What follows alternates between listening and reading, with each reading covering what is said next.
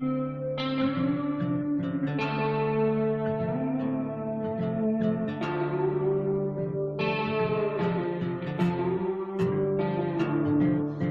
days my guns stay loaded, my family's a little more close. Sometimes we're barely floating, so please don't rock this boat. But if we tip on over, we won't wash to the shore. We'll sink down to the bottom, 'cause we've been here before. We can breathe underwater. Been down at the bottom so long we can breathe underwater. So tell them to bring it on. Now he's a big timer, but he's lost on the river. Never went without, never had them cold shivers. Had a silver spoon, always warm in the winter. Drive a fancy car, never had to kill a standard. No bloody hands, never really had a backbone. Never been too deep down the back road. Never showed no respect to a flagpole. Come on, city boy, just another punk asshole. Me and mine, we gon' make it through them dark days. So take your ass on back down to Park Place before you end up in the deep end where them hungry ass sharks stay. We go hard all day. Been here, done that, that's a given. Out back, guns out, country living. If you doubt that, find out, come and get it. We ain't going nowhere, but I'm about to go swimming. These days my guns stay loaded, my family's a little more close. Sometimes we're barely floating. These days my guns stay loaded, my family. But if we tip on over, we won't wash to the shore. We'll sink down to the bottom, 'cause we've been here before. We can breathe underwater. Been down at the bottom so long we can breathe underwater. So tell them to bring it on. Won't you take me back to the old days? Just horses in a wagon, shotgun shells and wishing wells. And you could hear them pistols blasting. Better give them hell, but live to tell. Let's write another chapter. We just want our country back, and we gon' get what we after. In them pastures, in them fields, we the ones that keep it real. You come stupid around here, that'll probably get you killed. Cold steel under cold skies. A rebel soul from the old times, like Jesse James and those guys. I'm watching you with both eyes. I ain't telling no lies. If you wanna come and get it, backwoods country living, shotguns and ammunition, whiskey drinking, steady sipping, saying to hell with the system. I've been living at the bottom, so I'm about to go swimming. Y'all can hate it or you can love it, but I promise we ain't budging. If them boys looking scared, someone probably told them we coming, so y'all better get to running, but don't head for them hills. That's where the hell we living. Round here we keep it real, boy. These days my guns stay loaded, my family's a little more close. Sometimes we're barely floating, so please don't rock this boat. But if we tip on over, we won't wash to the shore. We'll sink down to the bottom, 'cause we've been here before. We can breathe underwater. Been down at the bottom so long we can breathe underwater. So tell them to bring it on. We can breathe underwater.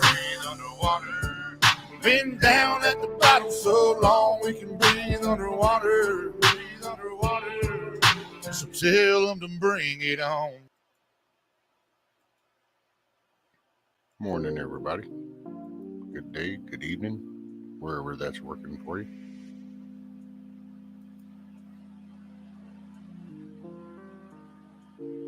Hopefully everybody had a decent day. I'll read this for you and then we'll go from there. What's up, T-girl? I see you had more. I need you to can't stop my eye from again. Well, you're here, ma'am, so you're among friends, so you can take a deep breath. So, read this. It says, count your blessings. Once you realize how valuable you are and how much you have going for you, the smiles will return, the sun will break out, The music will play, and you will finally be able to move forward toward the life God intended for you with grace, strength, courage, and confidence. I don't know. Thought that was a good one. What's up, TT1?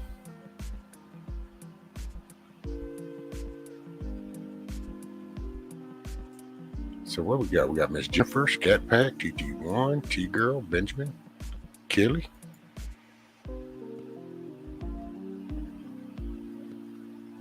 I saw you, Miss Crystal, Chuck. Saw Keno in there somewhere. Yep, there's Keno. And then Yvonne. Good morning, everybody.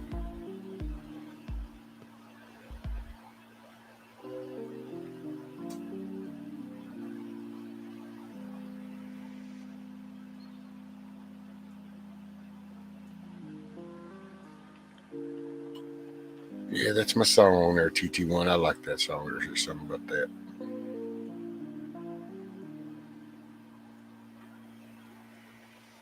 Tried to make me an intro video. I don't know, my brain just ain't operating right. I keep doing that and that. Just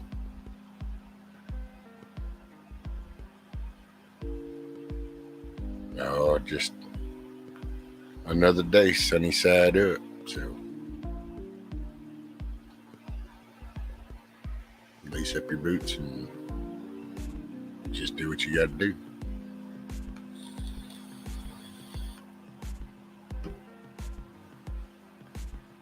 Hey, by the way, did I miss something, or did Jeremy and Zach not do a deal last night? I feel like it's like, damn, something just didn't seem right. It's like I didn't either see something or I missed it, or I don't know.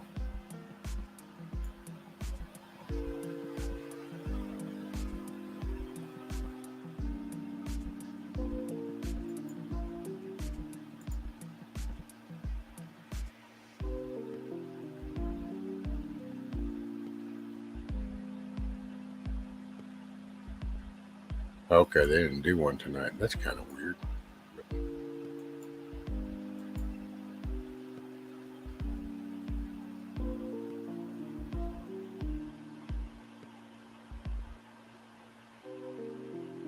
Oh, did Hawk come on last night?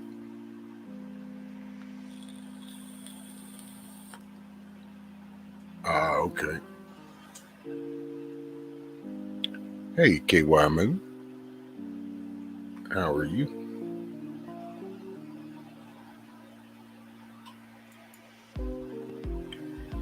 Okay. Did he do well, I thought his prayathons were on the weekend. Okay.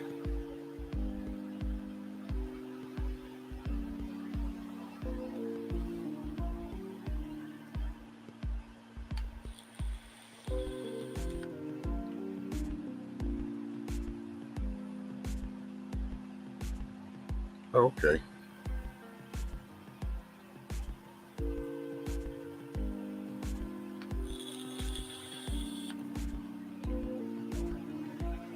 Oh, okay, a special one. Well, I could have just not done this one. I didn't have to do this one. I only do it to give everybody a place to hang out and stuff. So that's, hell, if he had a channel going. I never can keep up with which one he's on. I guess that must be that Hawk 10 or something.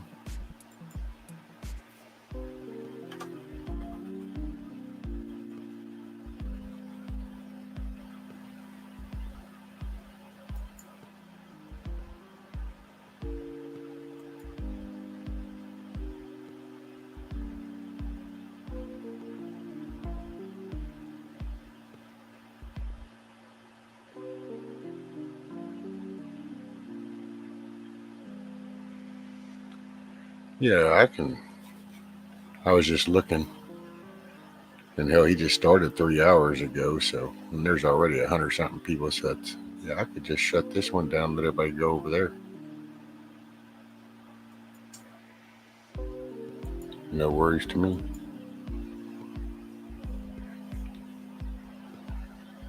No, it's on Hawk 10. He's on number 10, TT1. And yeah, he's still active, so go over YouTube. They crack me up. I always feel the need to send me an email to tell me I'm live.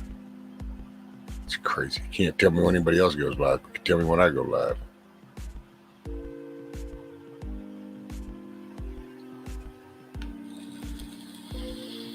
Oh, okay. Well, hell, we'll just, if we can put links up to Hawk's channel, I mean, that's, yeah, I saw Angry Conservative was doing something with the Supreme Court, and I don't know, man.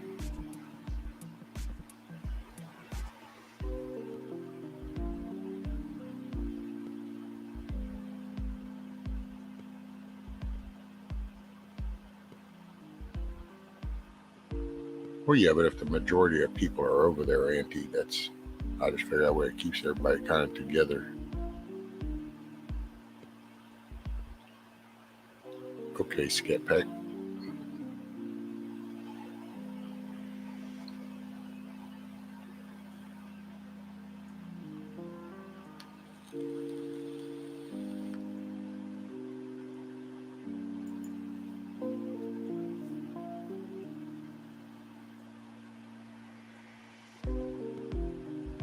There you go.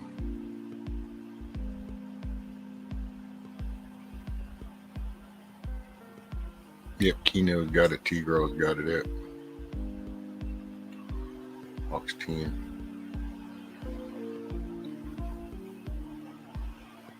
Yeah, I don't watch too much of the news and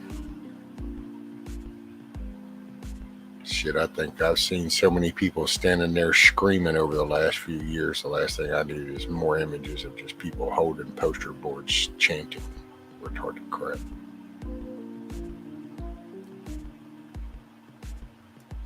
Just tell me what the outcome is. Let me know if they're pushing through the breach and we deal with that.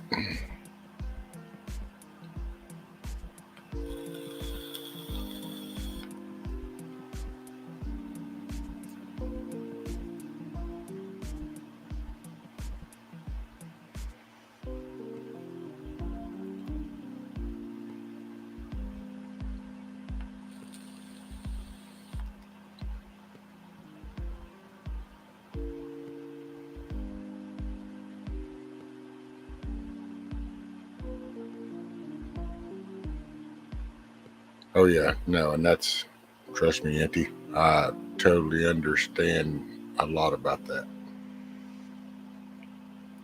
Probably more than most realize.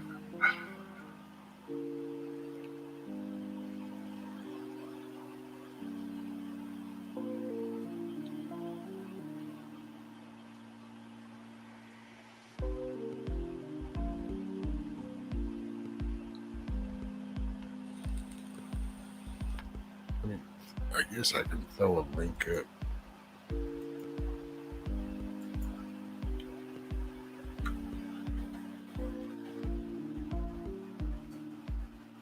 I don't know if we still got Chuck or.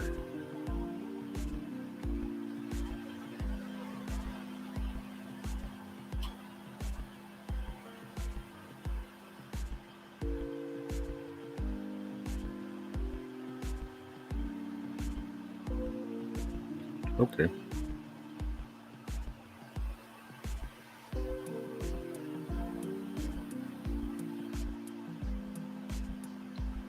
Oh, hey, Crystal. Hey. How are you tonight? Off and running still, sunny side up. Still above the ground. Yep. Either I'm supposed to learn something or somebody's supposed to learn something, so that's just the way I take just about every day nowadays. Either way.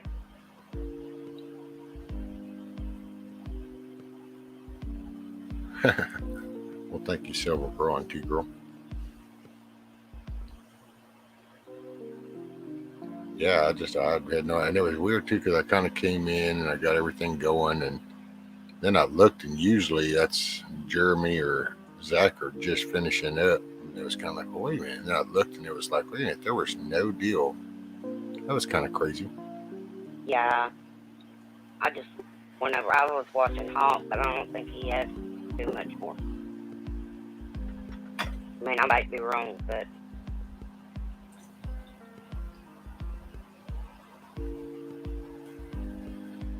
I was going to jump over here for a little bit and then go to sleep. I got to get up and go take care of Bill tomorrow. Fun. There you go. Well, at least I have the money to do it with. Yeah, it's the first of the month, isn't it? Yeah, I still. 3rd tomorrow. My months don't happen till the third Wednesday. I hate this monthly crap. Mine is on the 1st and the 3rd. Miss Jennifer, my day. How did my day go? Well, my day just went.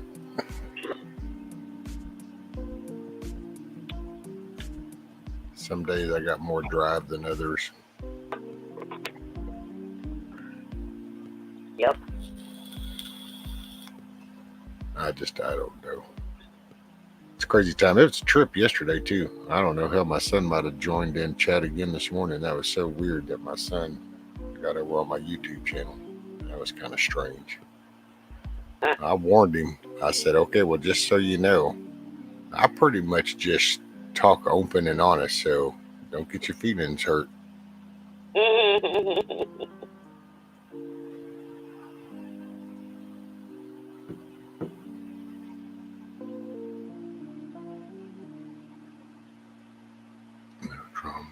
No drama or trauma. I just hate that I gotta give all this money to somebody else's hands.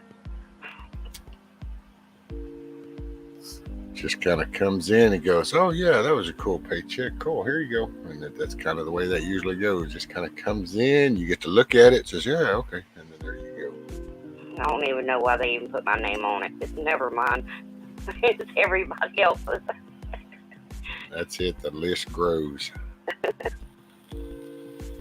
I got to count my blessings, though. The situation I'm in right now and the way everybody else is going. I've got good rent and a good, I'm the guy that owns it. I'm friends with him and his wife, too, so.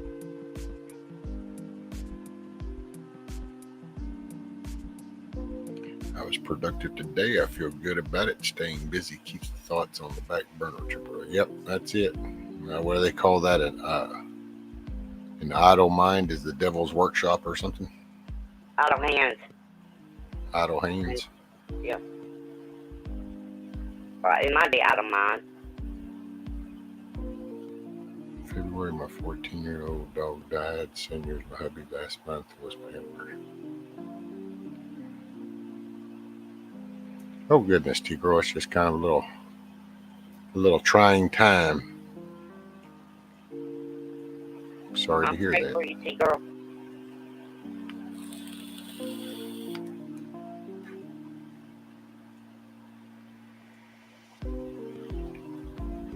Okay, well, I mean, I don't have to be rich. I just like to pay my bills and be able to do a little extra sometimes. It doesn't take much to keep me happy. That's it. I don't need a lot of frill. Me either. I don't need all the bling and all the foo-ha-ha. Just simple shit. What's up, Devil Dog? How are you, sir? Probably need to stop saying sir to Devil Dog. I think that's how I chase him off. I say sir too much, and then all of a sudden Devil Dog ain't in chat no more. I think he really hates that word, sir. I was just raised that way. I can't go against the grain. I know, I was raised like that too. You didn't say it, you got in lots of trouble. Yeah, I didn't get in a lot of trouble. I guess it was it was kind of just the way everybody said yes sir, yes Yeah. ma'am, no sir, no ma'am, may I please, thank you. They don't know those words anymore today. I had no idea that language was going to become so rare. I got to say, I never saw that coming. But my several girls said they moved the camera at the White House up close again. Been at a distance for months, but now they want us to see up close. Wonder why. Oh well, zoomed in pictures is what you can actually manipulate and make it appear. One way, distance pictures are harder to do because the pixels get smaller when the distance goes out. So up close pictures are easier to manipulate. Just the way that the digital pictures and pixels are processed. That's why like a higher definition camera will actually cause systems to bog down more because it's actually processing more of the detail in pixel bytes. So it puts more wear. But it can also, it's like that whole, what was it, Pelosi and who was it? Pelosi and somebody else supposedly went to Ukraine, and it was like, what a joke. Pelosi That was over. Adam Schiff. Yeah, there you go, shifty shift. That shit was probably a green screen over in a quasi hut bunker over in Poland. Oh yeah, that's where there was. I don't think what's his name's even in Ukraine. I No. think he's in Poland. What did I just do, Auntie? Hey, what's up, Mr. Chuck? Is that you, buddy? Oh, there you go. Almost wasn't sure. The head didn't move, and it was like, wait a minute. Yeah, About that time you came up and did that, it's like, okay, there's a hand. yeah, I'm sitting back. I'm hearing what you're saying about Pelosi. Hey, Crystal. Hey, y'all. Pelosi, all they doing is basically when she did that, I think it's like a buzzard circling a corpse. That's their piggy bank. There's no telling what they did. Oh, look at Devil Dog. My arm didn't tell me to sleep yet. I know, right? You're probably still typing away on letters, sir. Gentlemen, man. I don't know, dude. You're just going to have to suck it up and roll with sir. I just don't know what other words to talk. You're asking me to speak some kind of foreign language. Devil Dog. It's a sir. I can't help it. Just call him Purple. It's the crayon kid. Yeah. Adventures of the Pop-Tart Kid. Auntie. What is it? Auntie said rescue just gave me a new word to add to my speectionary. Monopolize. Thank you. I thought it was manipulate. Did I just make up a word? I don't know, dude. It's early. I've only had a half a cup of coffee. There's I've got conditions in my contract that I have to have more coffee before I'm held liable. It's in the fine print. I'll have to email it to you. I tell you what I was doing when I was talking to you before you logged on. I was eating barbecue chicken. It just got done. Oh, look at you. At what, 1:30 in the morning?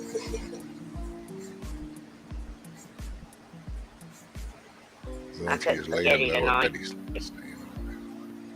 Hey, Annie. Dude, that Zelensky ain't even down there. And ain't no Pelosi or Shifty Shift went off into there. I just don't. Here we go. Oh, thank you, Kino. Yep, here we go. Oh, that's okay. Oh, they gotta, I guess I'll wait 30 minutes and do it again.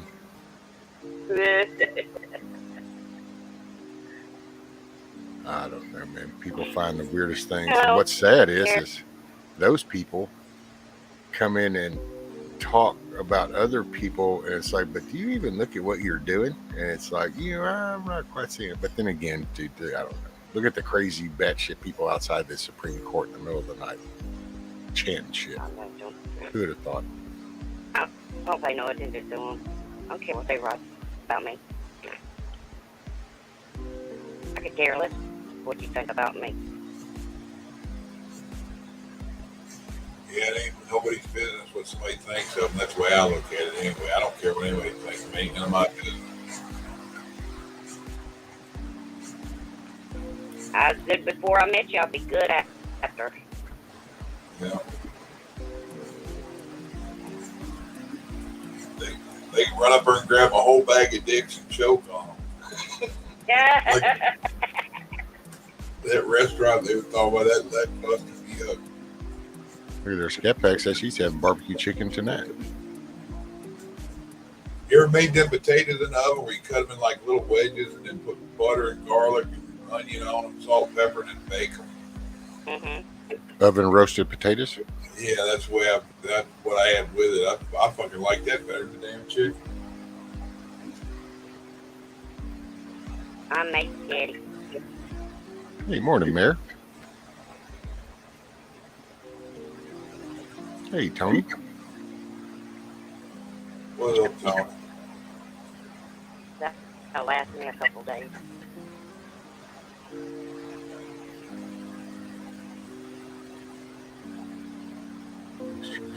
My contract consists of no smoky, no worky.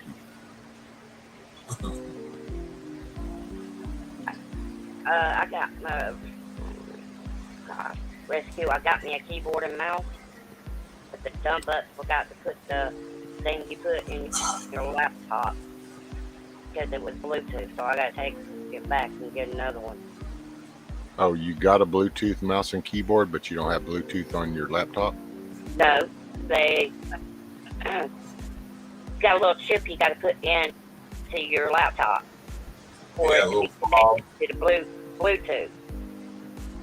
Well, they forgot to put that piece in with my stuff, so I can't use it because it won't hook up to the Bluetooth because it ain't got that little piece to go in. Yeah, that's the little receiver is what they are. Yeah. And it's not just Bluetooth, any of the wireless. You have a transmitter and then you have a receiver. Oh, shit. And it's just, oh, that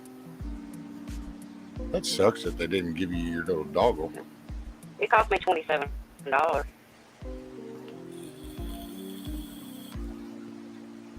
Well, then I wonder.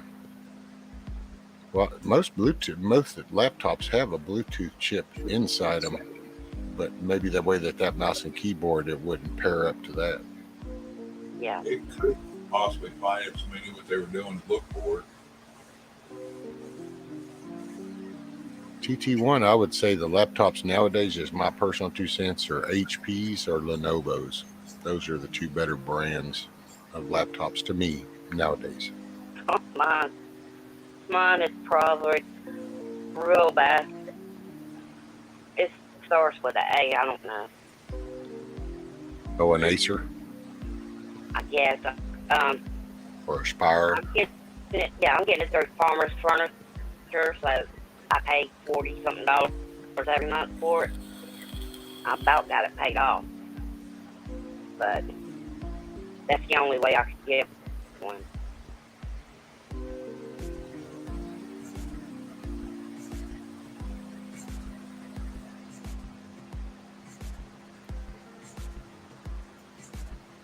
Oh, yeah. Well, thank you, Kino.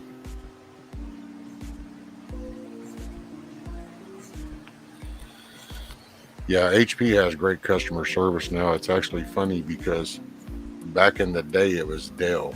Dell made the better components. They made the better product. They actually supported it better. And then somewhere along the way, just like every other company, once they get so big, then they just kind of go, shit, we're so good. We don't really have to try so hard. So then all of a sudden, they backed off and HP picked up the torch and said, well, no, we kind of like that shit. So they kind of backed up theirs now better.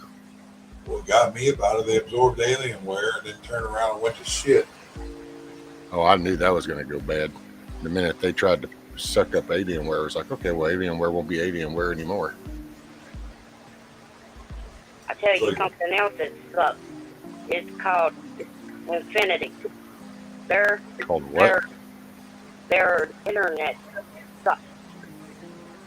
Infinity? Yeah. Yeah, Comcast. Yeah, because I was $76 a month for, unlimited. Then it jumped up to $90. But the thing is, if you get like 1.5 weeks before the end of the month, and I can't even stay up here. Now I could be down in chat and watch y'all. It wouldn't mess up. As soon as I come up here, I'm gone. Yeah, they got, well, Infinity's cable. So that's broadband stuff, and they probably have crap in the lines, and they do shit work. Never was a fan with Comcast. Used to have to work with them a lot. Don't like them. Think they're a crap company. Yeah, I want to try to find something else, but the thing is, when my cousins lived here, she just kept it in her name, and I give her the money for it. They pull it out of her account for her husband, and then I give the money back. Well, the problem is that, like, most of the time at a location, you'll have broadband providers, so you'll have a cable provider. And then in some areas, the electric company offers internet, so you can come in that way, or you come in through phone lines, because those power poles are owned by the power companies. So any company that comes along and attaches to those poles, they have to sign a lease, and they pay to attach to those poles. And so that's how a lot of these providers can keep people from out of other areas. It's like where I live. Basically, where I live, I'm either going to have the cable that I have, or I'll have Twisted Pair, which is DSL phone line, or I would be satellite, because that's the only options. Over here where I'm at, they got East Tex phone company, East Tex, whatever, and they just came through in the last 3 or 4 months and ran fiber through. I got Comcast, but I'm paying like $150 a month for it. For the same price, I'm getting, it says it's 1,000 down, 100 up or something like that. But I get 500 up and down on fiber for about the same price. And I'm starting to think I'd probably be better off with that. Well, if that's East, is it East Tex Telephone, or is it that East Tex Telephone? Yeah. Yeah, that's the same phone company that I can get down here. They put fiber in down there with y'all yet? Not yet. They got the tubing going on the side of the road, so I mean it's getting there about another year or so. I only Might got end up with some. all I got is internet. I got my cousin to cancel the cable because I don't have a TV for one, and if I did, I still wouldn't watch it. So. Well, no, but your cable is the same as your internet too, though, Crystal. Huh? So like that cable connection, it'll bring TV or internet or phone. It can actually bring one of the three or all of the three. I watch everything through IPTV anyway. I got different things around here. One of them's those Fire Stick. Yeah. I got a thing. I get about 800 channels through it, so I just use that. Yeah. That's what my wife is fixing to want. I recommended it a long time ago, but I've realized that all I do is recommend suggestions, and until she gets ready to do it herself, because if I try to go, no, look, this is better, then all I'm going to do is spend the next X amount of months steadily walking in there going, no, look, hit that button, hit that button, hit that button. So. You got a pen handy. I tell you that when I use $15 a month, you get like 800 or 1,200 channels. That's Typhoon Labs is the name of it. Yeah, she's about ready to throw in the dish, which I don't even watch it back here in mine. I don't watch TV anymore. Hell, most of my shit I watch on I think it's called Gringo Television or Gringo Western Television. That's where I watch my Bonanza series and my Rifleman. Talking now. I love them.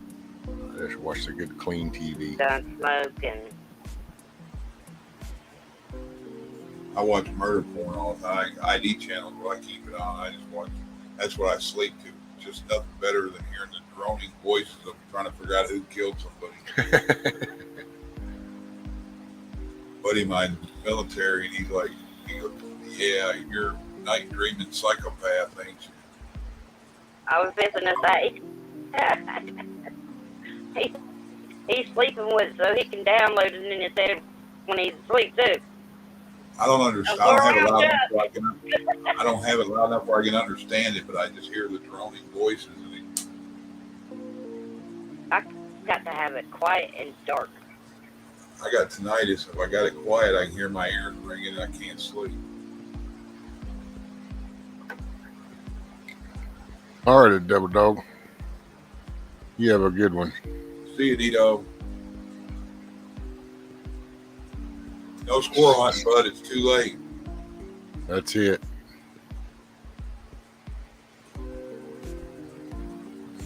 I use the TCL Roku TV. I can stream all free apps. Oh yeah, that's it. TT1. Yeah, Crystal, you got a Comcast, Xfinity, or internet or whatever. You should get free Peacock TV and you can watch it on your laptop. Oh yeah, I get free stuff like that. My cousin told me. I stay on my laptop. I don't. If I want to watch something, I can watch it on here. I just pull it up. Most of the time, I'm in here with my family, whichever way we go. Whoever pops up. Well, I'm gonna say, me and my wife, we stopped watching like regular TV shit. Well, she still watches some shows because she likes the Hallmark Channel. But Yeah. regular TV channel, shit, threw the towel in on that a few years back. It just turned into crap TV and all this reality shit. And now it's really a big slap in the face. I was walking through and she was watching. There's some commercial. Apparently, they're going to come up with a cowboy competition kind of show. So now to see who the number one cowboy is, and it's like, really? Do you people not even comprehend what that job really is? So you think it's just a series of things? Well, I don't know. Have them go sleep out there for the next 2 months and let's see who survives that shit. Instead, it's like, oh, I can rope. It's like, we got a rodeo. We already know who does that shit. You want to talk about a cowboy? That's the ones out there just out by themselves tending to shit.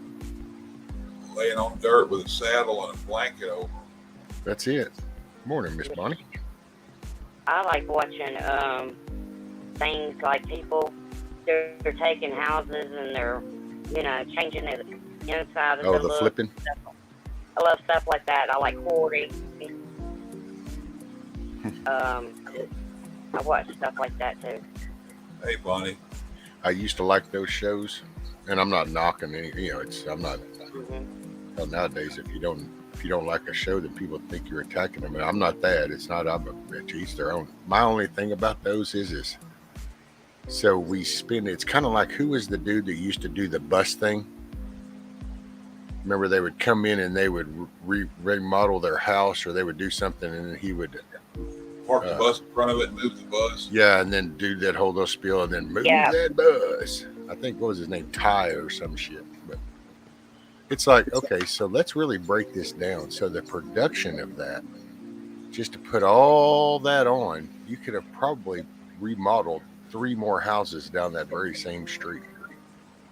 I just like looking at the houses the way they do them, and and the designs and stuff like that. That's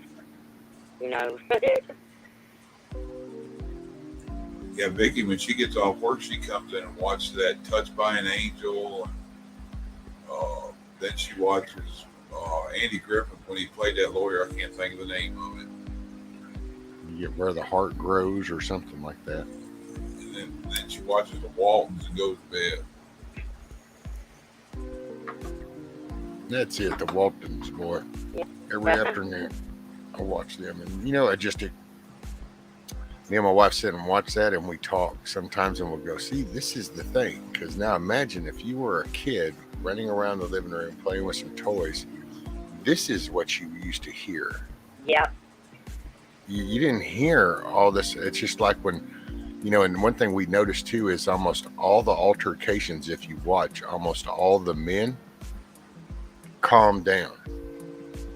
You know, now there's the bad guys, but then like John and all them, they go, no, okay. And it shows men taking a deep breath and talking respectful and shit. And it was like, see, this was the message that used to be sent out.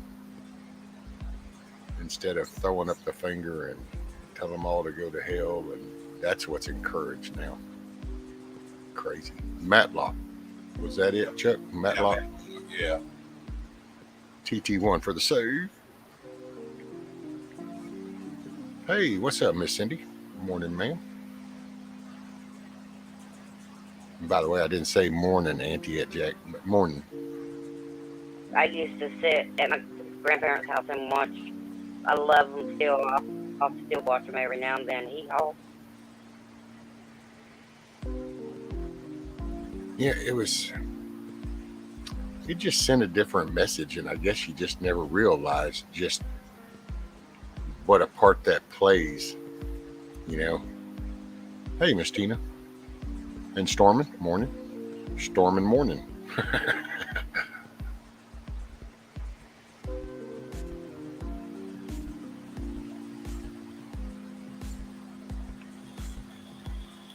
I don't know. We didn't get to sit in the house all day and watch TV. If it was nice, our butts were out in the dang. We were either out in the yard, and if we didn't want to go out there, Mama would make us clean up. So we go out in the yard. Hey, morning, Cola. Well, see, that's what was like that was entertainment. That's what you did. Yeah. There was no, how does that old saying used to go, you can't miss what you didn't know existed. Yeah. So yeah.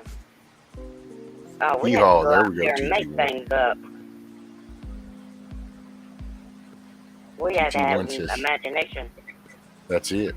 Well, it's you thought, and that's and think about it. I mean, if you just kind of basics, take all the crap out, but back in the day, we read or we listened to stories, and our brains kind of filled in and built this description of what we would read or hear, and we formulated the picture of it. So we always pushed farther. So we discovered a bunch of stuff. We've invented stuff. We kept pushing boundaries. Then we reached a plateau to where now we don't think or imagine anything. We just type in a Google description and wait to see a picture of what it is we're trying to think of.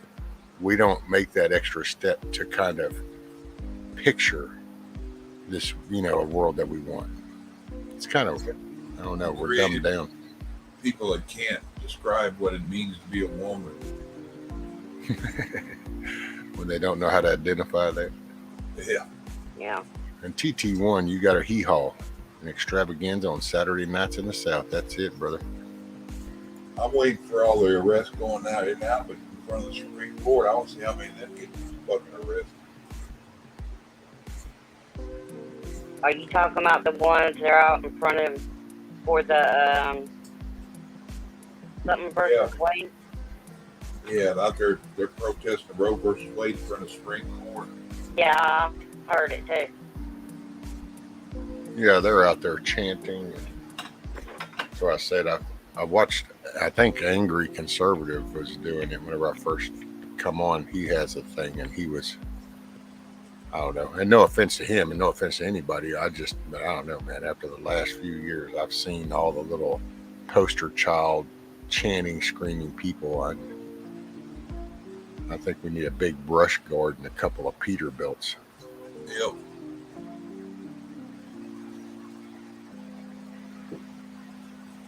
Well, I get so pissed off over the chanting and all the little protesting crap, because it's like, really? Do you show up for work the next day? Oh, you mean you don't have a job? It's like, so exactly what skin are you bringing to the game?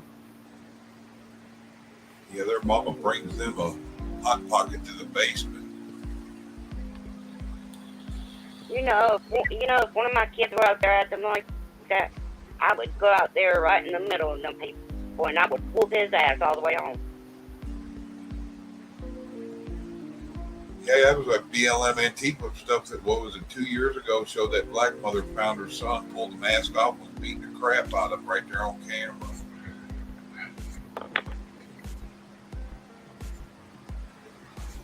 That would have been my wife. One of my boys would pulled that shit. Benjamin says, I remember Chuck Owens and Roy Clark picking and a grinning, and that was it.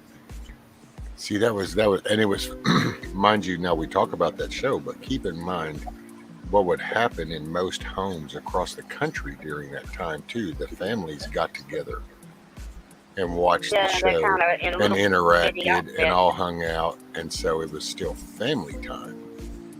Now it's called go into your room and go watch your show. I'm going to go in my room and watch my show, and you go in your room and watch your show. So now the families are now all divided. Yeah, most families don't even sit down at the table together anymore to eat. Well, that's true, Auntie Jack. Auntie said, yes, they do have a job. They're paid to be there. Some of them. Some of those are instigators. You remember it used to come on Friday night? It was like all the different videos, music stuff would come on. Was it Friday Night Lights or Friday Night something? All the rock and roll stuff. Well, dude, you used to have the Saturday morning bandstand, American Bandstand, that Soul Train. It was like, man. But most of that, see, we got too many toys got put in the toy box.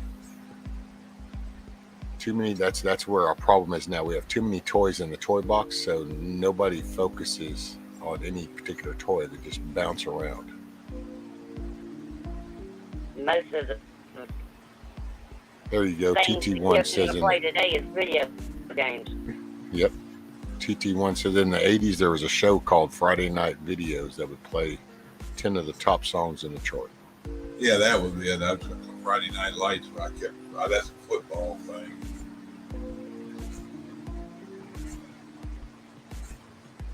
And then what was that movie? The Night Stalker would come on Fridays and have a spooky show. Oh yeah, and you'd have you had Tales of the Crypt, but then you had Dark Shadows. That was it, Dark Shadows. And then that show with Darren McGavin or whatever that guy that. Damn, that's a long time ago. I'm remembering shit I don't remember. Wipe the dust off them cobwebs, Chuck. Yeah. Morning, Virginia. Hey, Virginia. Hey, VR. Doctor Who, that's it. I need a Targus so bad. If you watch the new one, it's not really good. Oh, I don't watch none of this new shit. Once they started like on a series that they kept remaking stuff, and it's like, but you're screwing it up. You're screwing up the whole storyline behind this and shit. Oh, there you go, Miss Elvira. Yeah, I remember her. And like Wolfman Jack. MacGyver, the remake. Oh, yeah. Tales of the Crypt. Wolfman Jack, dude, that was some real shit. Most people just think of it as in the movie. What was that movie? Damn, what was that damn movie? And that was their thing, was to get down to the Wolfman show. Yeah. A graffiti. American Graffiti, wasn't it? American Pie. Yeah. Not American Pie. I think it was Graffiti because it was an old movie. Graffiti, yeah, that was what they were all driving the old '57 Chevys and T-buckets.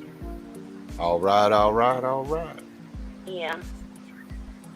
I remember the movie. I couldn't remember the name of it, though. I thought it was American.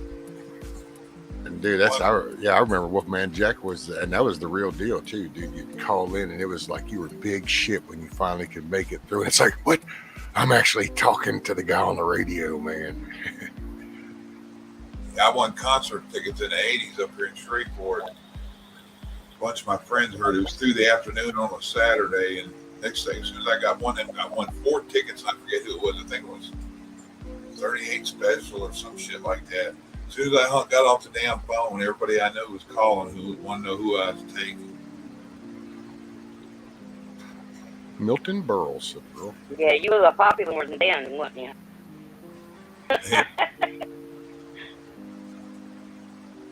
And what is it? Auntie says Fire. I think you'd really dig a show, Firefly, and its film strategy. I don't know. I already got turned on to The Expanse yesterday, so I started to watch some of that. Yeah, been American. watching The That's what Expanse, and it's been a trip. Do Yeah, what, Crystal? It's good. I was right. It's called American Graffiti. Yeah, it's American Graffiti. Yeah. It was American something. Yeah, American Pie was a more current one. I think that was Yeah. a 2000 something comedy type movie.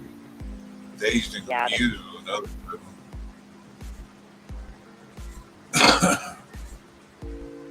Dazed and Confused the one that had what's his name on there. All right. Yeah, there you go, TT1. That's just a whole list of all the good shows back in the day. And actually, my wife still watches the Golden Girl reruns. Yeah, She loves them. I like them. Chico and the Man. Dazed and Confused. Gilligan's Island. Hey, kiss off. Hey, home to see. Which morning, everybody? Good day, good morning, good evening, wherever it's working, wherever it falls. Oh, yeah, Bonnie. MASH. Man, that was one of my most favorite shows. We were talking the other day, too, about the old Rat Patrol and Baba Black Sheep. Man, those were some cool shows back in the day. Oh, Barnaby Jones was another one I like. Yeah. Green Acres is a place. And Mr. Ed. I wasn't doing shit through the week and we were like dragging ass. I'd make sure I was home to watch Barnaby Jones as a kid. In the 80s when it was reruns anyway. Hey, kids. Hey, Karen. Hey, Miss Karen.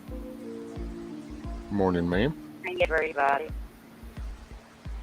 Oh, hell yeah. All the family. Archie Bunker reminded me of my dad. Oh, that's a good call, KY Moon. I forgot about that show. Yeah, that was a good show, the Hill Street Blues. Hey, the Hill Street Blues, you know, the black guy used to play in it? He lived, if it's the one I'm thinking of, it had Archie Bunker in it, right? The Hill Street Blues? No. Well, wait, was he the... That was a detective show.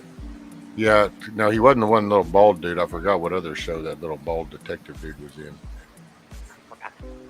Well, anyway, the one with Archie Bunker, The Heat of the Night.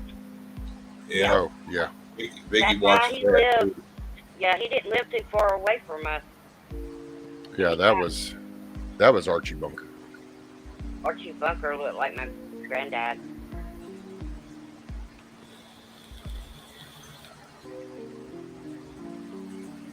Barney Miller, what do Yeah, you know about that?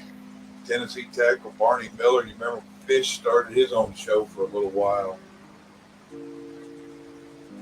Shoot, you had Starsky and Hutch, Magnum P.I., Hawaii Five-0, Yeah.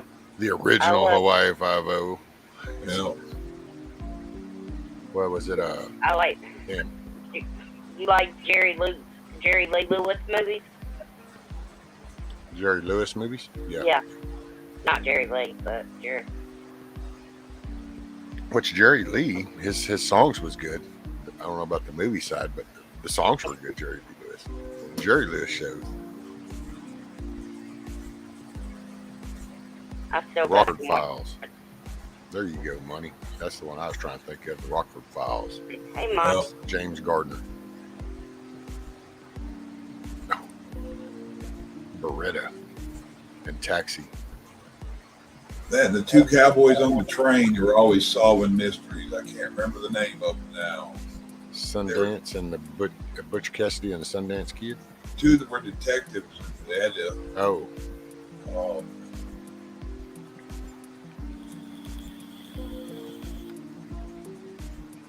They always had that weird little looking device. It's kind of like cowboys that were MacGyver. I'm trying to remember the name of it. TT1. That's why I got the SandLot. I can relate with the rascal stuff. Wild West. Yep. Wild West. Yeah. That's 100 years ago. Many, many moons ago.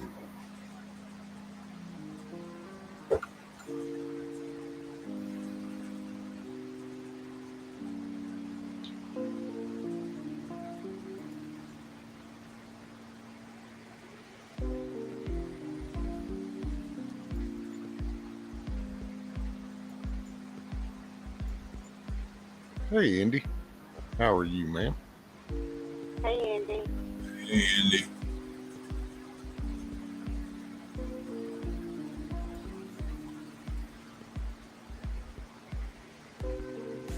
That's it, Scat Pack, the 70s and the 80s.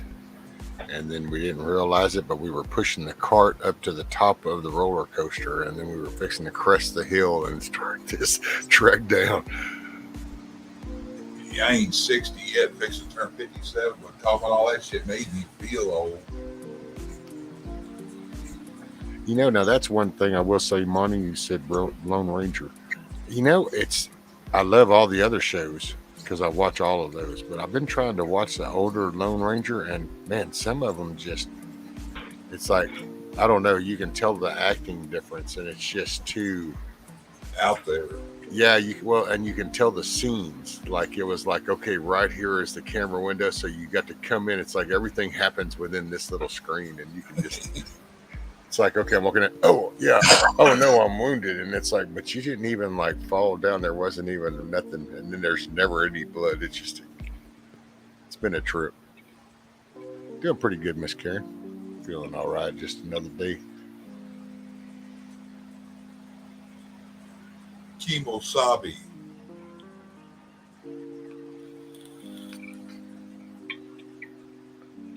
I've crested a point where I'm just here. I'm just along for the ride.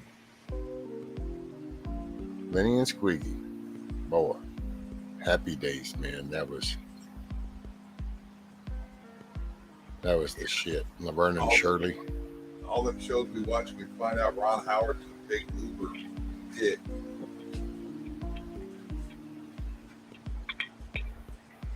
Well, that's what sucks is you know, you kind of like the stuff and you grew up with this stuff, and then as they grew up, they became some piece of shit, and then all of a sudden it's like, man, you're really tarnishing my memories, dude. Yeah.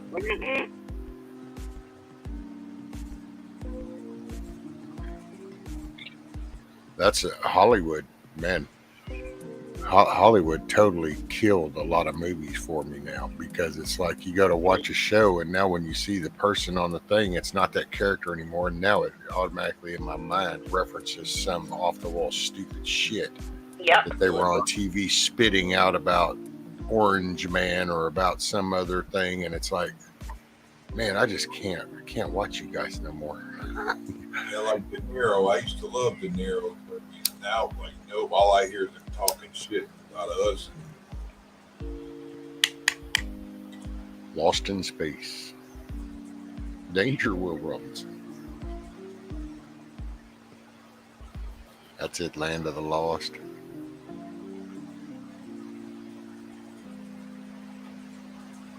See, that's it, TT1. You get it, brother. You get it, right? Dude. De Niro was like, man, and then it's like, dude, you had to open your mouth and totally kill my whole past. I mean, you've really made it, little prick.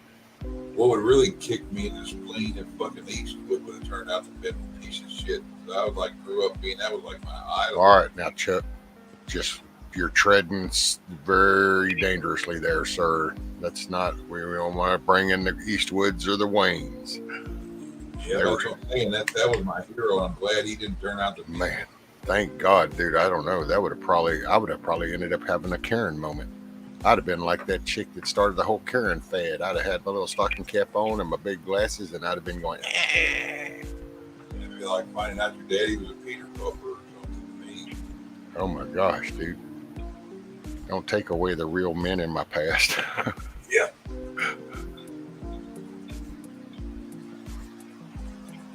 It's like, hell, Gibson, Mel Gibson.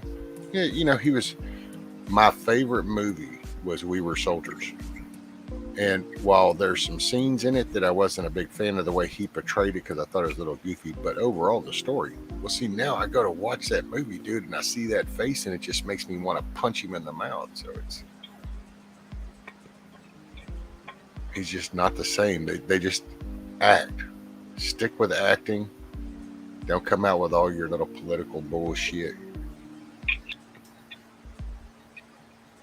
McHale's Navy. There you go. Night, Miss Karen. Get you some rest. Wake up with a smile, hopefully. With Eastwood, my favorite movies used to be all this stuff, the spaghetti westerns, until I watched Gran Torino. And I love that. Get out of my yard. Get off my lawn. You ever seen Gran Torino? Oh, dude, that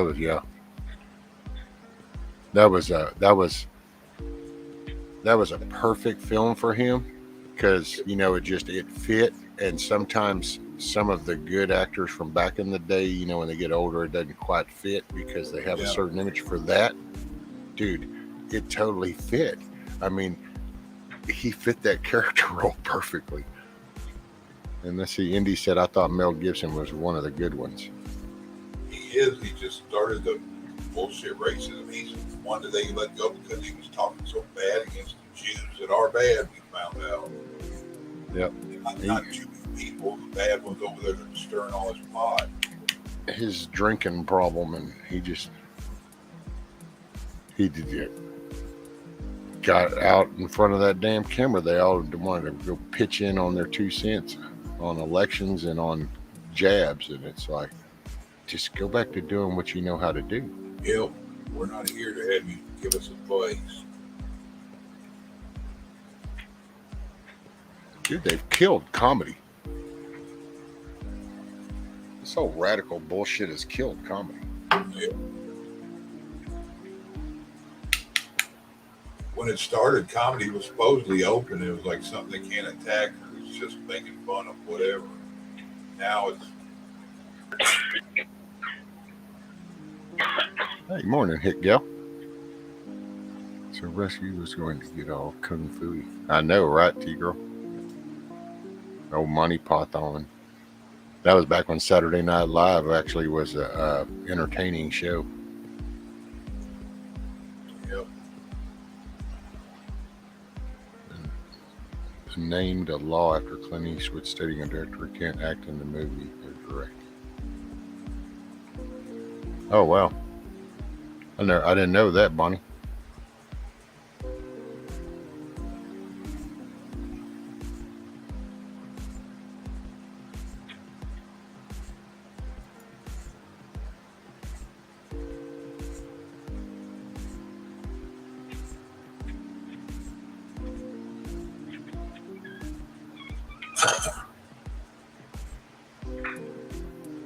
I should screen Blazing Saddles some morning. What do you mean screen it? Like play it? I mean, they'll just take me out, won't they? Yeah, Annie, Fawlty Towers. Fawlty was like a sex symbol back in her time. She was like the Farrah Fawcett over there in England in her day.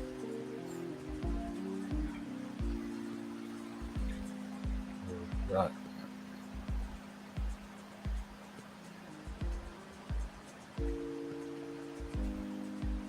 Oh, yeah. Thank you, TT1.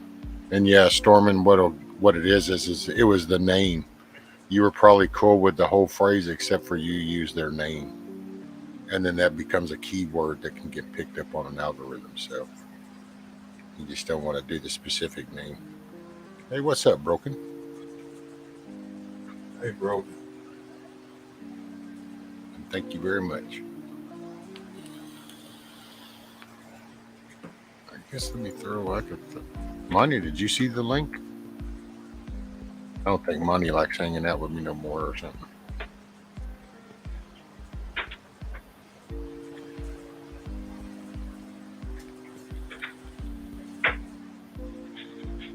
See, I wish there was a way you could do a watch party or, I don't know. I just wish YouTube didn't have to be such a horse's ass. There we go.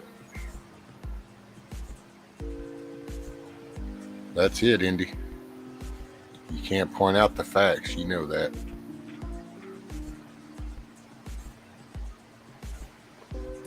Right. All righty, Miss Bunny. Get you some rest. Wake up with a smile. See you, Bonnie. Yeah, you can have it and do it backstage, but I'm not sure how you run it. I guess you can share screen something and have up however many you can have on panel.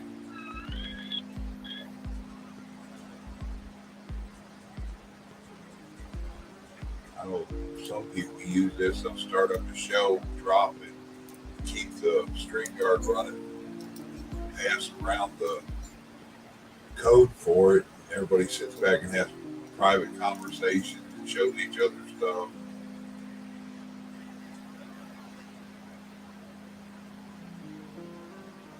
Let's see. And okay, so Silver Girl said, I do them twice a week on StreamYard. No utility stream.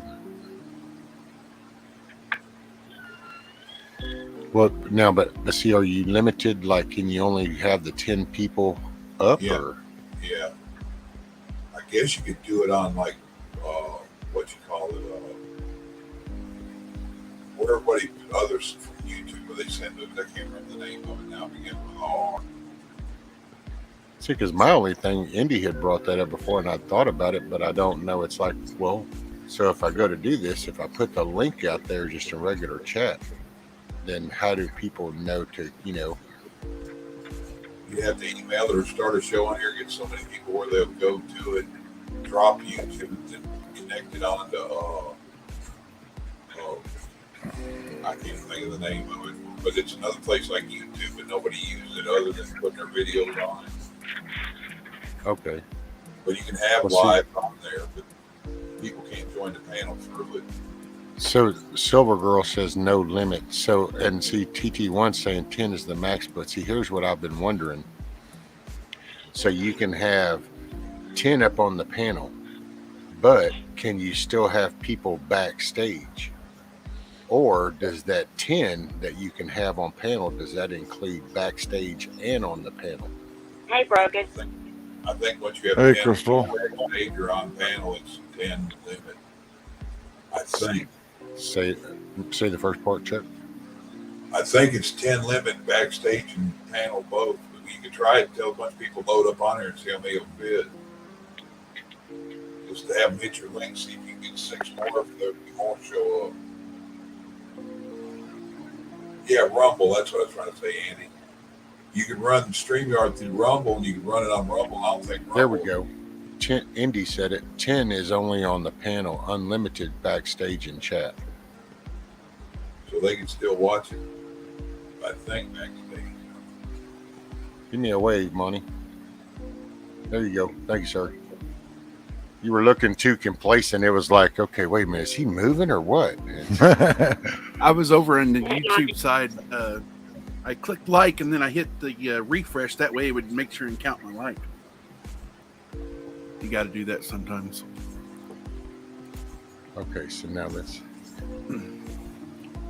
No, I ain't been avoiding you up on panel or anything. It's just I've been taking a break off. I just very seldom have been getting on any panels in the last couple of weeks. Oh, yeah. No, I was just picking with you. Morning, Miss Sharon.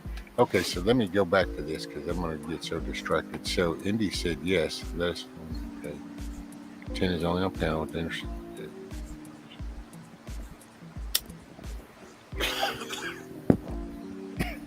Yeah, from what I know of, 10 backstage up on your panel,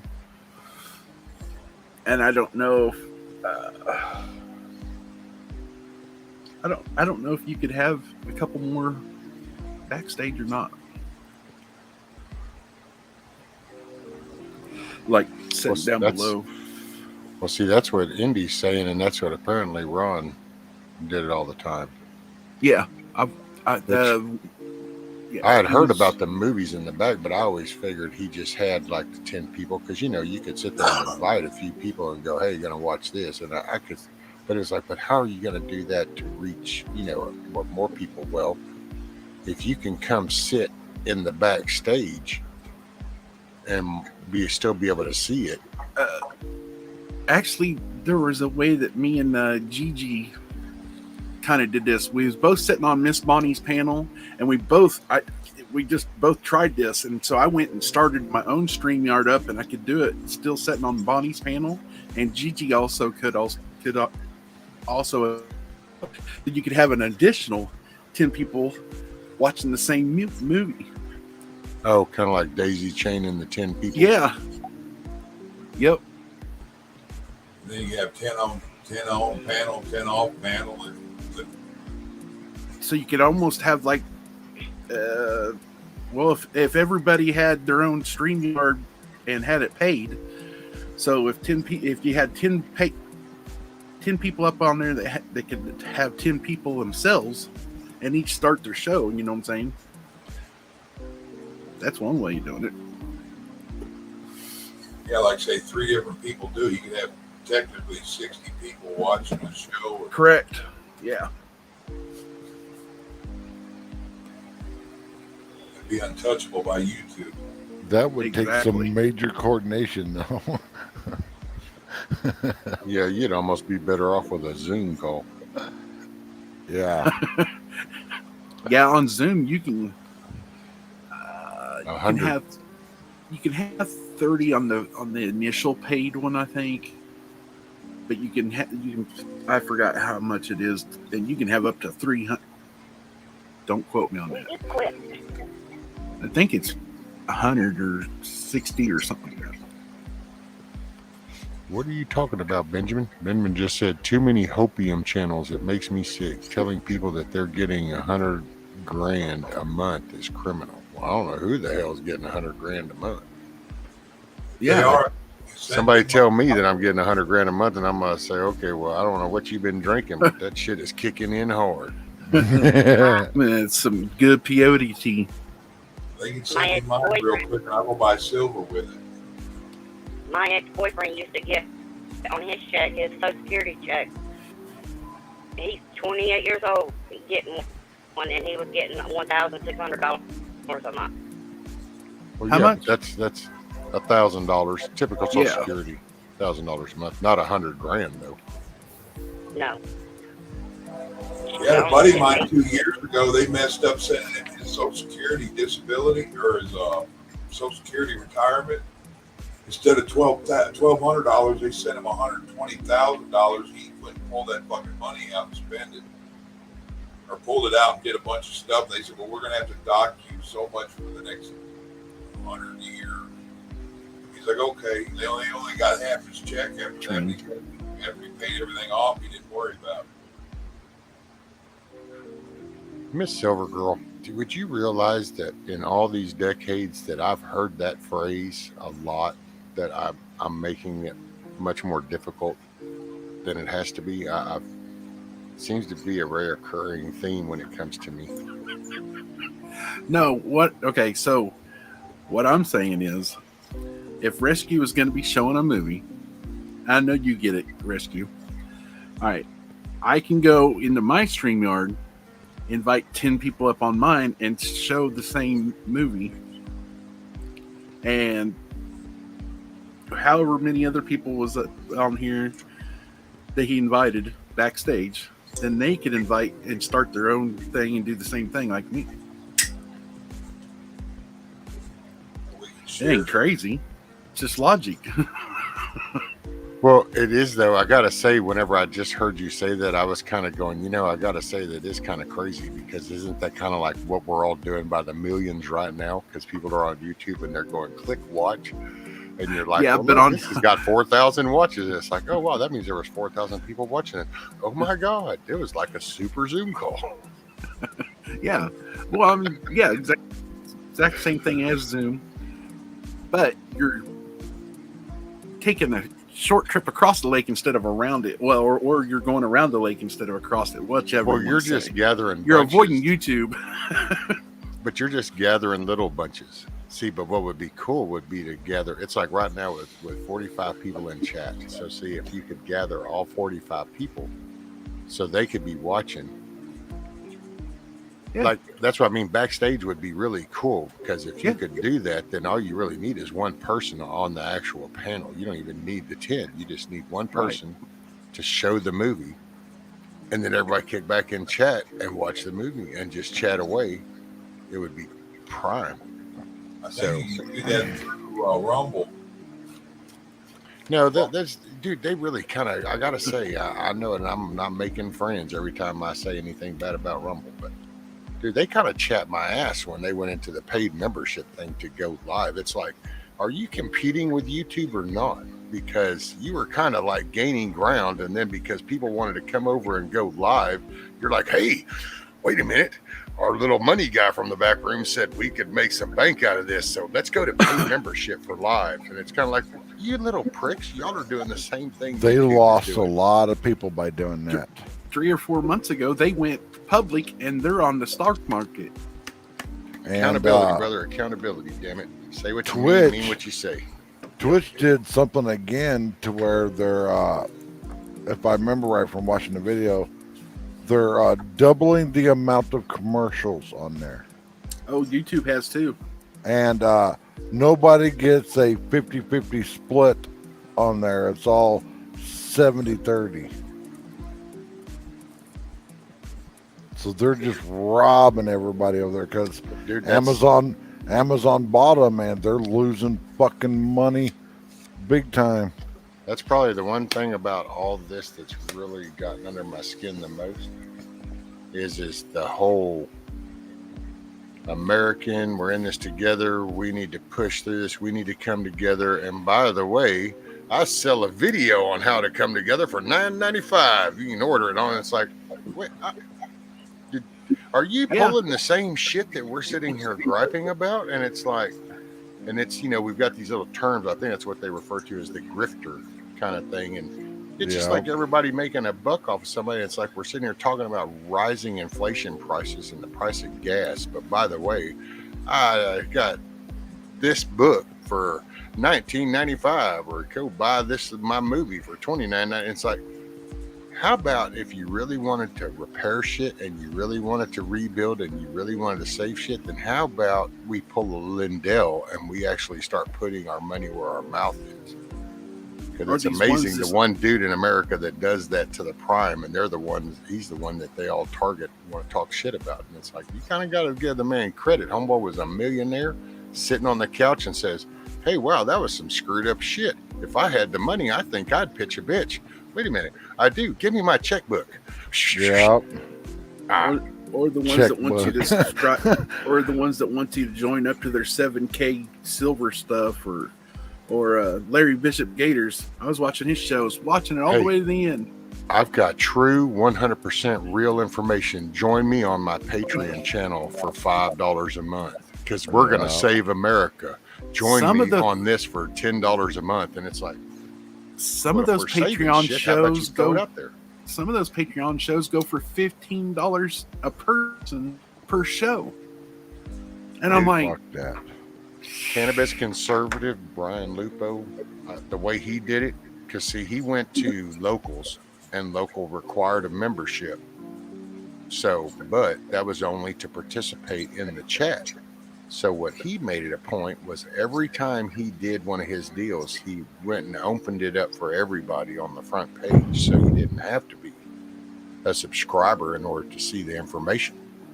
Well, see, that was showing, that's character. That's accountability. That's a man that actually has fortitude, because he said, here's what we need to do. There's a lot of fraud with the election. There's a lot of crap with the coup. There's a lot of this stuff. Hey, I need to bring this up for you guys to see. Locals makes me do a subscription. I went as low as I possibly could, but I want you to know every time I close a show down, I'm going to put it out on the front for everybody. And he does. So everything he does, he puts up front. Yeah, he throws some sponsors in there, and he tells you that but these other people want you to join, subscribe to their group. And it's like, well, how bad are you trying to save America if you're sitting here charging the very middle class poor American that we're trying to talk to? You're charging them monthly fees. You're starting to sound like Joel Osteen. yeah, Yep. Larry Bishop Gators.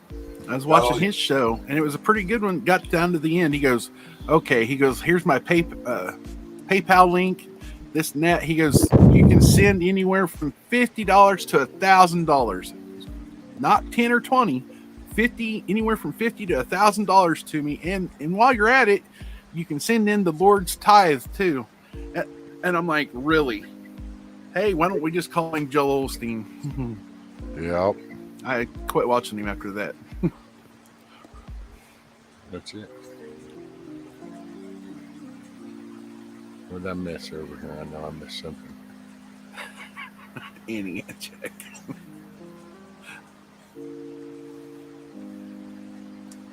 Okay, Andy. Yeah, I remember that when we was doing the speakeasy thing. See, and I meant to ask how that would do with the amount of people backstage. Good morning, Chrissy Cat.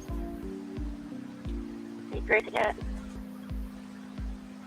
I know, but for example, we could tell everyone before starting the movie companies.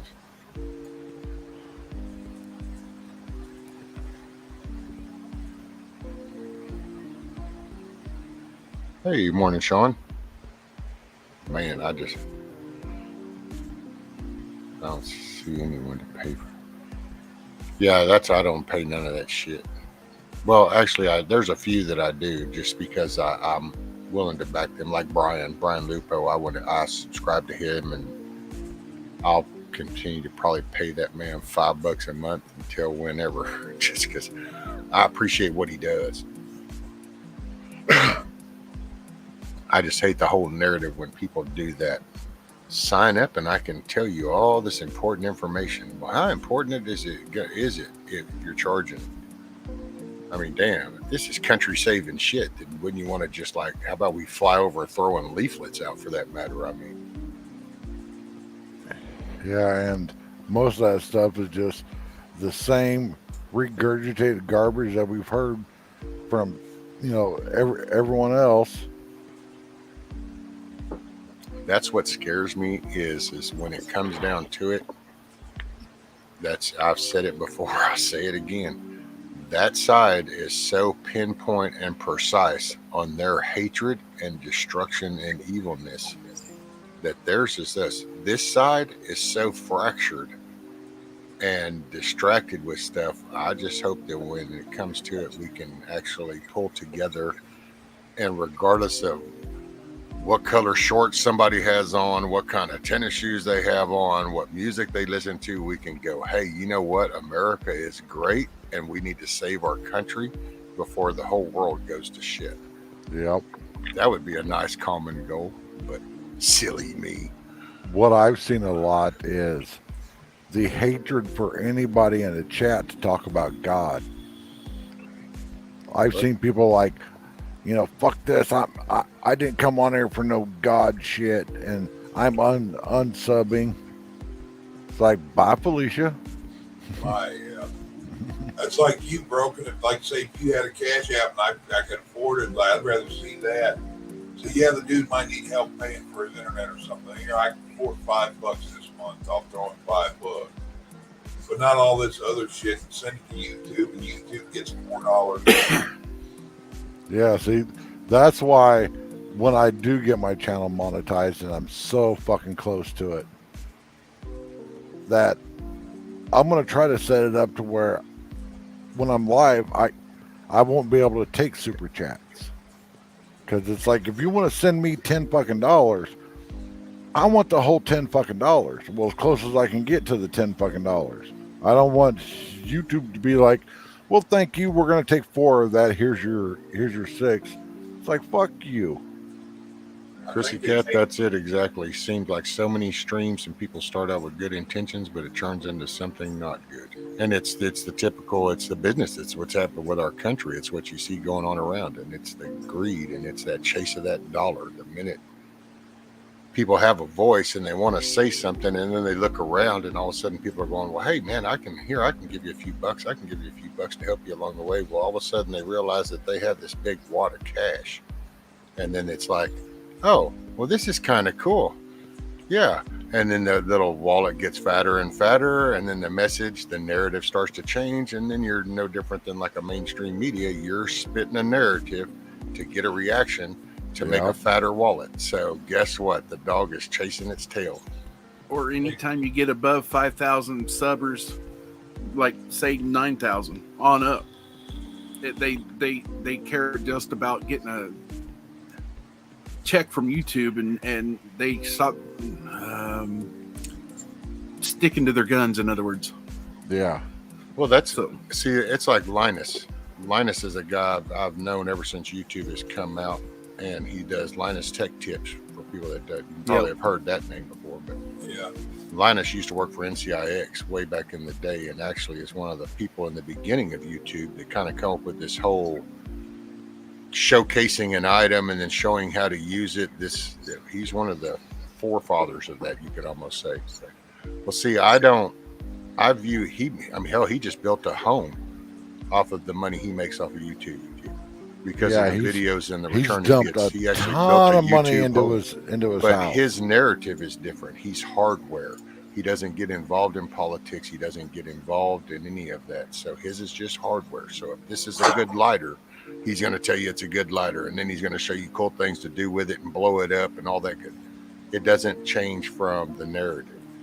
But these other people, and it's like we're talking about our country, and I got to say, and Broken, don't take this personal. I just have to look and realize that you're here, so don't take this way. It's a thought process.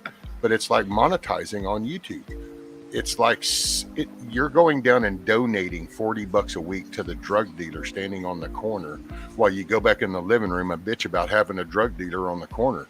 And it's like, well, maybe if you don't hand him the $40 as you drive by, he wouldn't hang on the corner so much.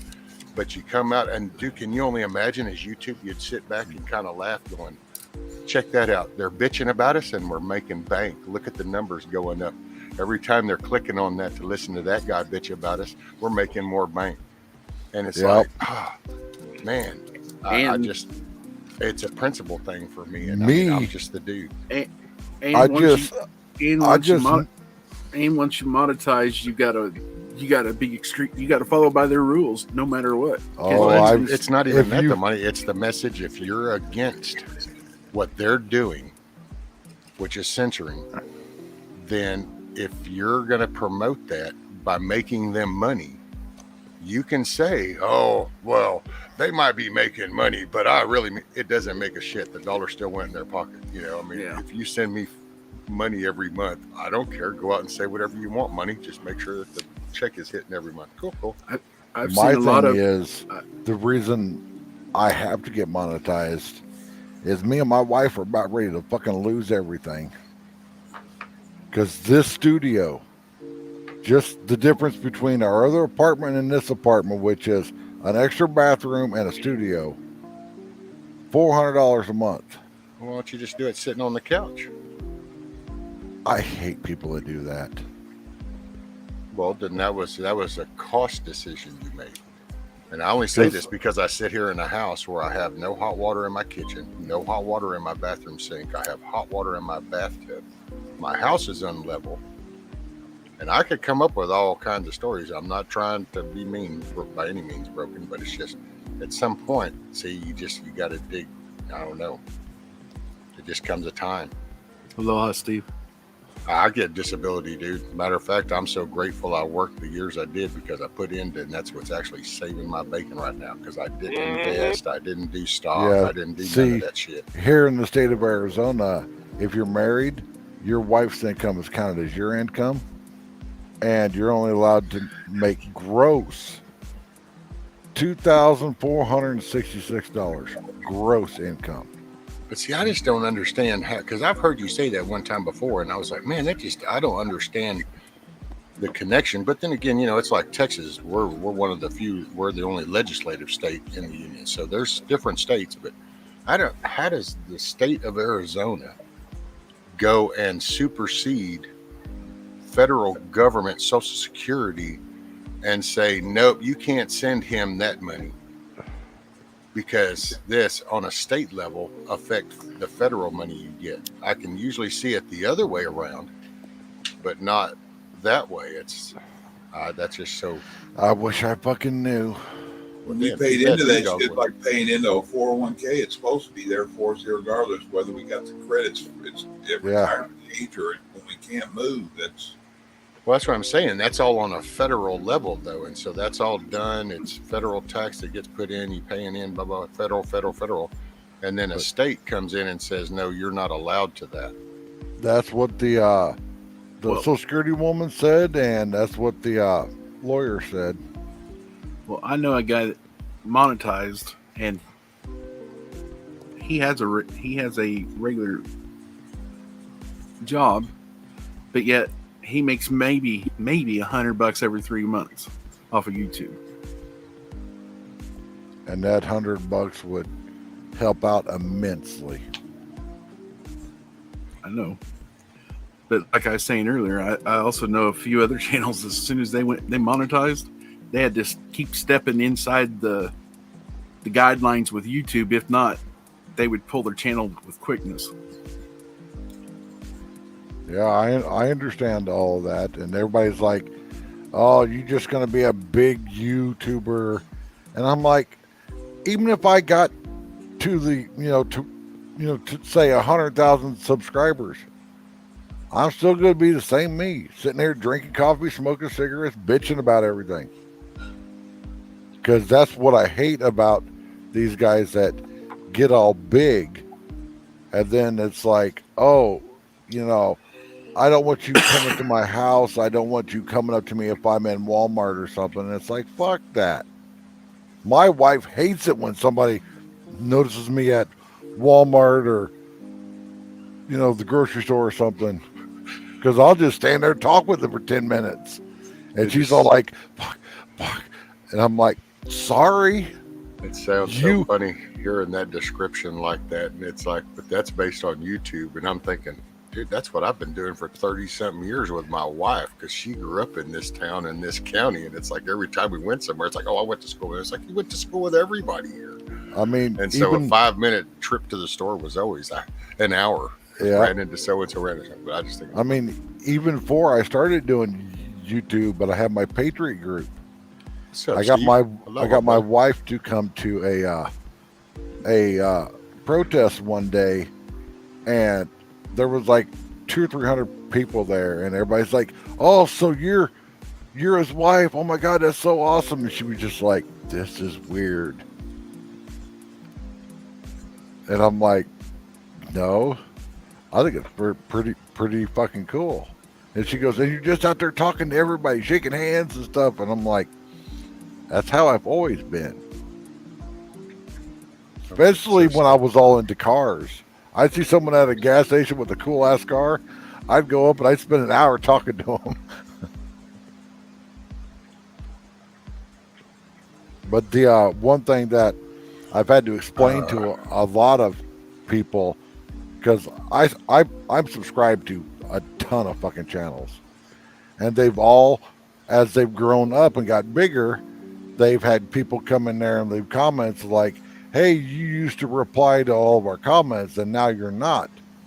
And I'm really good at math, and I'm like, well, think about it. You got 1,000 comments, and it takes that's where if you're a good management perspective, just had nothing to do with YouTube, just management. Once you're dealing with a certain level of people, you need to learn how to categorize or group sections so that you can still address everybody. It's like me, I try to address everybody individually until it reaches a certain number, and there's so many people coming in, and then I'll usually kick it into just warning everybody. But I was talking about, say you've got 1,000 comments on the video. Yeah, you just have a community tab, and you say, "Hey, everybody, I appreciate you hanging out, and hope you're enjoying everything." That's what these people are doing, but the subscribers that were there at the start like the one-on-one personal touch. And I'm like, 1,000 comments, 3 minutes a comment, that's 3,000 minutes. That ain't gonna leave any time to make the next video if you're just sitting there replying to comments. Well, I don't know. You do like everybody's been doing for 100 years. You just do things in duplicate. So you just sit here with Control V, Control V, Control V, Control V. You know how fast you can hit Control V? You can do that 60 times in 60 seconds. So you can actually reply to 60 people a minute. Bam, bam, bam, bam, bam, bam. But it's just what you can. I mean, I would think, to be honest, it's the character of the person, and you adapt and you roll with it, and you're never all the people all the time, just some of the people some of the time. So Yep. I do want to go back, though. Silver Girl was talking about this, and I wanted to kind of see if she would explain. So it's like there's a difference between SSDI and SSA disability. SSDI is a combo of SSA and welfare benefits. The amount is based on income and resources and is a combo state federal amount. Okay. See, I didn't know nothing about all that. I mean, my Social Security and so my shit. And I just thought it was that easy because nobody gave a shit what my wife made or nothing. It was just, okay, here's your little chart of all the shit you pay. Matter of fact, it was funny because when I started this, they found out they took taxes. Apparently, I made money and paid taxes when I was like 9 years old. And I laughed and told the lady, I go, okay, ma'am, we're looking at all this, but that very beginning when there's something about that date. And she goes, oh, well, yeah, hold on. Oh, yeah, you would have to have been like 9 years old. And I go, I know that I had to do chores, but I don't think my parents ever turned me in back then. And she kind of laughed and took it off, had to correct it. Don't know where the hell that come in, but it just goes to show you that people get in there messing with data. Shit Yeah, goes mine south. was all fucking screwed up. Hey, can I ask you a favor, Broken? What? Will you just go easy with the F-bomb? All right. If you don't mind, sir. Red. Trust Yeah, me, mine- it rubs a lot of people kind of weird too. So, and it's Mine not was- that you have to totally cut it off, just maybe not. Mine was all screwed up. They had me down at an address in Montana. And I'm like, ma'am, I wish I lived in Hi, Montana. Everybody love you. Do what, Crystal? Right. You going? Yes, I'll see y'all later. I gotta get up and pay bills and You more. starting to do the nod? Yep. All I right. don't want to Good night, sleep on Crystal. y'all again. All right. Oh, Love y'all. love you too. Have a good night. Wake up with a smile. Okay, go ahead, Broken. But I was like, I wish that I could live in Montana in the summer. I'm like, the only time I've ever been through there is when I was a truck driver. I've never lived in that state. And she was like, well, it shows that you lived like 7 years there. And I'm like, no. They had all kinds of stuff all messed up. And then, because she started to try to argue with me, and, my stubbornness, to put it in a nice way, kicked in. And I'm like, this is a direct result of why people like me don't like the federal government. I'm like, if they've got all this stuff wrong on me, what do they got wrong on everybody else?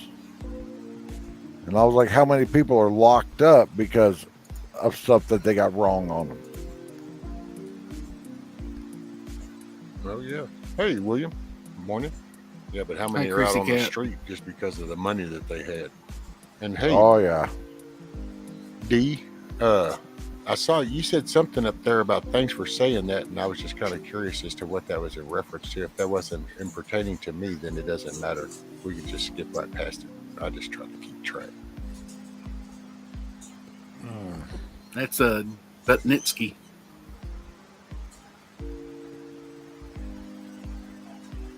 That's a heck of a name. Butnitsky? What is it? Butnitsky? Damn, how does that go again? Butnitsky. Damn, there was something associated to that. Something just runs through my mind. I can't connect them damn dots. I don't know. Sometimes shit just don't fire on all cylinders. I used to work with a guy. His last name had one vowel in it. And I'm like, What? I'm not even going to try to pronounce that. Damn, Silver Girl. Silver Girl's like, tonight I feel like I was 30 again and having surgical menopause. Got to go outside for a few to goof off. Ridiculous. Thought I left these things behind me 4 decades ago. Okay, so what did I just miss? Oh, okay. Sorry about that, D. Poor old Correction. Silver Girl.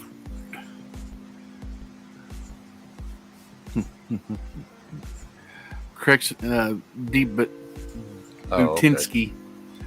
It's correction of the F word. Oh, the F-bomb. Yeah. There's a lot of people that, it has a purpose. So it's like, it's been misread. to be honest, I almost get tired of trying to explain it. Shit, people make up their own mind. I don't care, but it can be referenced too much, but then it has a time to be used to send the message. And so I do apologize for it. It's just you're talking to an old truck driver, and every other word is that. how old are you, Broken? 47. Oh, you just a young pup still. Oh, I feel older than everybody else. And it's just like I've said before, and you just hadn't heard it before. I used to be a lot worse. I'm just choosing nowadays. Part of doing this since the first of the year has been to change my narrative, to change the way. I try to be better and act better and not be such an ass that I can be. That's it. Garbage in, garbage out. And that's the way I don't know. Somehow I can still hear my mother telling me that. I hear that train a coming. Yeah. I was waiting for somebody to say that, and I'm like, that's the second time that they ran within the last 10 minutes. That's here. I'm like, because I was looking at all of you guys, and I'm like, all right, I didn't see nobody else react to that train horn, so I'm like, maybe it's just in my head. Are they you, Monty, or here? I thought it was here. I hear it. I hear it so much around here that I think it's doing Chuck was just like, it must have been mine. I don't know. We was up on a panel though one time when I first noticed I had my windows open. I was hearing it. I'm like, well, that ain't Chuck. I'm like, there's a dog in the house. Because you was paused. I'm like, I'm still hearing it. I was like, oh, that's me. My aunt and uncle years ago bought a house that was literally maybe 100 feet from train tracks. Oh, hey, William. Neil is a good dude. Lumberjack Logic. Neil's a good guy. He's like Brian Lupo and them. And it was like on a main route. So it was like, these 100-car freight trains. And I'm just like, oh, this is a main route, but it's got a spur right beside it. But it's a whole pasture on the other side, way on the other side. I'm like, the other place where I was living at here in this town, we was literally the garage building was right at the edge of the a couple feet, and then it was the safety zone for the railroad track, and it would rumble through the house. Out a window and high five the damn. Just about, yeah. D-Dog put a thing up here. He said people are locked up because they don't understand their rights, are not using proper status, and not requiring proof of claim and or affidavit of harm to another. Chrissy Cat, construction guys have a cussing thing too, so we totally get it, Broken. That's why I say, yeah. That's why I try to laugh and tell people it's not that I'm all prim and proper. I mean, trust me, this is like going on 6 decades, and this is now a work in progress. So it's not like last year. This was like I'm intentionally trying to, because it changes the way my brain operates. My thought process. I've been wanting to get the little small stream deck so I can have a beep button. Oh yeah. Because there's sometimes, oh my God, damn stream decks. I find that cracked me up. I started looking at those and I'm going, so wait a minute, why are you so much? And then I looked at some of the aftermarket clone ones and I'm like, yeah, it's the same kind of, boy, Stream Deck, you sure are pumping that name. Mm-hmm. You pay that name. It reminds me of that's an electronic version of Harley. It's like, you pay an extra $100 for that item simply because it has a bar and shield logo. Just like with that, you pay an extra $100 because at the top it says Stream Deck. I'm like, the buttons are the same, the keys are the same. I did see a keyboard that had 6 keys over on the side that you could do the same thing with, but they used to do that back in the day. Shit, like what, 25, 30 years ago, there was a company called SciTech, and they would actually make a 104 keyboard, like that's your normal keyboard, but then it had a plug-in pad that was for you to sit there and macro those keys to different commands. And it's like, then it died off, and then all of a sudden streaming comes and Stream Deck's like, and it's like, wait a minute, didn't we already do all this before? Give you a bunch of hotkeys somewhere else. Yeah. Hey, can y'all hold down the fort for just a minute? I need 2 minutes. CG. Yeah. Coast Guard. Yeah, USC CG would have to be Coast Guard. That's what I'm thinking. Those are the size of the cojones on those guys, especially the ones that rappel out of the helicopter into like 40-foot waves. And I'm like, I have seen videos and stuff, and I'm like, nope, there isn't enough drugs in the whole entire world to get my ass to do that. Yeah, they roll up on somebody in one of the smaller boats. There'll be 3 of them on board, and they act like they got a battleship right there behind them. They got like big brass balls, and there's only 3 of them, which I guess more is common in helicopters. So. Yeah, because I watched one video, and the guy went down, and a wave came up and literally swallowed the freaking dude up. And then the wave went back down, and he was just like, "Hey, I'm still here." I'm just like, no. You're like, this shit happens all the time. It's like, ain't no way.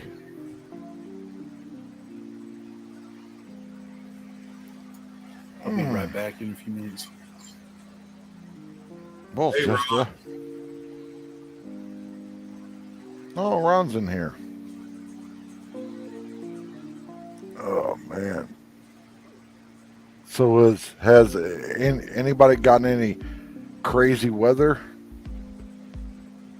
No, it's coming around through here, but it kind of dodged us. I don't know if we're going to get any of it or not. I ain't checked. I'm supposed to get out there and try to work on that shed of mine. This is why I can start putting these in indoor light. I'm going to farm indoors, see how it looks. No, Ron says he made a giant pot of chili. Oh, that sounds so good. I actually, years ago, my mom used to make these great big pressure cooker pots full of chili, and we'd freeze it. Well, I started noticing that every time you'd bring it out and thaw it out, and then stick it back in there, the next time it got hotter. So when I got out on my own, I had a big pot, and I made a big pot of chili, and for a month I did that. Bring it out, thaw it out, stick it back in. It was so hot I couldn't eat it. So I entered the Budweiser mid Mississippi Valley chili cook-off, and I took 3rd hottest. You couldn't even smell that stuff. It would burn your nose. Your eyes would start watering. And I'm like, I got 3rd hottest? Holy cow. It's like I feel sorry for those judges.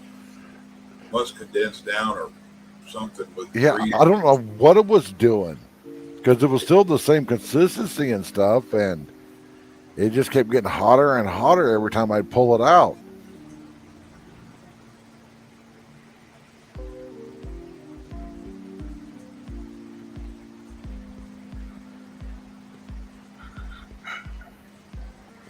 I just scrolled up to read Silver Girl's wow, but wow.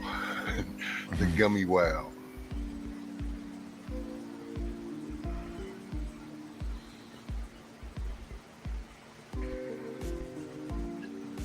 Okay, so you want me to just, well, since y'all are saying the chili word, we'll throw it out there. So do you put meat with the beans? That's only how you make chili.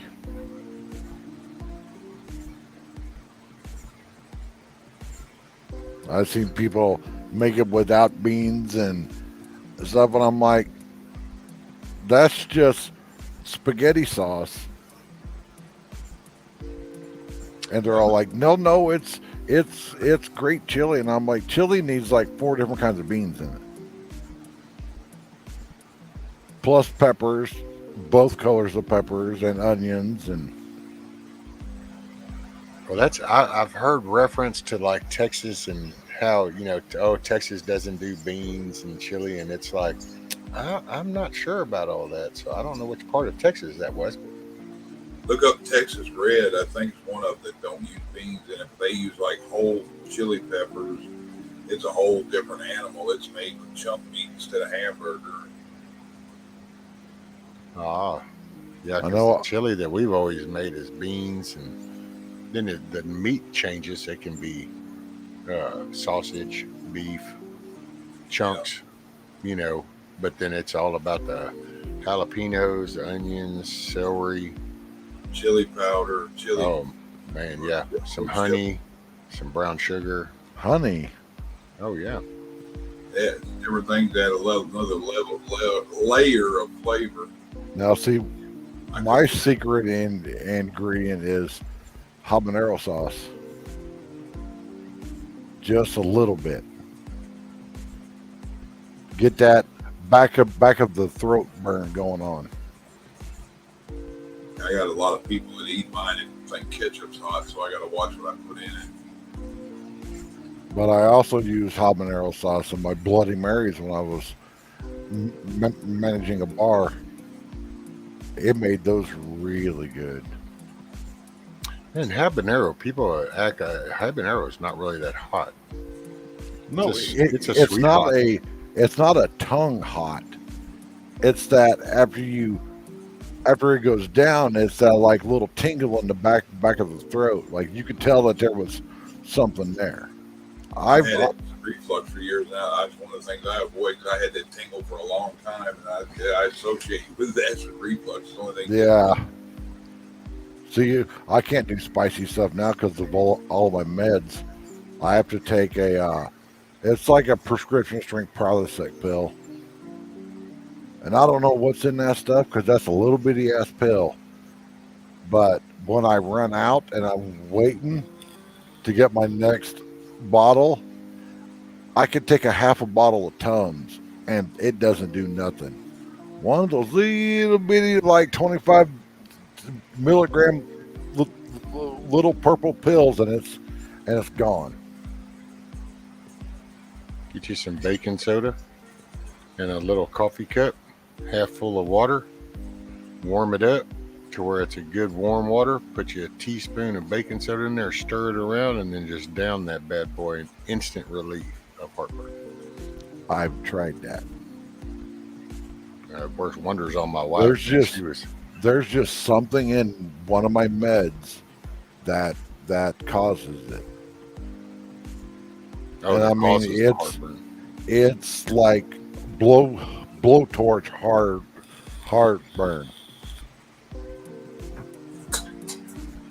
And I'm normally not a nice, like, oh yeah, let's go do this. I'm normally, to put it bluntly, an asshole. And when, because I feel like crap all the time. But when I'm trying to deal with heartburn, my skin turned green, my clothes start to rip off me. Oh. It's like, give me my precious bottle. Yeah, T-Girl, that's my secret ingredient when I make homemade barbecue sauce. Grape jelly.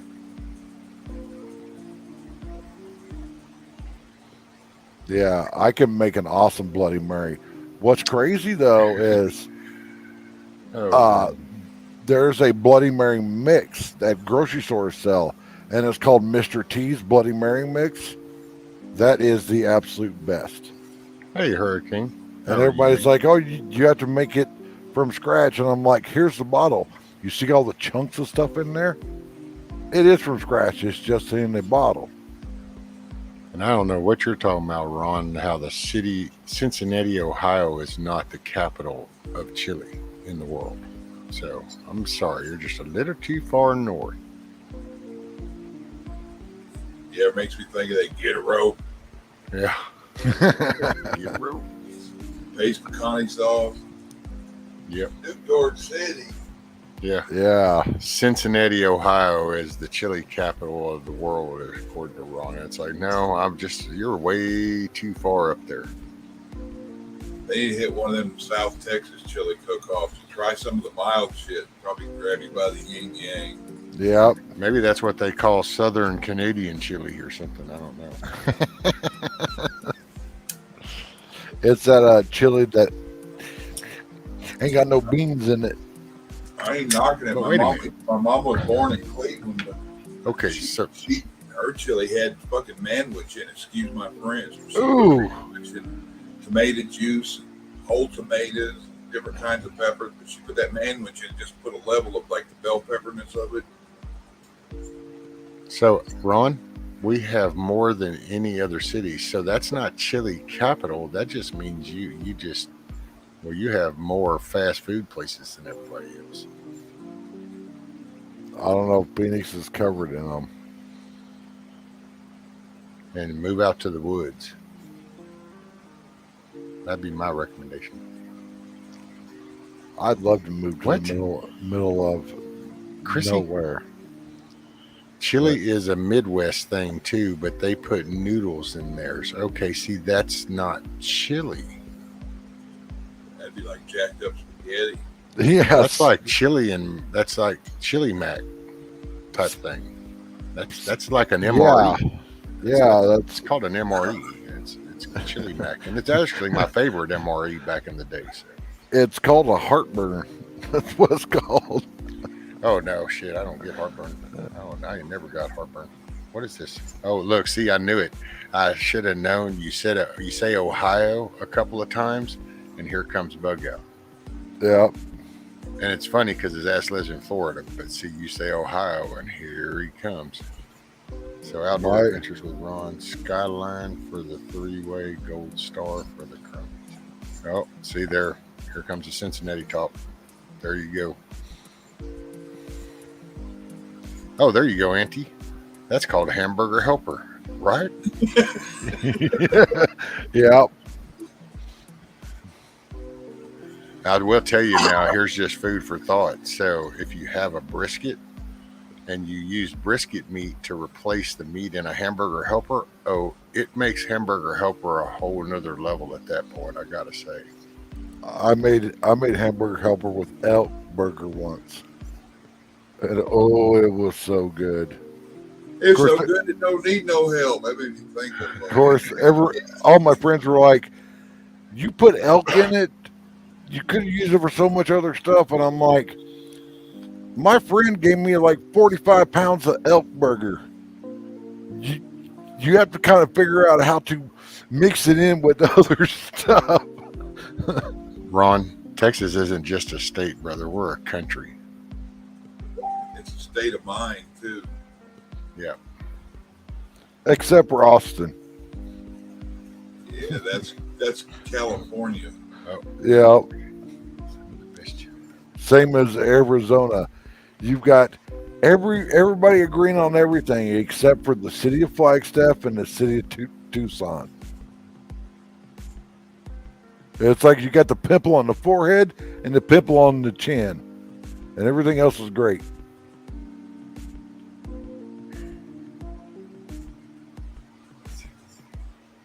They aren't until yes, they are. What? Oh yeah, noodles aren't in chili unless you want to call it chili mac.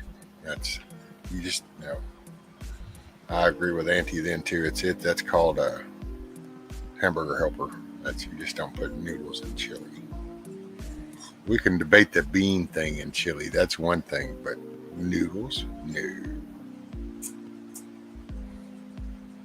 That's it, D-Dog. The Republic of Texas is a country.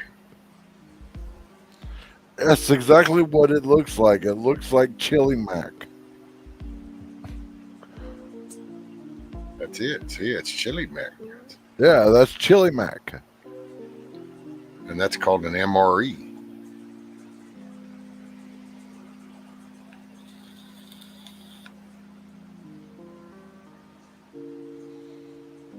Oh, The Christian Cat's like, have to go eat, be right back. I could not do that. Oh, I like the zing zang. yeah, that. Here's an even better picture. That is chili mac, not chili. Oof. Ugh. Okay, everyone. Obviously, Chrissy Cat is having some noodle issues. Let's get her some My Pillow and overstuffed couch from Lazy Boy. He's right. Right, Hurricane. That's it, man. That's chili mac. That's the best MRE, or at least it was for me back in the day. That was. Yeah, I heard a lot of people say the chicken a la king was awesome too. I watched a video where a guy had gotten sent a 30-year-old MRE, and he ate it and stuff, and he's like, "I think I'm gonna have a rough night." He's like, "Video's over." It'll still make a turd. No, See, I that's the think approach of MREs. After these storms started hitting and they started handing them out, these companies picked it up and they've kind of shaded the version of MRE. Because back in the day, it was just a meal ready to eat, and it didn't mean that it was going to taste good. It didn't mean that it was going to be something that you liked. It was just going to have the nutritional value that some book said you needed to have for the day. So here, eat this. Ugh. a buddy of mine years ago, those little hot sauce bottles. He had, because he's a fan of hot sauce. He literally had enough of those hot sauce bottles that he hot glued them onto red Christmas lights and strung them on his Christmas tree. Damn. And I'm like, dude, you could probably sell that on the internet or something.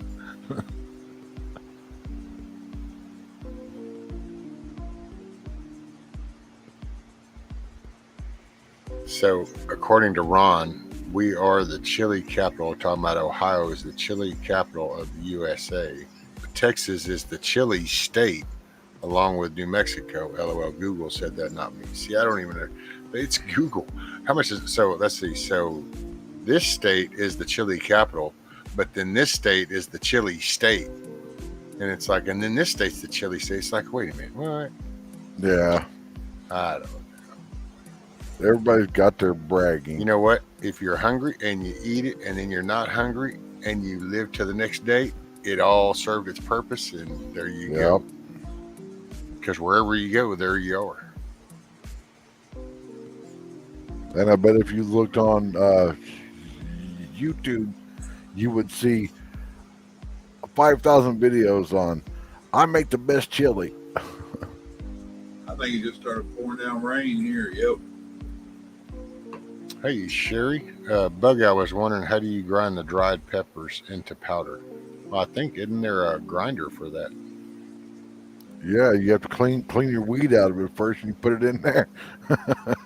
Well, I mean, because don't they kind of like have the same concept for actual spices? I mean, I'd imagine so. I thought that because I remember whenever I was younger, there was it was like the salt shakers, the wooden ones, and you would load the spices in, and then you'd sit there and you'd grind it. Well, it would grind up whatever you had in there and come it out as dust. Look, Cindy's like, y'all stoners talking about food in the middle of the night again. Let's send me food into the kitchen. You should come into my channel with Joker, and then Billy comes in there, and they're both chefs, and it's like we either talk about pew pews or everybody's health problems or food. Scat Pack, I do olive oil, some honey, some cinnamon, and some cayenne and some lemon juice to neutralize the cayenne, and I do that for the diabetes, heartburn stuff, all that good innard stuff. Because I don't know what the deal is with everybody that's subscribed to my channel, but I was joking around. We had a new person pop on a live stream, and I was all joking with them. I'm like, so what's your health problem? Seems like everybody else in here has got a health problem. They come to find out that person's got severe arthritis in their hands, and I'm like, I don't know what the deal is. It's like everybody that's got a health problem is subscribed to my channel. And it's like from little stuff to like, people like me, having a bunch of heart attacks and strokes. What's up, Ray? Hey, Ray. What's up, Ray? I do a shot of ACV, honey, and lemon. Yeah, it's raining so hard, it sounds like a cow pissing on a flat rock out there. Well, that's Ryan. We're showing some storms and shit blowing through. Oh, yeah.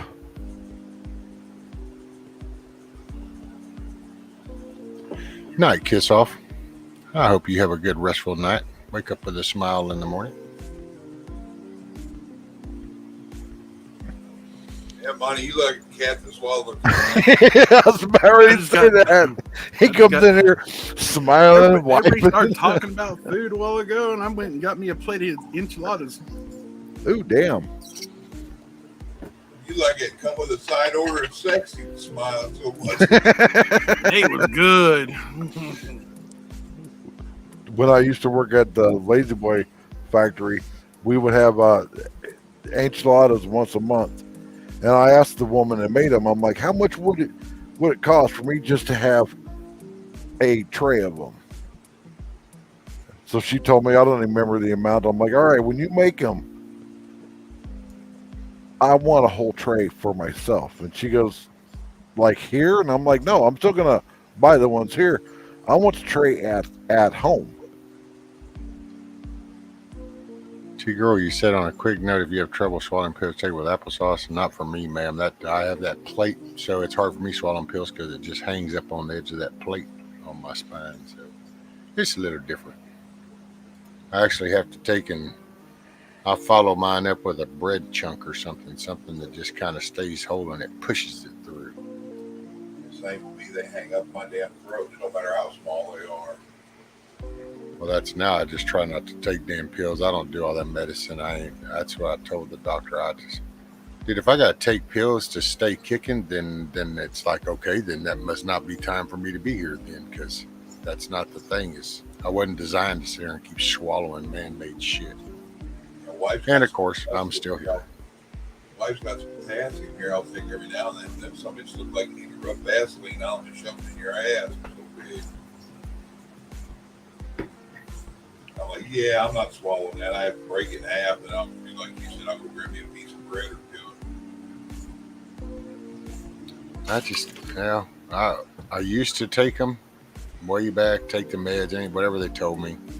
I did my little heart pill stuff, and then I finally I don't know, man. I backed off the mayonnaise, I backed off the smoke. I just changed everything, and then it's kind of like, okay, now everything still fires.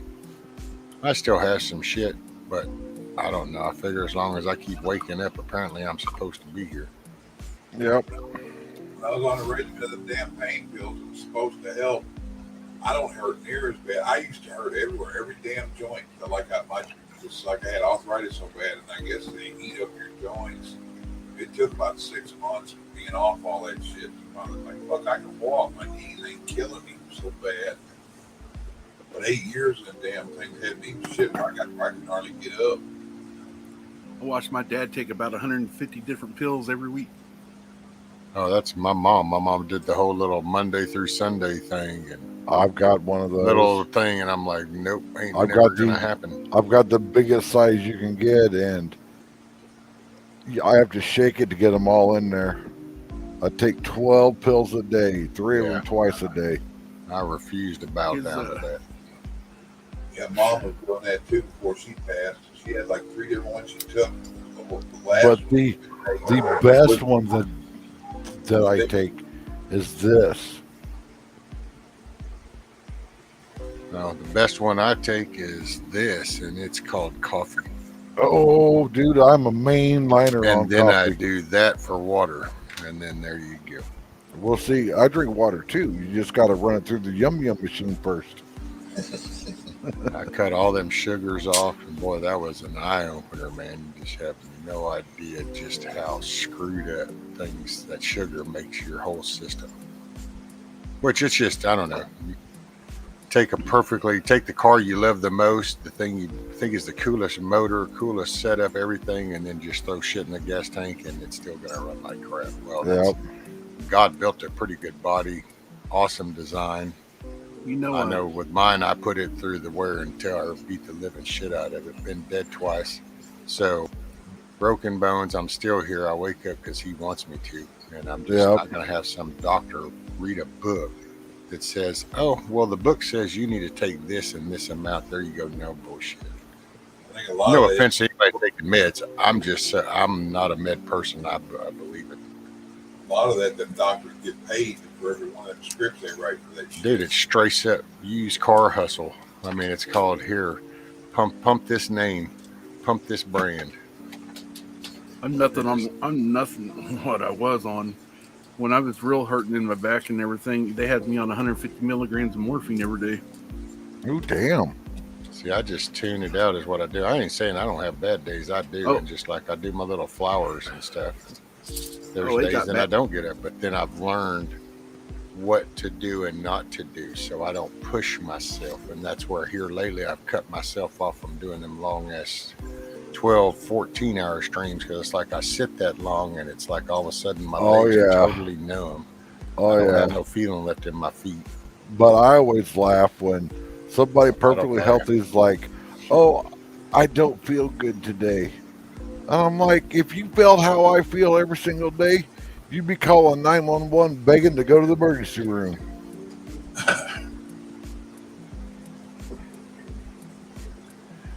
Well, I've been dealing with that shit since 01. I've had half my spine replaced then, and I was told not to get up. You just do. I don't know. I'm not a problem person. I'm a solution person. And I've said it before. You can stand out there in 105-degree weather and go, man, if it was cooler. Man, I wish it was cooler. Man, I wish it was cooler. And keep looking at that thermometer, and I think you're going to notice it doesn't change 1 degree. Yep. So it's like the way I hurt. Matter of fact, sometimes I get my wife to rub just so it changes the level because I can tune shit out. It's a mind over matter. I mean, it's a proven case, been around for thousands of years. And so suck it up, Buttercup. Pretty much, that's the way I was raised. I was always told you can shit in one hand and one in the other. See which one fills up faster. Well, that's when you try to figuring out your wants from your needs. That's what my dad always told me when I was younger. But it's just, I mean, if you hurt, all you're going to thinking about it, something hurting or being bad, all it does is make it hurt more or feel worse. And it's because what you put in is what's going to come out. Hence, that references back to the language thing, like we talked about earlier. It's garbage in, garbage out. Well, and I was covering that pain up with hydrocodone and oxycodone, and it's like, I think, okay, I don't feel as bad, so let me get up and do this. I think I can pick this couch up here, or I can help lift this. Okay, I'm out of pills, and now you feel worse. Yeah, see. Hey, morning, Brian. About once a week, I will have this day where I just feel like nothing's hurting. I can breathe. And then I go out and do too much stuff. And the next day, I'm all like, oh, man, I shouldn't have done all that. Like that's my life. That's how I target things around here. I actually have to like rest up for 2 weeks and then I go target something for half a day because it's fixing to put me down for another week. It's like the last time I did laundry, I went grocery shopping, I went and washed the car, vacuumed the car all out, did a bunch of stuff, and man, the next morning I was like, oh, I don't even want to come down the stairs to turn my computer on. I'm like, oh. I love the concept of the stairs. It's like, yeah, see, I wouldn't even have done that. I do good just to walk down my hall. Well, that's why a lot of times there's a futon right there. Because after a 10 or 11 hour stream, I'm like, I'll just crash there. Because my room's all warm because my computer sitting there heating the whole fucking room up.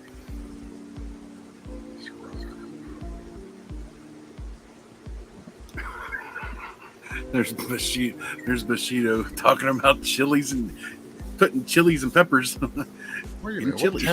What time is it? Because he must be on break because he's actually typing that because the spell right, his check is right. Otherwise, he would be talking into it and then it comes out wrong. But it's spaced. He actually spelled that right. Got a period. Go up to 412. The comment at 412 when he addresses Indy. Well, yeah, but he's an hour ahead, so it's 5. Well, he said he got 2 hours till work, or till he's off work. Oh, so yeah, see, he's probably on the last break. That's why he's actually typing this instead of going, yeah, no, do this and this, and it comes out whatever. It never comes out right. Yeah. See, he's got the question mark, it's spacing, spelling's correct. Yeah, he's typing that actually. Yeah, bug out milk. This will help regenerate your liver too.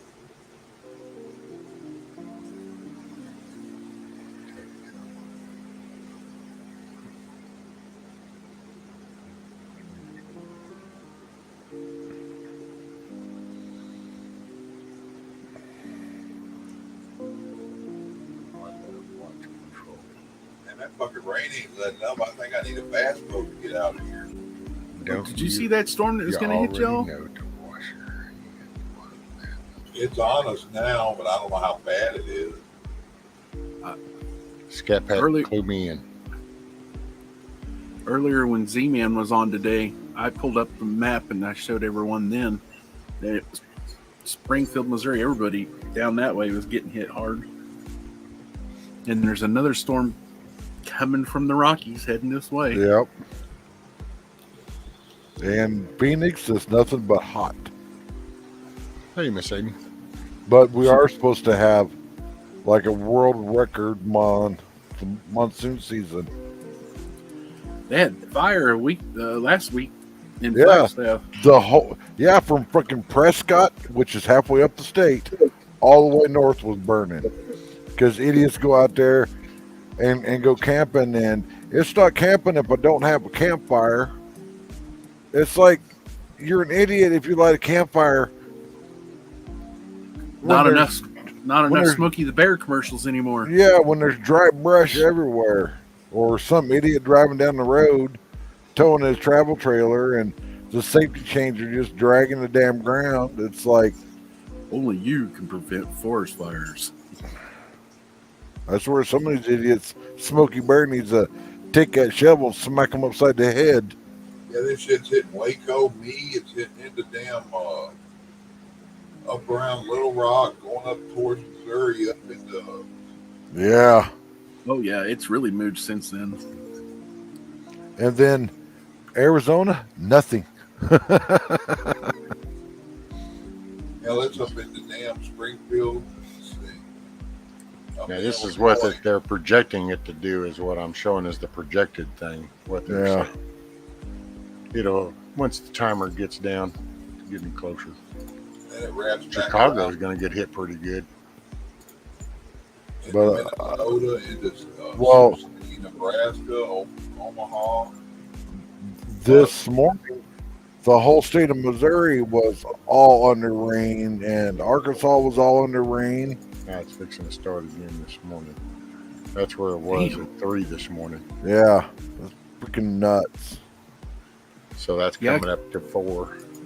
Yeah, because earlier it was there was another storm out there by Goodland and Colby in Kansas. It was snow and a bunch of rain and everything, and now it's cleared and it's Terre Haute. That's actually just now it's coming up on current time right there. Now that's Futurecast. On Ryan Hall's channel, somebody said 4-inch diameter hail. Yeah. I couldn't imagine that. Oh, yeah, softball hail. We had, it was about quarter size hail the other day, 2 days ago. But I've already got my place picked out up on the side of this mountain. I can get my car most of the way there, then I'm going to have to walk the rest of the way.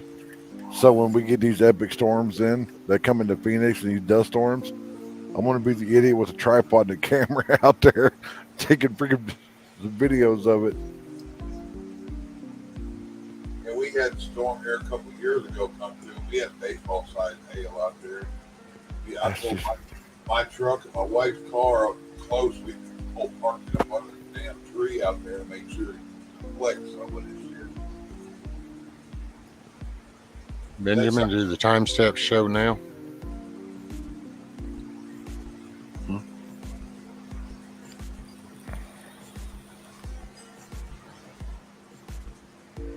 Do what? Timestamps. Benjamin was saying something about timestamps, and then he said, not on here, YouTube. Some about YouTube took away that, so I was like, oh well. So I clicked the 3 dots, it was there, so I just turned it back on, going, okay, Right. there you go. I don't know. Each individual person can turn that off and on. Oh, well, there you go. Click the 3 dots in the top right corner of your chat window, and go to toggle your timestamps. Yep. And they'll You'd be toggled. surprised how many people don't know about that. I don't even. And I'm like, because I've had so many people ask me, like, what are you doing when you say pop-out chat? I'm like, well, I got 3 monitors here, and I put the chat on either one, and it makes it so much better. What I liked is that back on YouTube Studio where you turn on subs only and you monitor the health of the thing. Damn, that saved me twice now. But what I like is you can have the chat right there, and I'm like, this is cool. Yeah. Excuse me. Because I had it on one tab, had StreamYard open on another tab, had 2 other YouTube tabs, where I'd line up the songs. I mean, hell, there's days I'll be restreaming the convoy, and it's like a line of tabs on this monitor, on this monitor, on this one. Damn, I run. Oh, you only have 1, a 2, phone? 3, 4 windows on this monitor, 3 windows on that monitor, and 2 on that Benjamin. one for right now. 3 windows on that monitor. Oh, fine. I knew what I said, Money. I didn't need to hear it. No, I'm trying to figure this out for Benjamin. They don't. Confused. Yeah, Benjamin, on my phone, they're not showing timestamps, brother. So is it the YouTube app then? Is what's taking away the timestamp is the YouTube app, mobile app. Well, on the phone, on my laptop, or on PCs, you can go up to the That's top. software, though. That's a mobile app. So Right. That's what I'm saying. The mobile app is what they took out of. Same name, little different coding. I don't know how people do this stuff on their phone. It's like, I need my computer. Wednesday, Thursday, Friday of last week, I was restreaming on my laptop at my daughter's place, and just not having that second monitor. Oh, I was getting all pissed off. And then try to use my slow ass laptop, which is like, my phone is 4 times faster than my laptop. It's freaking garbage. I swear, if you took it out and you stuck it in the ground, a potato plant would grow up. I went to I go look and at start wiping it clean and starting fresh, because hardware spec wise, that laptop would match up with that phone. But it's all dude, it's got a dual core processor that's only running at 1.001 gigahertz. It's slow as shit. You got a dual core running 1 gigahertz? That's the factory setting on it. It was 5 years ago. It was the cheapest laptop that Walmart had that had a 500 gig hard drive in it. Something. I don't know. I would check something or do a reset or something doesn't sound right. And plus, I mean, hell, we broke 1 gigahertz 20 plus years ago. We broke it. It did the update to Windows 11. It was if it forced updated on it to 11, then there's something wrong with your laptop. And I'm just like, that means you just met hardware specs. Because I mean, my wife's laptop won't even upgrade to 11. Yeah, and I'm just like, board and that Dell, 15-year-old Dell, is going, nah, you're not good enough. It's like, I know, cool, thank you. Yeah, it's like in mine. I make mine's turned off in the BIOS, so it won't upgrade. Yeah. I went to go turn on my laptop this morning. It turned on, but I got the blue screen with 3 or 4 different things, and I was like, "Oh no!" So it says the blue screen of death. Revert to Windows 10. Try to, and then another one was go to the start window to see if it can diagnose itself and fix it. So I tried that, and it couldn't fix itself. So I was like, "All else fails, turn it back off." Turn it back on and see, and it did. Bug It's out. like, good thing. Bug out. Leave the monkeys' medicines alone. It's freaking They're crazy. only how for monkeys only. I can Just- tell now that you're breathing in the fumes, sir. I love that. Bug out says, I used to have spinal damage, but after eating Cincinnati chili, it magically healed me, and now I have the body of a 20-year-old. Yeah, in his freaking brain. But it's out. just it's just funny how, you know, your computer could be acting all up, not doing what you want it to do, just turning it off and restarting it. It's like the magic little elves in it fixed everything, and it's like, what the hell? Hey, Bug out. If you can score some Quaaludes, horse tranquilizer, send them my way. No, I'm just joking. Look at you getting your hustle on there, Monty. Yeah, well, Two phones. I'm Wow. not a medical doctor, and I'm not giving out any medical advice, but those are good. But did you sleep at a Holiday Inn Express? Yeah. Goes power flicking. If I could give my phone to somebody to do all the social media shit, I freaking hate it. Can't speak a word. Well, when all you're you got to full do of is not lewds. do it. I don't. Yeah, but it's advertising for my channel. Oh, well, I see, share now, my that's stuff a battle you all- chose, though. That's a battle Yeah. you chose. And it's just like, Choose your battles wisely. That's where that phrase comes from. We have figured out Dio. Oh, so what are you going to go with then Hurricane from Dio? So what's Dio's new name now that it's identifying as a female? Diane?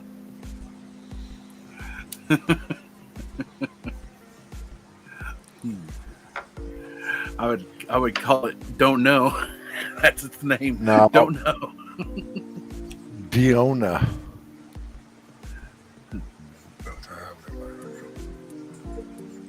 Oh, yeah, there you go, Benjamin. I have the body of a 20-year-old, too. And then my alarm clock went off and I woke up. Hurricane, just name it Don't Know. DONNO. Don't Know. Yeah. What's up, Grumpy? Let's see what Auntie Jack says. Rescue, this brings up a great point. For those with older boxes, it's good to check for a BIOS update and do it if there is. Of course, back up their stuff first. Oh, yeah, man. Sorry, I don't do computer advice shit no more. You know, I had a shop. I did the best I could. I realized that, man, you know, this is where that phrase, choose your battles wisely. And I realized that that was an endless battle because you know what you hear every phone rings? Hey, my computer's doing this. And meanwhile, you're going, okay, so you're hearing click, click, click, click, click, because they're still clicking on shit. Yeah. And everybody knows everything because, well, I Googled this 20 times before I called you. And because I couldn't get it to work, but the minute you open your mouth and make a syllable, I now know how to solve this. I got it. And it's like, then why did you call? So, yeah, no, I don't do computer advice. They anymore. just call. I would to recommend say to everybody to be they sure. love you. I regularly check my updates on all my key software, my mouse software, my motherboard software, everything. I always just check. I personally, every time I install stuff, I make it a point to uncheck auto update because I'll choose when to update. Mm-hmm. Because otherwise you're going to be one of them people that are probably going to be pissed off because you're in the middle of something when these 5 programs all now decided to update. And of course, it's all the internet's fault, or it's all the computer's fault, or it's all the... And so some poor schmo catches the burn. Welcome to Windows 11, where you can't turn that off. Yeah. Oh, I that's fucking why they hate try to Windows push it. 11. And see, that's my personal... Rob, All right, if don't anybody install it. on here doesn't have Windows 11, it's like my Android phone and my Windows 10 PC had sex. And What Windows they've done is 11 they've is joined a everybody. bastard child. Windows 11 has now taken the tablet operating system, the PC operating system, and the mobile for phone operating system and merged it all into one. So now it's just one big family. Yeah. So now they can just kind of focus more. And there is no little start thing down in the corner anymore. Dude, they removed the start button a long time ago. What Dr. Vista? Rob Allen went in and did And it's do my like- settings and everything. He paused it for a week on the updates, and he tried to just shut them off until I actually pushed it, to check for updates. And he goes, "Oh, I can't turn them off." So he went in, set it for a week out, and they still, like when I had my other mic up on here, when it frees up the OBS, it would set it off 3 or 4 times a day. And if I didn't go in and set it, check the updates and then let it load or let them update, if I didn't do that and then go in and reset the laptop at least twice a day, I'm like, oh, Windows 11. I despise it. Yeah. And even Jay's 2 cents, who's a big YouTuber that does PC stuff, Oh yeah. he's even said, stay away from it. Is that J.A. Smith? Jay's 2 cents. Jay's, yeah. He's Yeah, really a dude. hard dude that got into the computer hardware side too. But And Oh, I to just- also just follow- stay away from the latest Intel chip. I just followed J.A. Smith and John Ryan and them. There's a couple of them. I mean, everything's so backwards and stuff on it. It's like you should have just left Windows 10 alone. The reason I put off on building a PC a couple months ago is because my brother, he did this model thing, and he goes, "This is what I'm wanting to build for my next one," for himself, which was his for gaming anyways. I was like, I don't want to do gaming. I just want to do streaming. And so he was showing me what he was wanting to do with his video cards and everything else, and they're liquid cooled. But he was showing me, he goes, I can't even get this. He goes, this is projected out at 6 to 7 months Oh yeah, on these video cards. And I'm like, I could take the old factory Dell graphics card out of my computer fuck out. and sell it for probably $50 right now. And it's the old factory one that came in one of my computers. I moved it from computer to computer when I keep frying the motherboards because I push them just a little too far, and then it's like, nope, done. I get the black screen, done. But the only thing that's stock on mine is the motherboard and the case. The SSD, it's got a bigger power supply in it, got a heat sink on it. I mean, hell, a couple weeks ago, it was heating up with the little factory Dell little hockey puck cooler. Right. So I take my computer into the Ace Hardware down the street, and they're in there looking at me like, we don't carry computer parts. I'm like, yeah, I know, but you carry metric hardware. So I go back here and take the side off of it and stuff, and I'm finding the right, like, metric, small ass freaking bolts to go in there. for what part? I put a new heat sink cooler on it. I got rid of that little Dell hockey puck crappy thing and went with a tower heat sink. It And didn't come with any mounting hardware. I bought it used. Oh.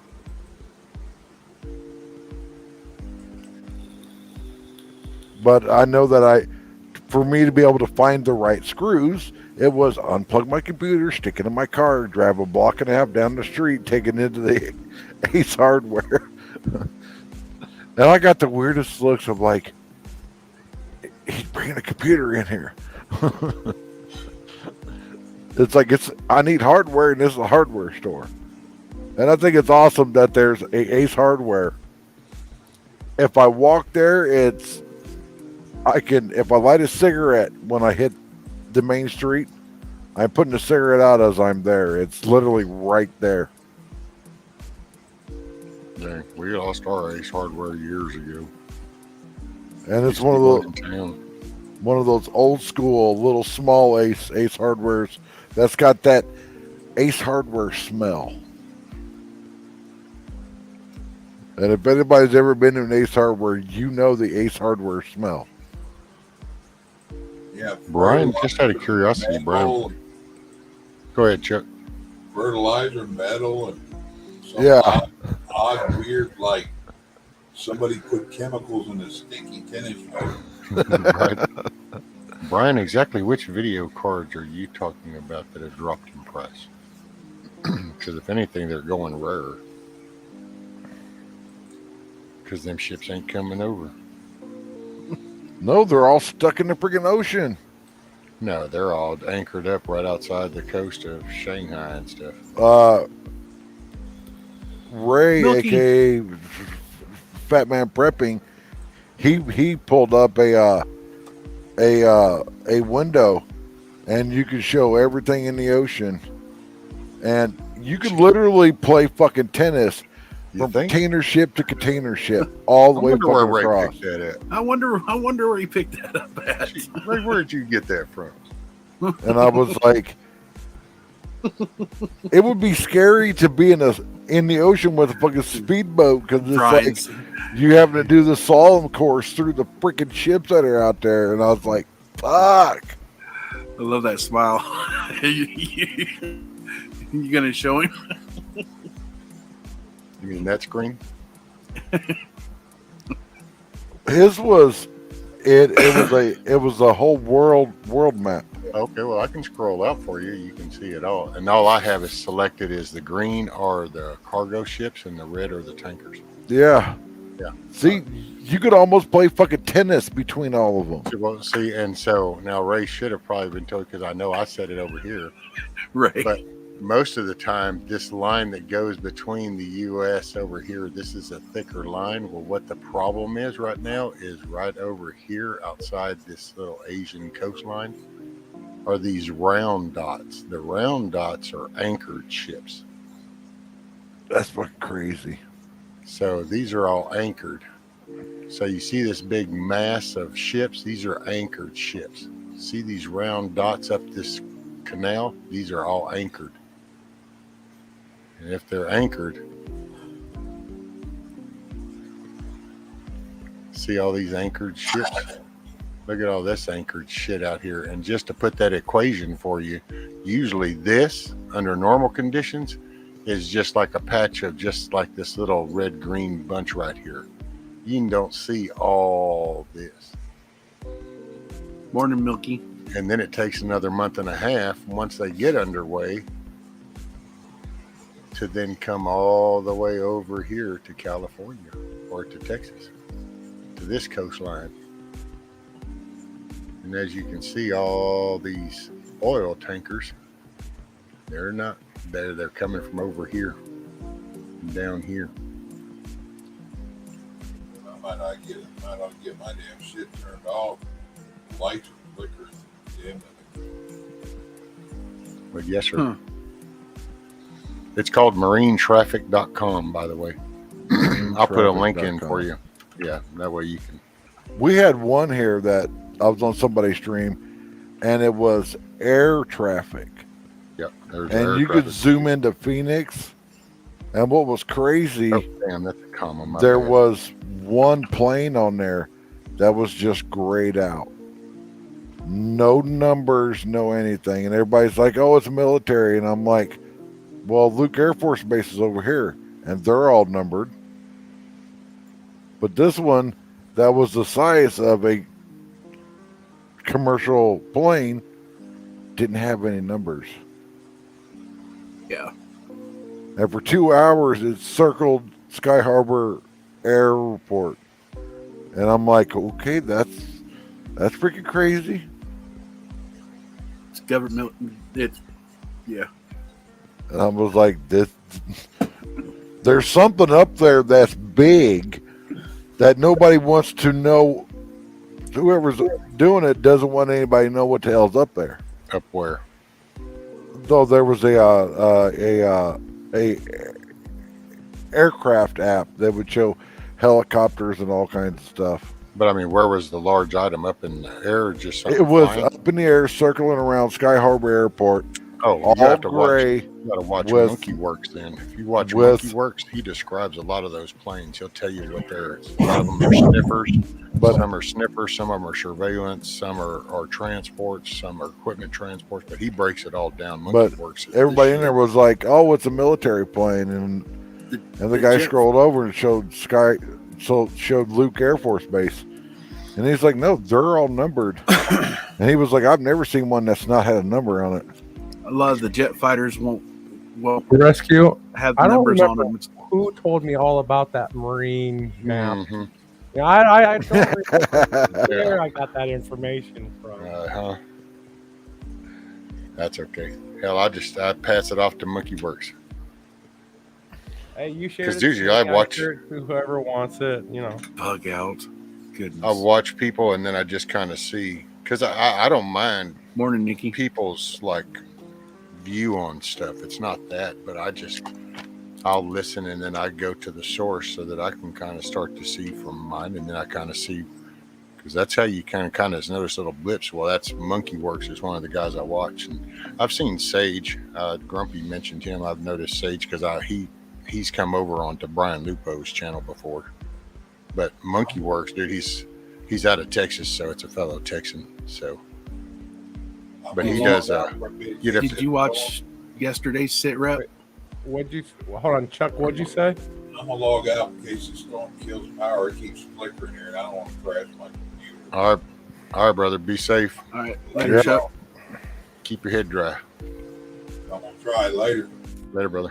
Now, Patriot there, I'm actually, this weekend, I'm going to be dropping off a Dell 5055 MP to him pretty soon, this weekend. He's got to get memory and a new Ryzen 5 or 7 chip in it, but right now it's only got the AMD A9 in it. So he's getting a better, I think, better computer. Oh, there you go. Morning, Milkmaid. Morning, Nikki. And by the way, Indy, I'm not ignoring you. I got that, and we'll try to figure something out with the movie thing. Reese's peanut butter cups. Ooh, yummy. I saw Peanut butter cups, bacon, and milk. Oh, I saw a TikTok video where they put in a muffin pan, they put chocolate chip cookie dough in the bottom, a Reese's peanut butter cup, and then on the top of it they covered it with fudge brownie mix, and they put like those little bitty the M&M pieces things up on the top of it and stuck it in the oven. Oh my god, that thing looked so good. And I'm like, I would probably die. My freaking heart would go, all right, I'm tapping out. That's way too much sugar at one time. well, Milkmaid doesn't really like Reese's peanut butter cups. Yeah. She doesn't get it, and I don't know. I think she's weird. I mean, how can you not understand peanut butter and chocolate? To Yeah. answer your question, Monty, no, actually, I didn't watch yesterday's. I only watched a quarter of it, and then something must have happened because I just looked in my history and I've watched a quarter of it. Sometimes my history will show that too. Even after I've watched the whole video, I don't know why. Huh. He was more or less talking like it was a quiet day yesterday for a Monday, and that's usually highly unusual. But he noticed there were some tankers flying across the pond, and he goes, usually if there's tankers up, he goes, they're probably sending over some fighter jets. So yeah. Now, the day before yesterday, he talked about some troop movement. It looked like possible that it happened, which was Tibble. It had to do with, I think, Korea up there. yeah.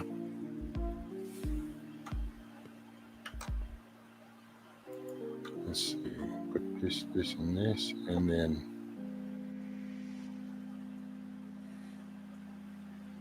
that's the guy that I was talking about was Monkey Works.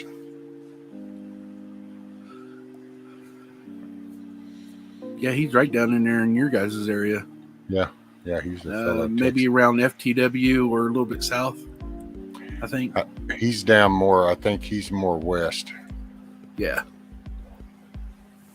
I think he's like the El Paso type area over towards west that way. He mentioned where he was close to that once or twice, but watching his sit reps. Other than that, he has his Patreon channel. He has some other things he tries to sell. But it was really interesting watching him quite a few months ago. Okay, so it's been at least every bit of 5-6 months ago now. He was telling a whole lot of truth and a whole lot of info, and they throttled him down because they shut him down his channel. They throttled him down, and then he had to really be careful of what he was saying. Oh yeah, dude. Well, that's it's like when he talks about what do they call flashbang and flashbang? Yeah, flashbang and Bob Marley. Yeah. Bob Marley.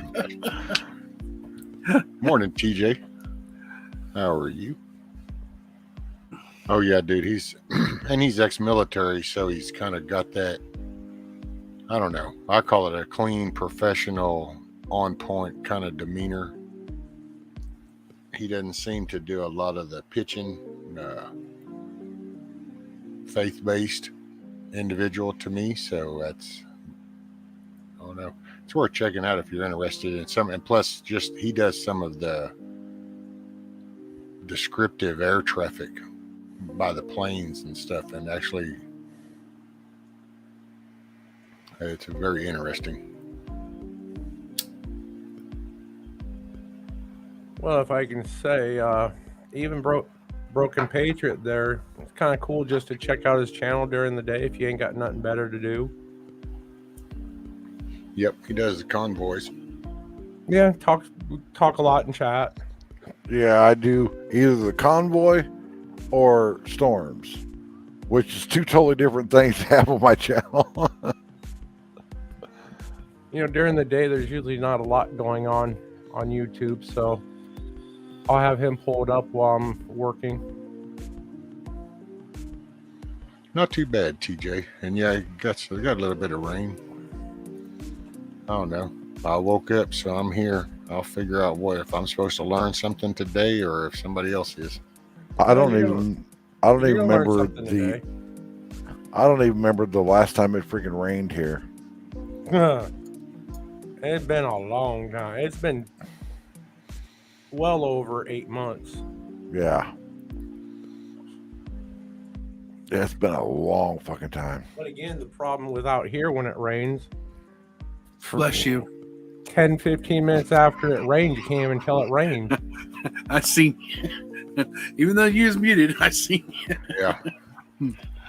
All right, Miss Sherry, get you some rest. Wake up with a smile, man.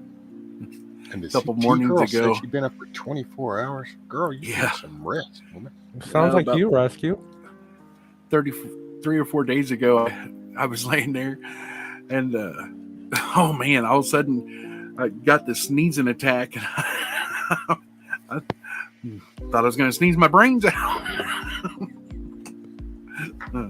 I sneezed a couple days ago, and I had my mic sitting here, so I spun this out of the way. I wasn't using this, I was using this.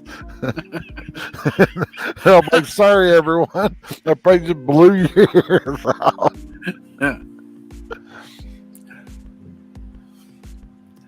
I just wish this thing was wireless. I don't know how many times I've got up, made like 3 freaking steps, and I'm like, whoop, stop. Yeah, I need a wireless one. Which, by the way, it's not a paid sponsorship. They have hooked me up, but they do have good products. But I would say Corsair, they rock. So, oh yeah, all my disability shit happened, I got a wireless keyboard, got a wireless mouse, my headset, even got a lap board for my keyboard. Wherever it is, I can put my keyboard inside this lap board.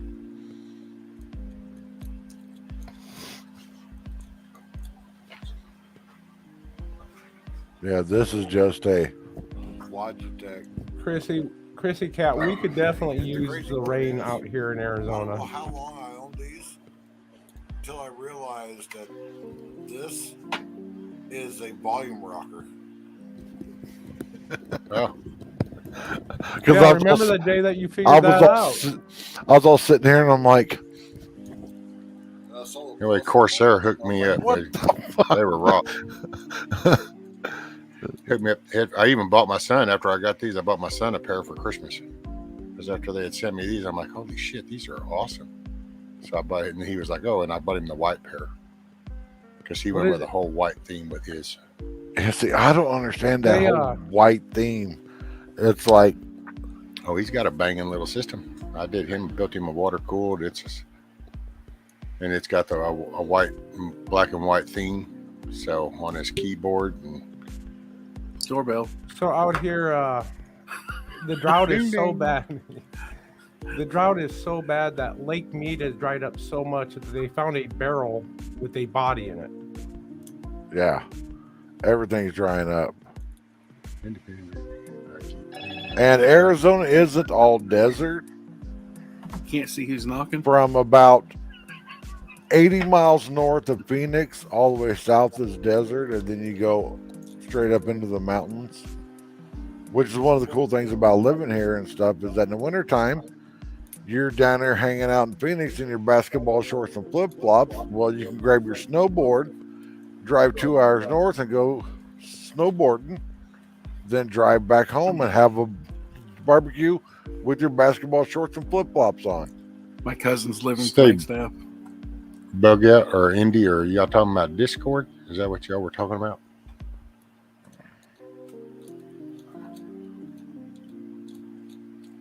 Southern Arizona is desert.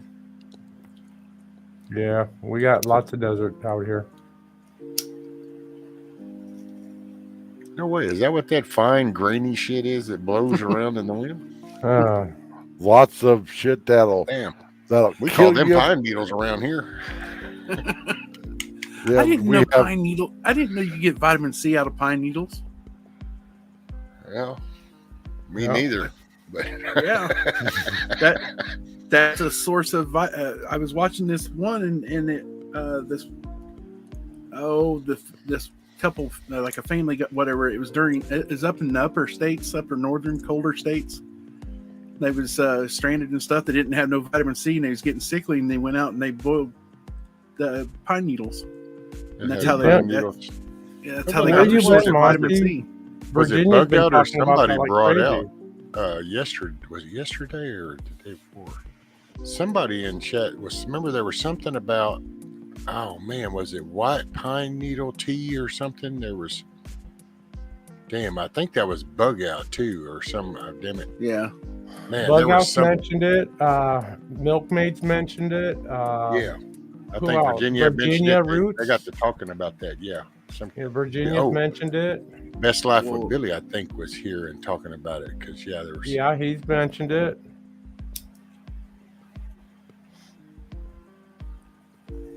Living in the woods, it's a good thing. This was off of the infographic show. I've been watching a bunch of that. Pretty cool. Dude, I watched. It was actually cool. Hell, here today, past couple of times, one A usually comes in. He just goes ahead and carries the show for an extra 30 minutes. But that was kind of cool. But yeah, I shut down and then I laid down. And dude, I actually was funny because I watched Crowder 3 times before I finally watched the whole show. It was like I would be listening and then I'd kind of nod off. And then I woke up, it was over, and I was like, damn. Okay, well, let me go back. Yeah, I think I remember. Oh, I remember that. Go look. So I'd push play, and I'd be sitting there, and it's like listening, and it's like, oh, wait, shit. Wait, it's over already. What? Chrissy, I did- 3 times, did- and then I'm like, okay, I don't even really know what the show was about at this point. I done fell asleep during it. I have did that so many times in my office chair because I got a real expensive Lane office chair that a person gave to me because they were moving, and it's like I'll just be sitting here like watching it and stuff, and I'll be like totally sound asleep. Chrissy, Cat, the thing about being out here in Phoenix is, yeah, you step outside and you just feel the moisture being sucked right out of your body almost instantly. Yeah, I tried watching a show like that 4 or 5 days ago. And finally, after the third time, I was like, screw it. I give up on trying to watch it because I'd start watching it and fall asleep. And then finally, I just gave up. I was like, I'll just watch it later on when it pops back up on my feed. It's actually kind of humid right now. It's 29%. Which is high for us. Yeah, which is anything in the double digits is high for us. That's just everyday life. Living in piney woods in Texas, every day's humid. I don't know. There's times where I would give up the desert for It's a humidity. different kind of heat. Yeah, buddy. Oh, that's the biggest funny part, especially when we used to get them guys that come from other systems and work over here, and you say, "Hey, what's it been?" It's been about 100, 101. Oh, okay, that's not so bad. It's like, yeah, okay. Mm-hmm. Your 80 degrees is fixing to feel like it was hot compared to this. It's just, yeah, something about humid heat, buddy. And then the cold, bone chilling shit because of the humidity. Yeah, here I always laugh because somebody's like, so it gets to like 105, and I'm like, yeah, in June. And they're all like, well, what's the record there? Like 128. Well, hell, And- right now we've actually hit 100. Yeah, it's supposed Already? to be over 100 Friday and Saturday. It's already 73 here. It's 5 o'clock in the morning. I've already 49 went- degrees here. It's cold. I know. See, I'd trade you in a heartbeat. 78 I've already here. went swimming twice.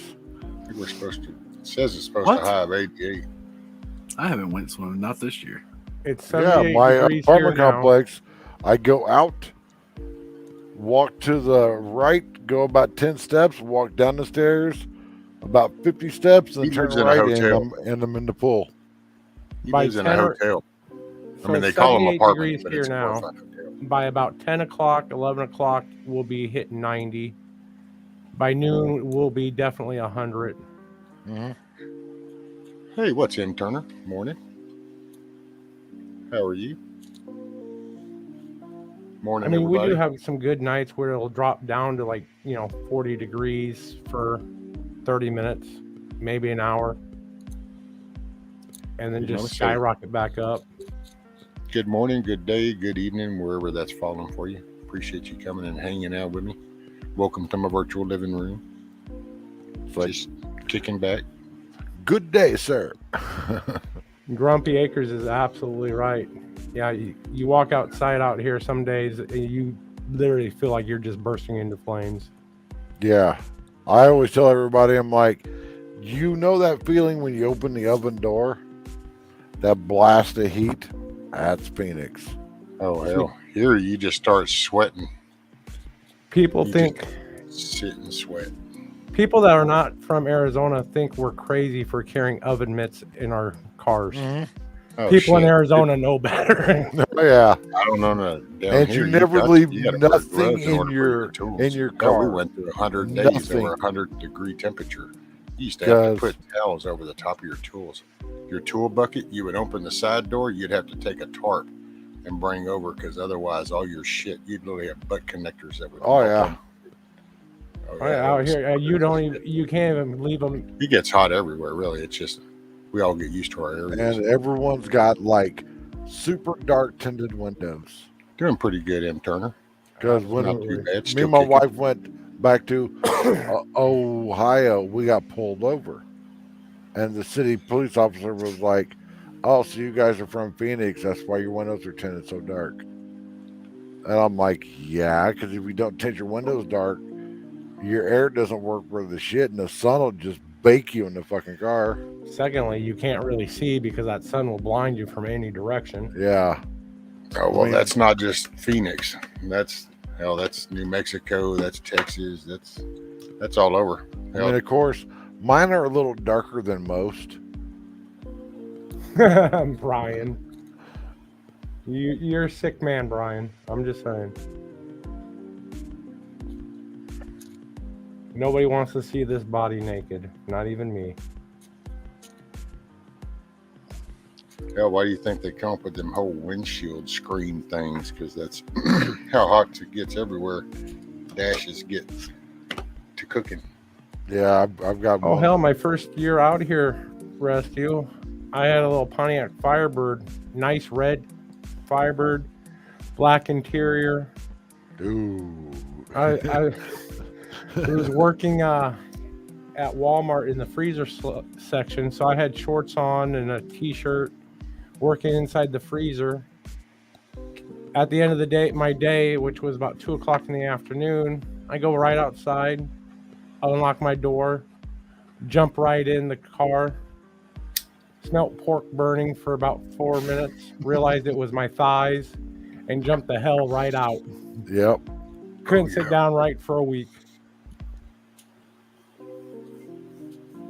Oh yes, man, It's also against the law here to deny anyone water. If anybody walks up Within and knocks reasonable on your period. apartment or your house door and asks you for a glass of water, you have to give it to them. See, I guess Within- it's funny within too, reason. considering that. See, I never even considered having to have a law to say that. But then again, over here, dude, that's just what you do.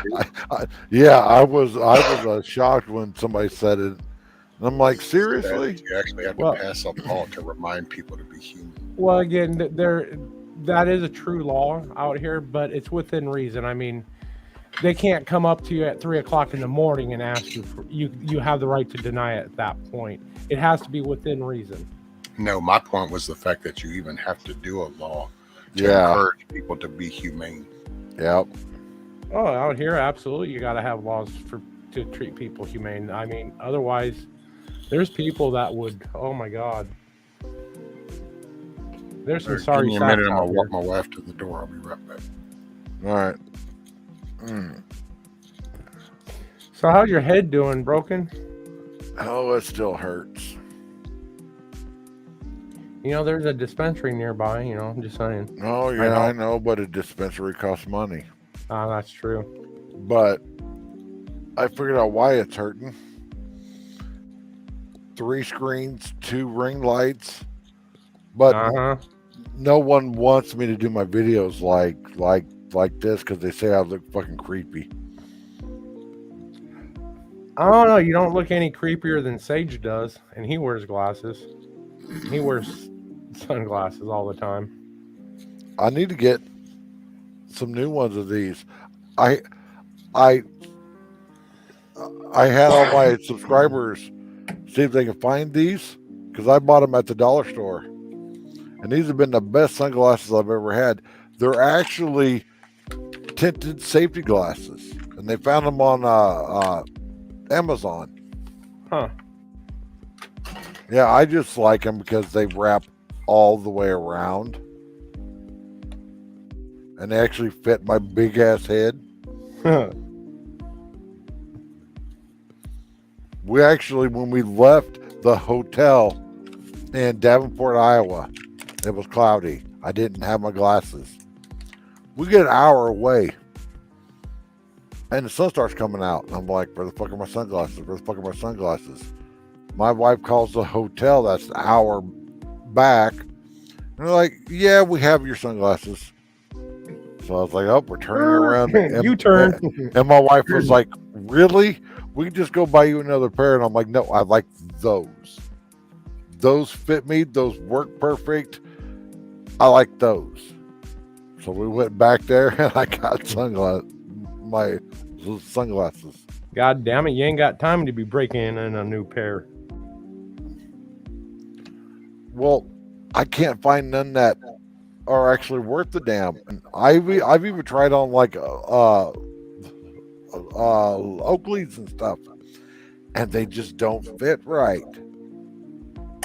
But these cheapo safety glasses that are tinted, they work fucking great. Yeah, sometimes you get good stuff from the dollar store. A lot of time you get just crap, but And I could buy a 12 pack for $16 on Amazon. And my wife was like, why do you need a 12 pack? I'm like, well, I can leave one at home. One in the car, one in my daughter's car, one in my daughter's boyfriend's truck, one at my daughter's place. You know, 2 pair just in case I lose them. I'm like, I could have sunglasses everywhere.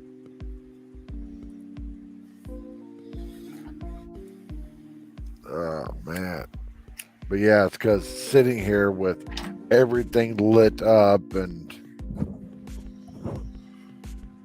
because my eyes are really light sensitive anyway. Wait a minute, I'm trying to catch up with chat. Who's suffering from depression?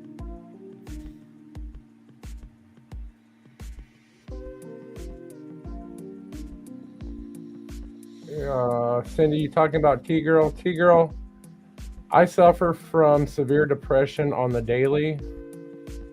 Sometimes it's hard to fight, but you just got to find something, just one thing each day to focus on positive. Yep. I went through a very bad bout of that after my second stroke.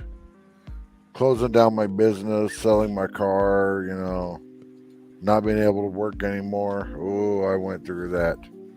And the 3 words that I live by right now, another YouTuber that runs a big car channel out of San Diego, his name's TJ Hunt. He always, at the end of all of his videos, he always says, and remember, keep moving forward. And I'm like, you know what? He's fucking right. And I literally want to get him in either a vinyl decal or get him painted on my wall here.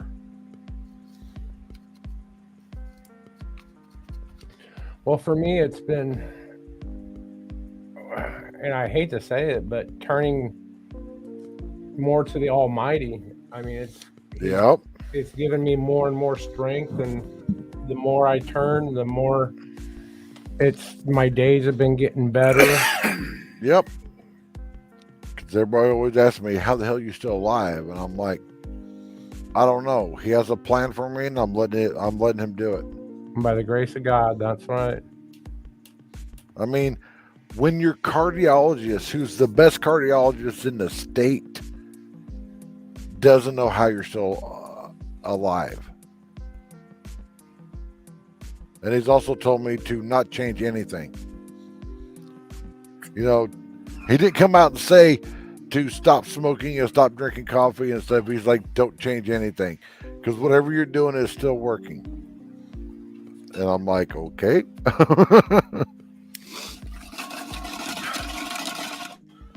And I also asked him about getting the... Hey, Monty? Alrighty, thanks. Monty? No. I think your drink is all done, dude. I just heard it. There's nothing left. Yeah, mine's fucking empty too, but my coffee cup is empty all the fucking time. I'm still drinking. I had to shake it. Oh, that's what that was.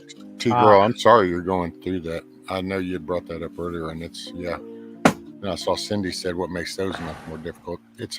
She has a lot of loss in those months in different periods. And so it's kind of a loss time frame. So it gets really hard. And depression is tough, especially when you're trying to do it without all the medicine stuff. And, you know, I pray. I did that. That's what kind of got me up involved in this. And then you look for little things too. I'll say that to you, or you just look for the little signs. I was laying in my bed, and you've heard me because you've been with me since the beginning. But it started, if it hadn't have been for Indy pulling me into Ron's channel and then Ron getting me to go up on a panel and then me kind of going, you know, I need to kind of just maybe do this little virtual living room. That's why I tell people I ain't got no narrative, ain't no news station, I have no intention of monetizing jack. This is a digital way to sit and hang out with people. And June and July are the worst months for me. I like doing it, and it's been a big beneficial. So, you know, maybe you kind of interacting. If you need to interact more, I'd reach out more, find positive stuff, because put the positive in, you get positive out. You can do it without the meds. You don't have to do all the med stuff. watch foods. Some foods are more depressing than others. I've learned Fast that foods. in the past. Stay away from fast foods. A lot of it's the sugar content. Yeah. Yeah, Burger King, McDonald's, Taco Bell. Yeah, they taste great. Well, some of it. I stopped eating McDonald's after that story came out of the human meat found at their processing plants.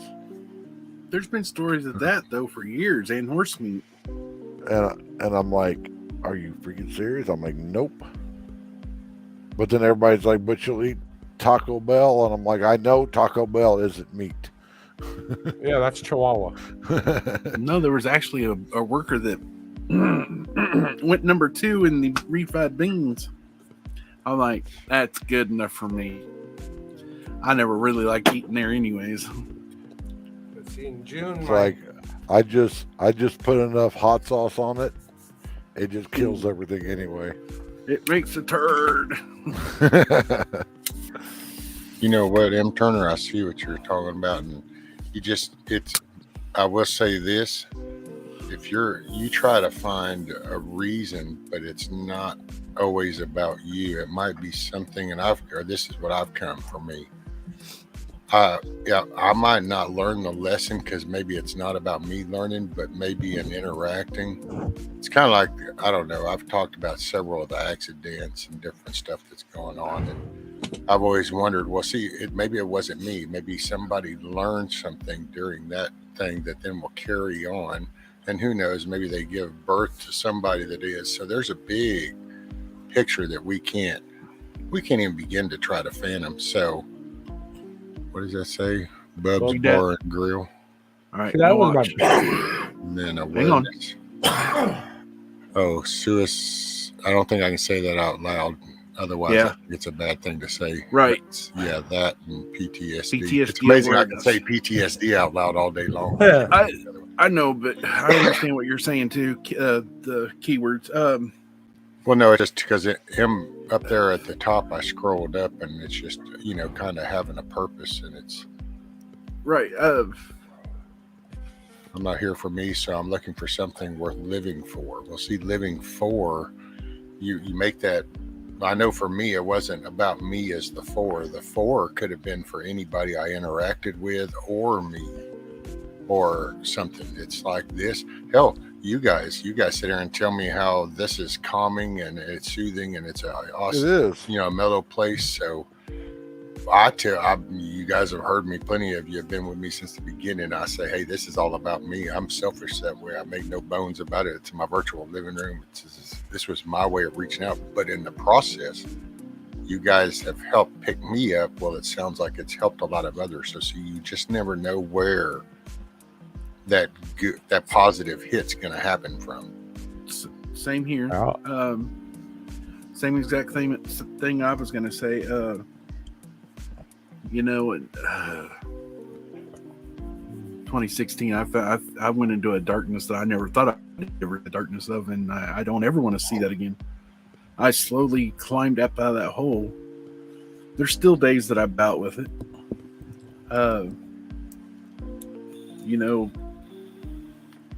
The first, what's today, the 3rd? The first was my 3-year anniversary of not touching any meth. Right on. So, Congratulations, man. Yeah. I mean, there's still days that I find it's hard to struggle with, and everything, especially not being able to see my daughters.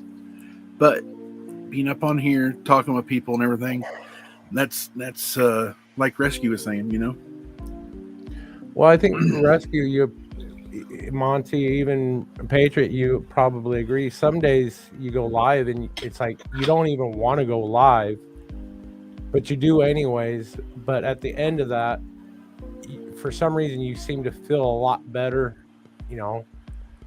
For me, a lot of times I don't want to go live, but I find that after I gotten live, I'm like, damn, I actually feel good now. Ray, there's some days that's why in the last week or so, I really hadn't been on a lot of panels. For one, my back's been killing me. It's killing me right now sitting here. But there's times that even though I don't come up on panel, I'll pop in the chat. I'll say good morning, Rescue, and everybody else, and everything, and I'll leave my laptop on, and I'll still lay there and I'll listen to the show. I'll even fall asleep, wake back up, and continue listening. That's why I like Rescue when he goes live. I can fall asleep to the man and then wake up to the man. And hearing that background music and his voice just is relaxing. Does he whisper? It's the Rescue Reality Radio.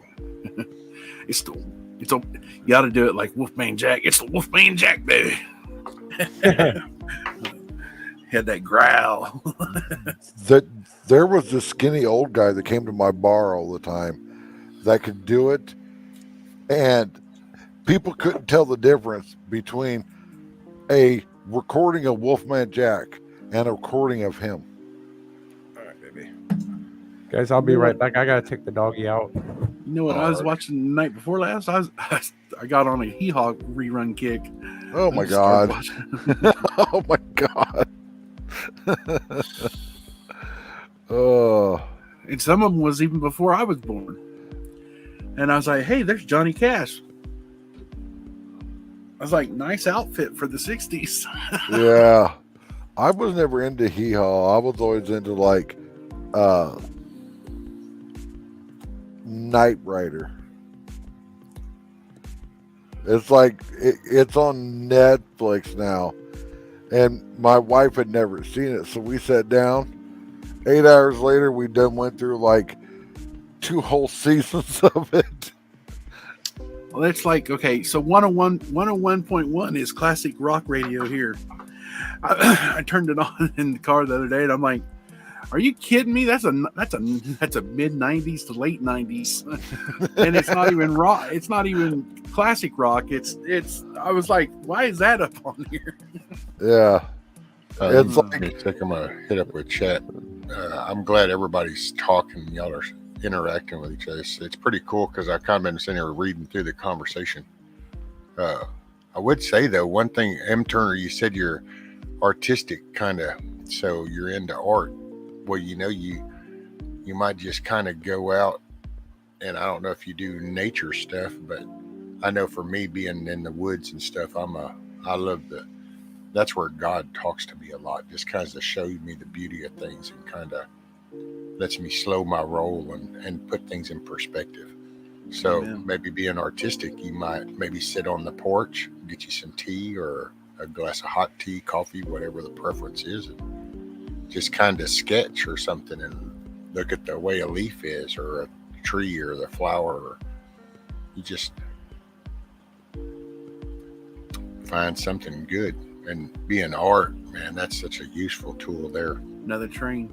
What I think is pretty cool was Scat Pack, Chrissy, everybody, TJ, all y'all are T-Roll, just interacting. It's kind of cool to watch the conversation just kind of flow. And that's somebody mentioned earlier about being the community and kind of being in it together. And I forgot who said that. We all need each other more than we are willing to admit. I think Chrissy Cat said that. Yes, ma'am.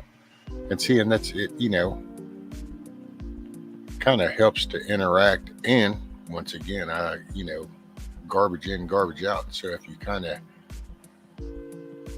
put positive, grounded, forward thinking type people around you, then that's what promotes it in you. Hence, that's why I kind of go all goofy with the talk wise. Is for me, that kind of language takes me into a different train of thought. And I'm just trying to step out of that train of thought. And I mean what I say, and I say what I mean. I've said that before. You know, my biggest fear is being a hypocrite. Man, something about that. Scat Pack, you just kind of reminded me of a pretty good song I like, and it's by David Crowder, and it's called "How He Loves Me." Oh yeah, His love. I think I've heard. And then there's His Victory. I tell you what, he has some really good songs. And if you're into, watching people do art, the old Standby that we all watched on television has all his paintings are on YouTube. Bob Ross. Happy little trees over here. Some happy little sit there clouds, and happy little mountains. Watch episode after episode of Bob Ross painting stuff. that was one of those rabbit holes where I watched a video, then one on the side, and one on the side. Then I seen Bob Ross episode something, and I'm like, "There's a Bob Ross channel." Yeah, like 6 hours later, I'm like, "All right, I gotta go to bed." Well, hey, speaking of that, thanks Rescue for having me up on panel. Ray, Broken. Yeah, but I gotta get off too. I gotta. Everybody in chat, much love. God bless. You know, I kind of said this earlier when I went live today, towards the end. No matter what, I know it seems like we're kind of keep hearing the same stuff rebooted over and over again, losing hope, seeing nothing happening. We just got to keep our chin up, keep our faith in the man above, you know, upstairs, and you know, hey, we're his children. Amen. He's not going to put us through nothing more than we can't handle. That's it. I mean, I Give you even more have, you can bear. yeah, I even have my own days, but and that's another reason why you don't see me on here and there anymore. In the mornings when the sun's up, I go outside with a cigarette and coffee, watch the squirrels jumping around in the trees and whatnot. So, yeah. Hell yeah, Love bro. y'all. God bless. Monty, Later, brother. Much love. love Yeah. you. You Thanks know for you're a coming up, brother. Monty. And I'm Wishing gonna nothing hop but off the best too. for you. You got it, Broken. All right. Appreciate it, brother. Love y'all. Thanks for coming up. Broken. Later. I'll Yep. see you later on in the morning. Yeah, sure. because I'll be probably restreaming Ryan Hall with these storms. Again, if y'all ain't checked them out, it's a kind of cool place just to hang out. Kind of like here on Rescues, just a little bit different, but you know, when there's nothing else going on during the day, I'm always here. he's always there. Just tune him in, go do whatever. And my channel is troll free Well, for whatever reason. yeah, I don't know how long that's gonna last, but hopefully forever. I think it's because they're scared of all of us in there. It's like, holy shit, I'm not saying a word. Amen. All right, everybody, have a good night. Peace Later, out. Broken. Name Turner. Wish I could hear God speak to me like other people. Yeah, like I was saying, June and July are the worst months for me. June was my brother's birth month, and then July, me and my mom were born. So I share the same month as my mom.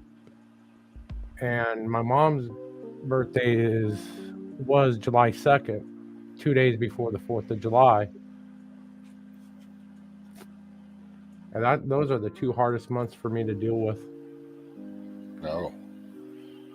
Hey, M. Turner, I was reading your thing. It says, I wish I could hear God speaking to me like other people say they have a relationship with him. I just wish I knew how to listen. To be honest, everybody's got a different way. What works for me and just kind of the way I'm hard-headed, so I was very stubborn and strong-willed. And So God had to speak to you with the bat.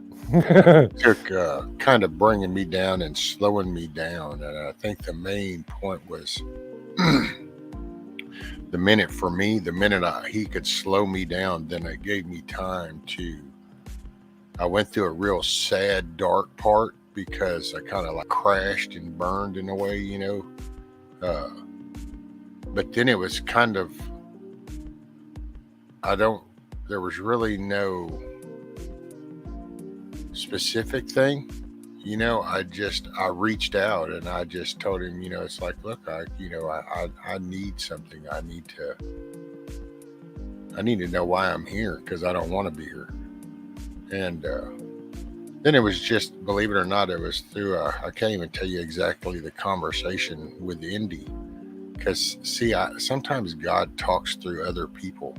So it's like you're saying something and asking, but then you don't slow down long enough to listen, and then somebody comes along and mentions that type of thing, where if you slow down, and for me, being physical and doing, that's how I always occupied myself. So once he slowed me down to where I couldn't, I had no other way to distract myself. So then I had to start kind of processing some stuff, and then accountability. You got self accountability, and then you reach out to God, and then you feel the warmth. And see, and that's what people, because you get told He doesn't exist, you get told all this crazy stuff, and it's really a disconnect from a relationship with Him. And once you kind of reach out and you start to feel that, it makes a connection with you, and then you find He helps you work through day to day. He's working every day in the strangest possible ways. Like today, when I went, a buddy of mine, I was trying to help a buddy of mine go live for the first time, and he couldn't get it figured out. So I decided to go live, and somebody asked me to play a song, and they asked me to play "Don't Worry, Be Happy." Three Little Birds by Bob Marley. And that was God talking to me, because God knows the stress that I've been under, even all day today, with what's going on with my landlord. And I needed to hear that song. And God knew that I needed to hear that, and He worked through somebody else in order for me to hear that song and just to calm me down. Yep. God works in the most mysterious ways possible. Sometimes we just have to stop and just look at things. You're welcome, M. Turner, and it's my virtual living room, so I'm more than welcome to talk. Anytime you want to talk, you just kind of talk. You type it in. If I don't see it, then just remember, just tag my name, because then I can catch that little change of color as the text goes by. That depends on how busy it is, and I reach out to everybody. Everybody's, if there's something that I could help somebody with, if I got an opinion on something that's beneficial for somebody, if there's an experience I had that's helpful, hey, that's just a bonus, because it's like an experience. Shit's already happened. So if me describing it, walking through it, saying how it impacted me helps, or figure something out for somebody, cool. I mean, because if you don't, I don't know, if you don't acknowledge other people, I don't know. Economically, shit's already fixing to get really wild. Socially, things are already crazy, and they're going to get a whole lot worse. So if we try to recover, we gotta get a moral compass back. Yep. Absolutely. Ooh, alcohol will do that to you, M. Turner. Been down that road with the alcohol, the drugs, meth, which I've been clean for 35 years. So, hey, I'll throw this out there. If anybody ever needs somebody to talk to, or just to listen, look, you can find my email on my page. If you send me an email, I'll usually respond within 10-15 minutes.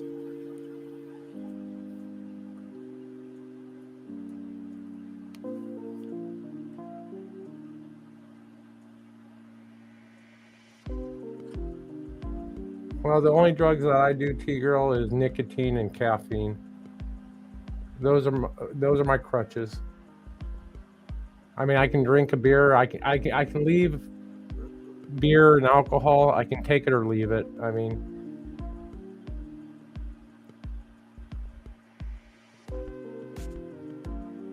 I tried to quit this weekend. I only lasted one day.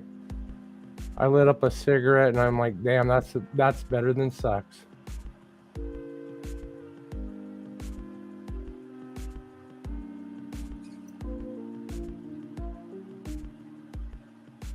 oh yeah, I see something about the colors in Scatback saying the colors help seeing in black and white is not life.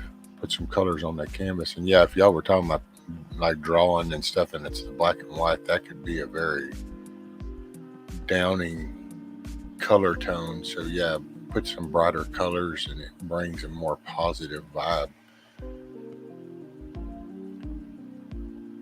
And I will say,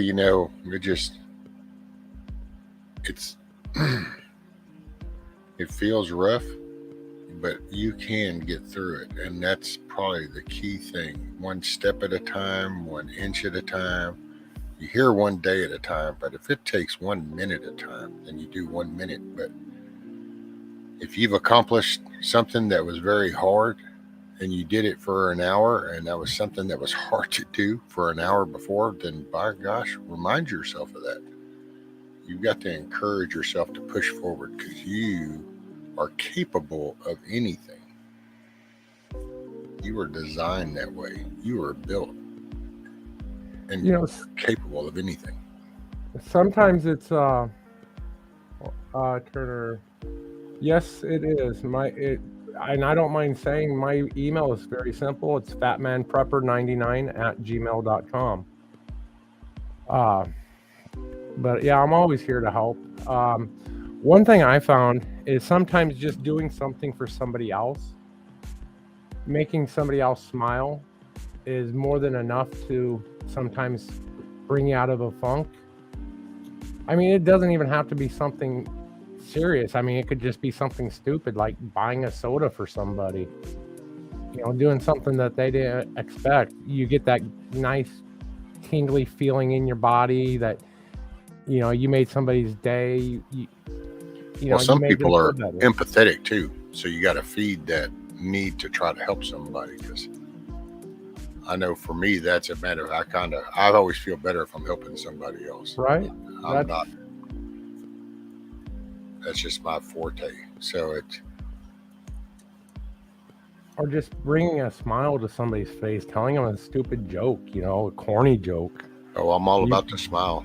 I'm all about the smile, or be the reason somebody else does.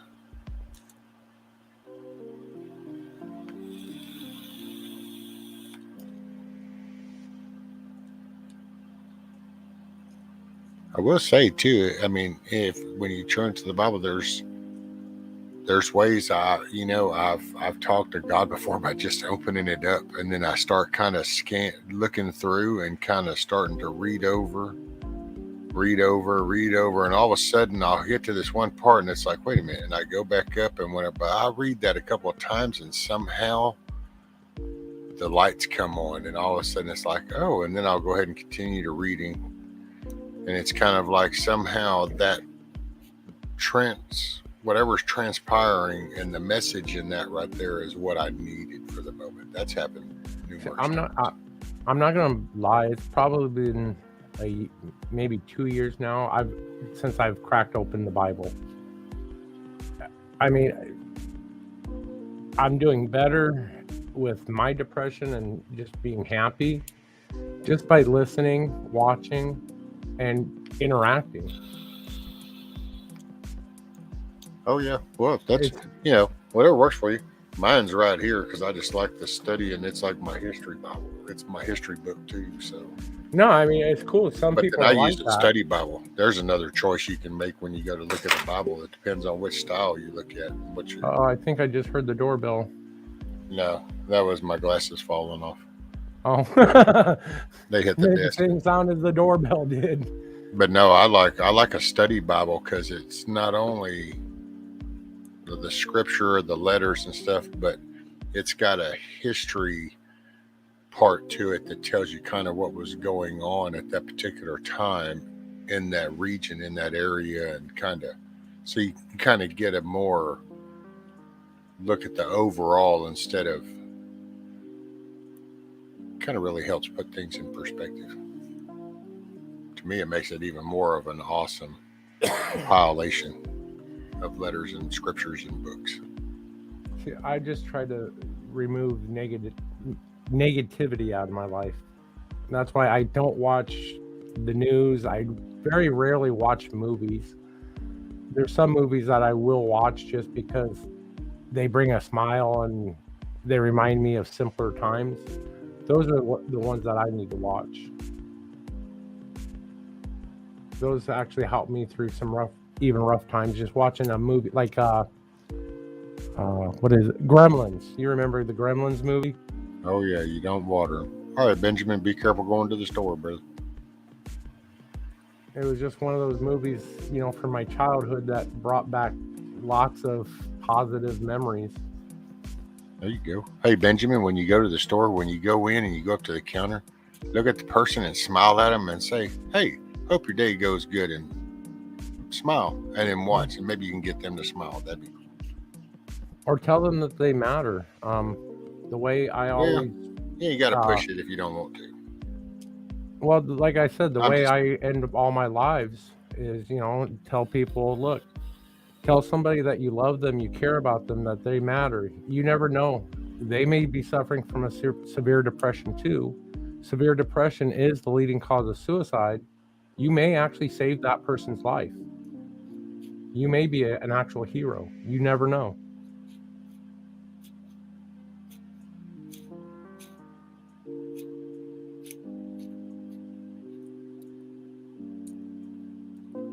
Well, I guess, Captain, I'm not quite sure on that one, Scott Beck. I kind of see what you're saying, but then I'm kind of like, well, I don't know. It sounds, I mean, because you can do what makes you happy, but I think you also have to respect the commandments and show honor to God. So, but then that's just my take. It's kind of hard to have those conversations because that's when you say certain things, you don't want it to come out like bad. Like you're preaching or something. Yeah. Yeah, because that's the biggest problem right now. Well, you can't even. they've polluted it down to the part to where if you even mention a higher power, a God, well, then you're automatically one of these Westboro Baptist Christians. And it's like, what the heck? How the hell did all this go about? Well, I personally am not a Joel Osteen follower either, so there you go. And that's why there's a difference between faith and religion. Yeah, absolutely. Absolutely. I believe in God. I have faith. I have faith in God. I don't, not religion. Religion's man-made. Yeah, I know many Bible thumpers, you know, and I call them they're Bible thumpers. They're, you know, pushing the Bible so hard. I'm like, you're missing the point of what God was trying to tell you.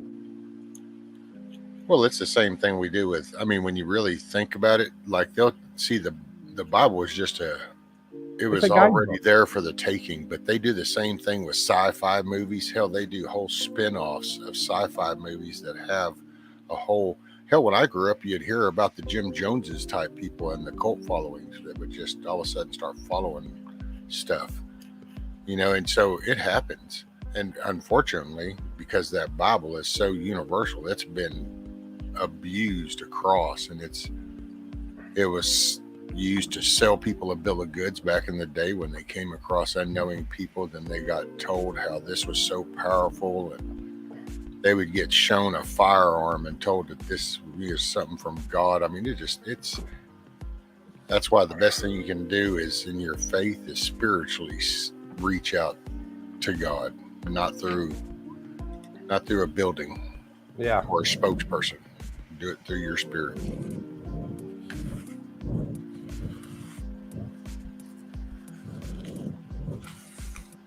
Just take the time and talk with him.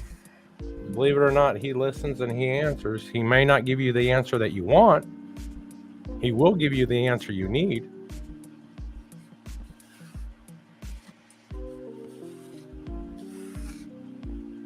That's one thing I've had to learn is he's not going to give me what I want, because just because I want it doesn't mean that I need it. Well, that's why it's God grant me the serenity to accept the things I cannot change, the courage to change the things I can, and the wisdom to know the difference. Exactly. And that's why I read that almost on a daily basis. Well, that's I remember days when I used to have to say that hourly. I mean, I'd have to repeat that. I've lived in that. Sometimes you just have to, you do what you got to do to get out the muck. So once you kind of get your head above water, then you can kind of, be more specific or more picky or wherever you want to view it. But Oh, you kind of got to do what you got to do. That's why I say if it's a minute by minute, hour by hour, day by day, whatever it takes, and you look for the love, you look for the care, you try to offer it. Sometimes giving is how you receive. So I don't know your past, or for me I was already a giver. I had no problem with that. So he had to get me to slow down and then to actually think about the way I was carrying myself, because I was slowly fixing to become a hypocrite, because I was starting to gripe about certain behavior out of people that I was doing. So depression's not a good thing for me. I'm borderline anyway, every day.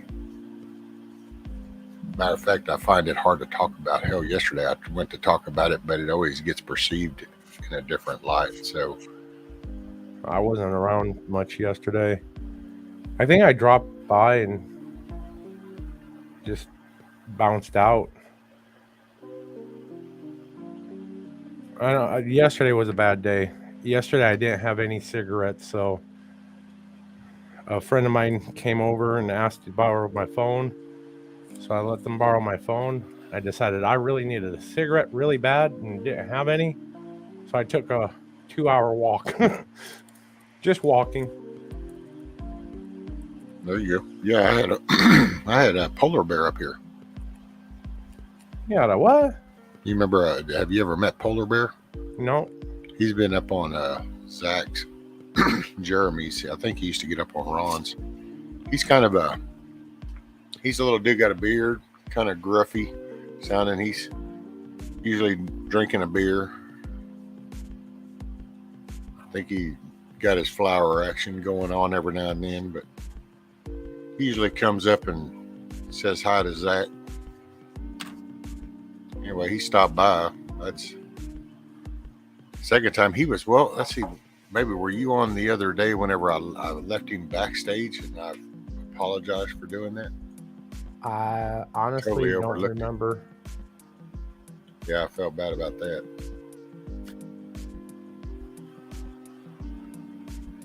But yeah, A lot of he's times- pretty cool dude.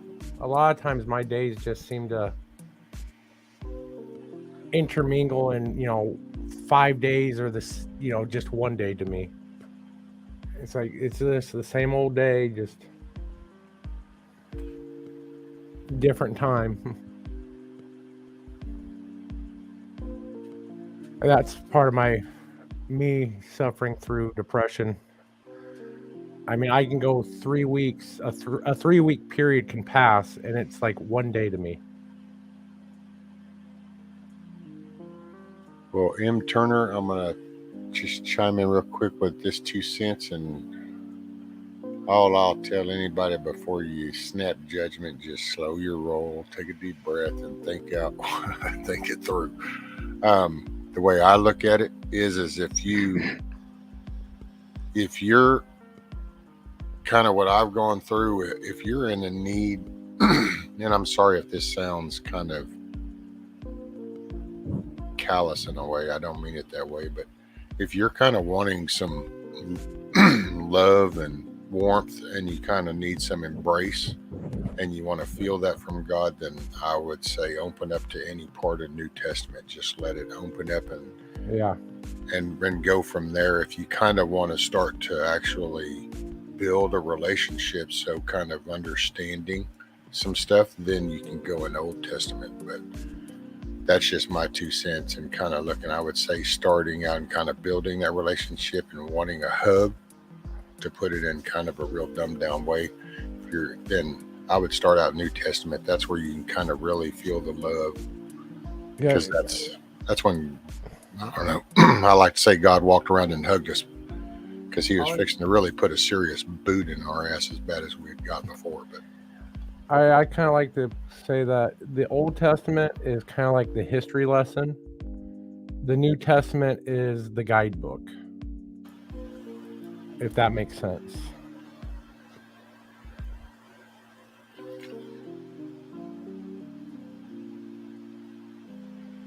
The Old Testament kind of telling you why things are the way they are. The New Testament just gives you that love, the feeling that, you know, things will be okay if you just believe. Well, then it shows you the Old Testament is, that's, you know, there's, you hear about the, you know, the hardness of punishment and stuff, but the New Testament is a good example of, I don't know, I've always viewed it, I'm sure that I'll get browbeat when I do this, but just, that was his way. He walked the talk. So he the Holy Spirit come down in the flesh, walked, got treated just like people get treated, and took it all in, so that then that way it gave us then a path to seek heaven. Because I personally think up until that point, we were so out there. Oh, 1 second, got the phone call. 1 second. No, go ahead. I always, you know, there's a reason why we seek out different things. Just like each and every one of us was looking for something on YouTube, and we kind of found it in our community, and it's God leading you. You know, you can be led to, like they say, the old saying, you can lead a horse to water, you just can't force it to drink. But if you just open up and just, you know, let things happen, sometimes just letting things happen, just leaving it up to God, you know, just you're walking the path. He's going to remove the boulders and, you know, all the things that are in your way. He'll remove them for you if you let him.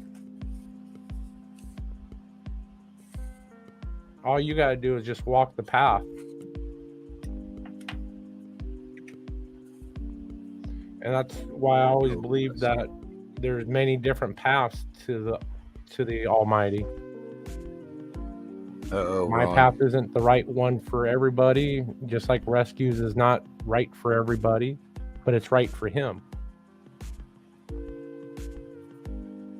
Well, no, all our lives, our paths through life are different, you know, so the acknowledgement for everybody and everything's going to be different. And so interacting and things mean one way to one person, they won't have the same meaning to another person. So, but the directive and the direction is the same. So that's where, you know, that's why I can just, if you'll find what you're looking for. So if just that works across the board. So just remember that if you're feeling very bad or down, the longer you stay in that, then the more of that you'll find and feel. So you want to try to get out of that as quick as you can. What is this? I am trying to rescue, and he's been here. Yeah, actually, Remote Christian was up. He was a guest, day before yesterday or something like that, or it might have been longer. My brain doesn't always click right, so. I need to, for a moment, address M. Turner's comment. Brother, you have friends. You may not realize it, but look in that chat, look up here on this panel. You have friends, believe it or not. I mean, you may have been busy destroying your life, but God's already was even busier planning your life. So he had to wait for you to decide that you've had enough, and he's brought you over, and you've got friends. Trust me, you have friends.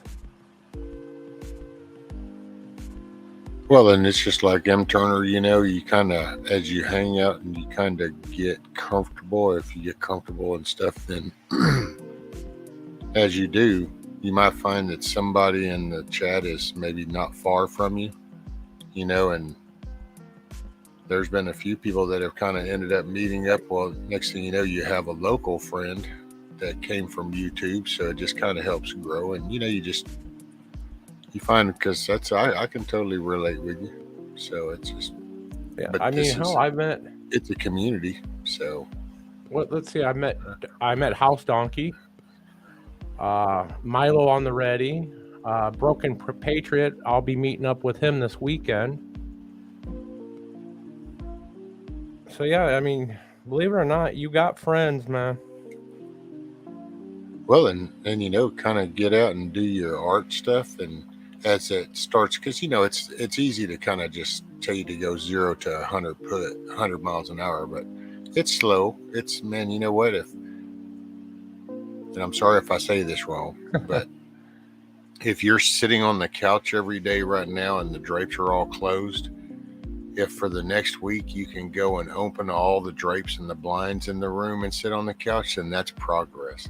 Then the next week you go outside the door and stand outside for half the day and go. See, you just do it a little at a time. It's not that, but here you just made a good start, because like I just pointed out, you got almost 50 friends right here. So, you know, that's why I do what I do and try to offer the time frame. Kind of gives everybody a place to kind of come decompress, chill. What's up, Angry Conservative? Just saw you come in. And by the way, I'm so sorry for everybody that's come in, everything, been chilling. Good morning, good day, good evening. Sorry I didn't catch you as you came in. Just kind of were really just been kicked back. We've been talking and chilling, and so, but I would just, you know, you got friends here. That's the main takeaway, Turner, is you got friends here, so you're always welcome to come and kick it back here, talk about whatever you want to talk about, you know what I mean. But you open up as much as you feel like opening up. Definitely be conservative and, you know, think it through. It's the internet. So, and remember, I want to point this out too, is, you know, this is the internet. So you only know about somebody what they want you to know. You know, I mean, so I'm not trying to take away, it's, you know, from anything. I'm just, but you got to keep things real, because I don't want to have a false leading there. So always keep in mind, you only know what, but then there you go. Pick and choose off of the way people interact. Exactly. They're accountable for their behavior and their actions. OMG, if we could only do that across the board, what a better world it would be. Damn, I think that was almost like a poem or some shit. I'll have to rewind that and do that again. Yeah, write it down, huh? Yeah. Maybe add on to it. Old Rescue, he's waxing philosophically, you know. I know, man. I have them brain farts every now and then, kind of trips me out even.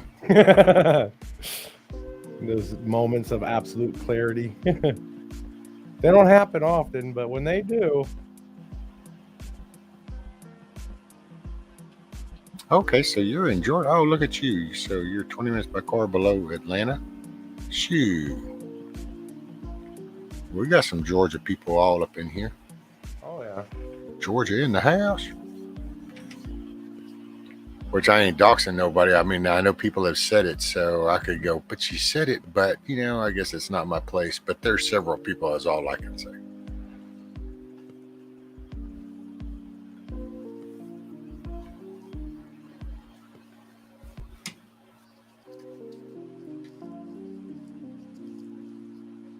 Well, there you go, Turner. Now you got your goal.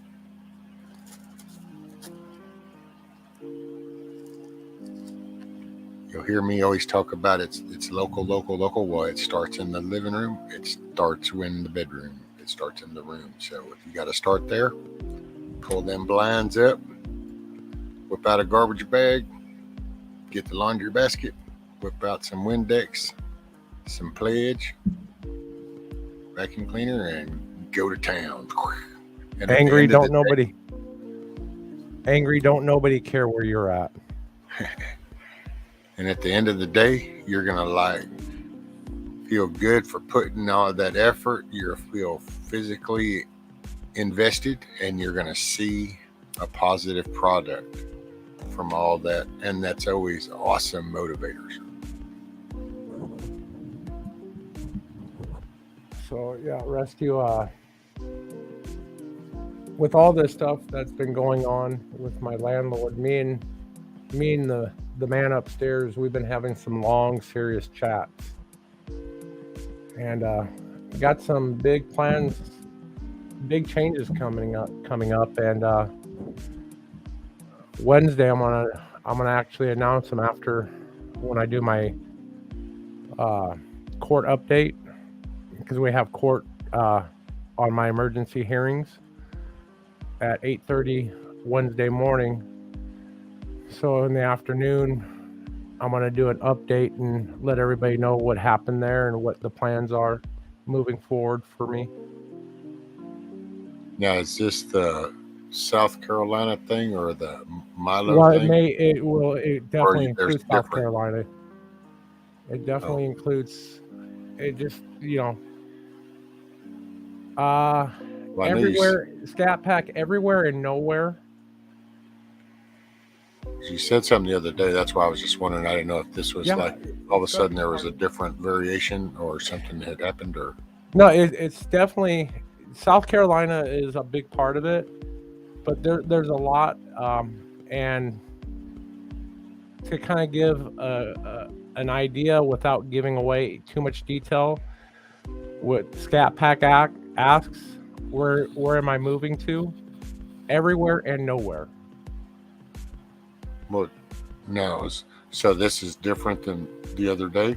No, it's kind of all Or part of the well, same I didn't thing. know because if you were, okay, you're dancing around what you said the other day, so I didn't know if that was on purpose or if that was. No, it's South Carolina. I do plan on going out to South Carolina to help out Kat and everything, but So there's it more did to it. change because I thought you were going to Milo's first. I will be staying with Milo for about a month or two Gotcha. while I get, it's a whole process. I mean, it's Right. not something I can do overnight, unfortunately. No, that's what you talked about the other day. That's why I was asking, because then you started talking all clandestine and stuff now, and I'm like, well, wait a minute, did something change from the other? Because you were talking No, the other day about, well, I'm going to go over to Milo's for this long, and what you're going to get your transportation, all that stuff in order, and get that, and then you're going. Yeah, somebody over there, and you were helping them actually do work. Yeah, it's all rolled together into one big thing. It's just, there's steps, of course. I can't just up and do things willy-nilly, but everything's been planned out for the most part, and we got some serious. I'm gonna meet a lot of you guys, and Rescue, I'm going to meet you by the end of this year, one way or another. By the end of the year, I'm gonna meet up with you. Well, that's I was thinking, going, damn. See, and no matter where, unless you're going to Louisiana, and then going down towards Florida, it's coming down this way. This low end of Texas is a hard dip. It is, and like I said, I had a nice chat with the Almighty, and He's laid out a plan, and now we're going to start putting some things into practice. But everything that I've talked about, it does all roll into one neat package. Cool. Well, what, the power went out? Oh shit! Damn, Chuck. That was one fat squirrel on that limb. It broke on the power line. Or a huge pigeon. Yeah, too. I see a lot of people are telling you too, Turner, that there's a lot of, because we've got a good little community, and that's just, you kind of, like during the day, if you need some, you want to just kind of hear talk or whatever, then you kind of go listen. Just don't, if it's not kind of giving you a good vibe, then just, there's another, but there are some awesome ones. There's some very cool people. And every day, one day at a time.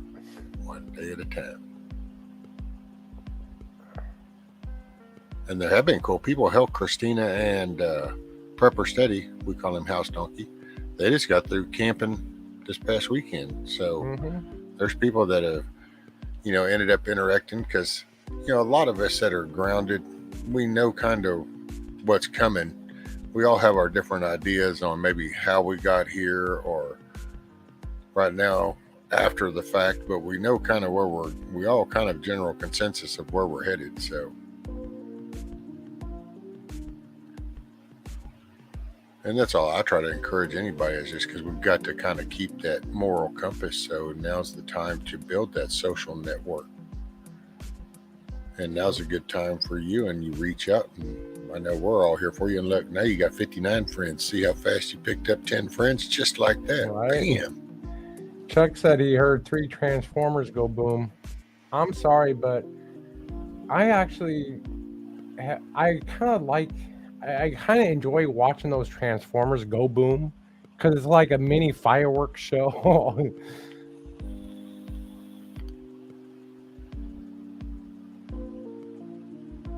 I remember one time at work where a big storm rolled through Phoenix, and we were watching the storm through the window, and out by the main intersection is probably a half mile away, and we had a clear sight to it. We could just watch this transformer just blow up. And of course, our power went out for about 5 minutes until our generators kicked in. But it was awesome. I love watching those things blow up for some reason.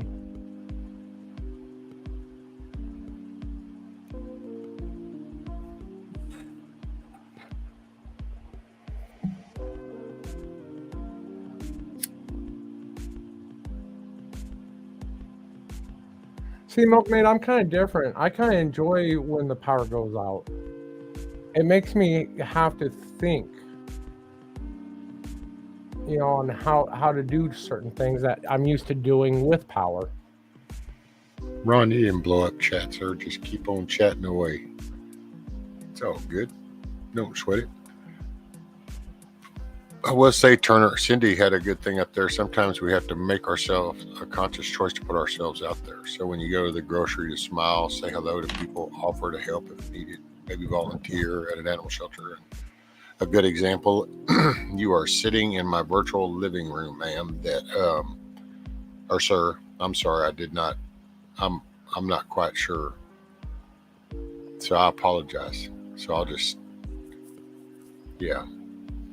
So anyway, I do this because that's a year ago. Matter of fact, this camera that I bought, my wife even laughed at me because the tape is actually still on my laptop camera that was on there 20 years ago. It's still on hers from 15 years ago. So, and then all of a sudden she was like, "You're going to buy a camera?" And it's like, yeah, I think I'm going to try this. And so, now look, I mean, I've met some pretty cool people, I ain't going to sugarcoat nothing, met some assholes too. So it kind of goes both ways, but I look more on the positive side. So my cup is half full instead of half empty. So I've met some cool people, but that's why you don't deal with the muck.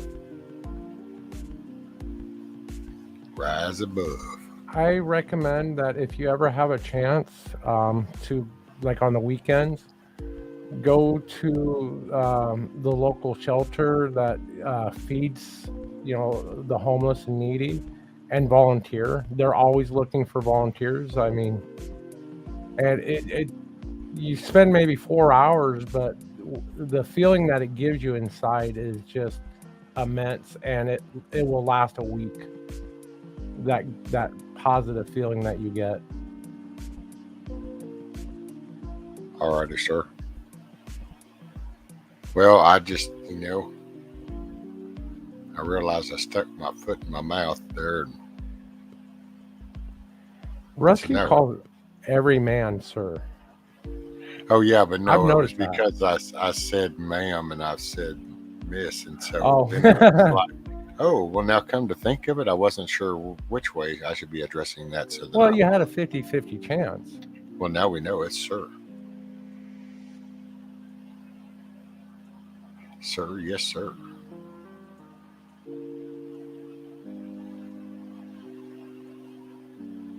And no, Chuck, you're not the asshole.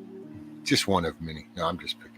Chuck, you're not an asshole, buddy. You're not a part of something. You're the whole ass. Yeah, you're too large to be an asshole, sir. Right?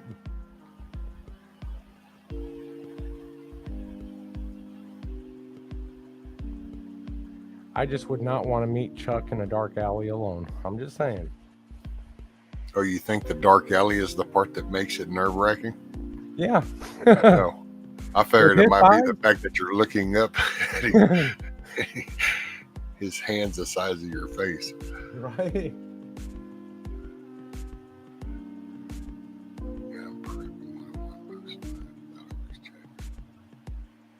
Actually, I get scared of Chuck just when he comes up on panel sometimes because he's sitting there in a darkened room.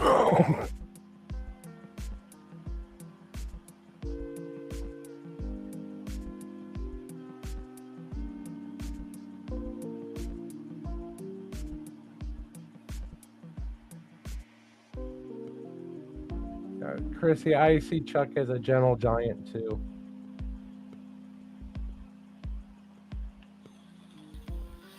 Hey, what's up, Jeep? Jeep in the house? I think there was some kind of Jeep thing down here. Was that last weekend? Not this past one, but the weekend before last or something, because I don't know. It was the one day I decided to go into town with my wife, and we happened to actually pass this caravan of a shitload of either a motorhome pulling a Jeep or a Jeep pulling a trailer with another Jeep or a big dually pulling a trailer with a Jeep. So there was kind of must have been some kind of Jeep trail ride thing.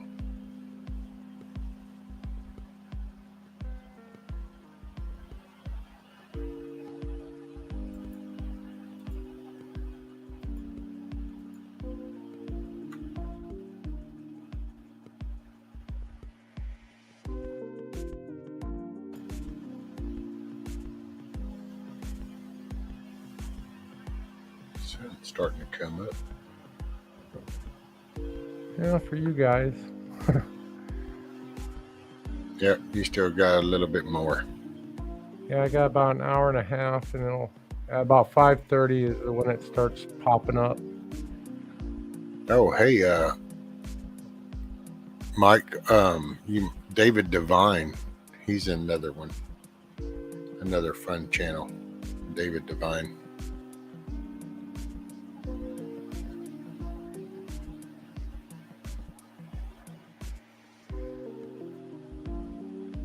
Which if anybody can find his link, that would be cool.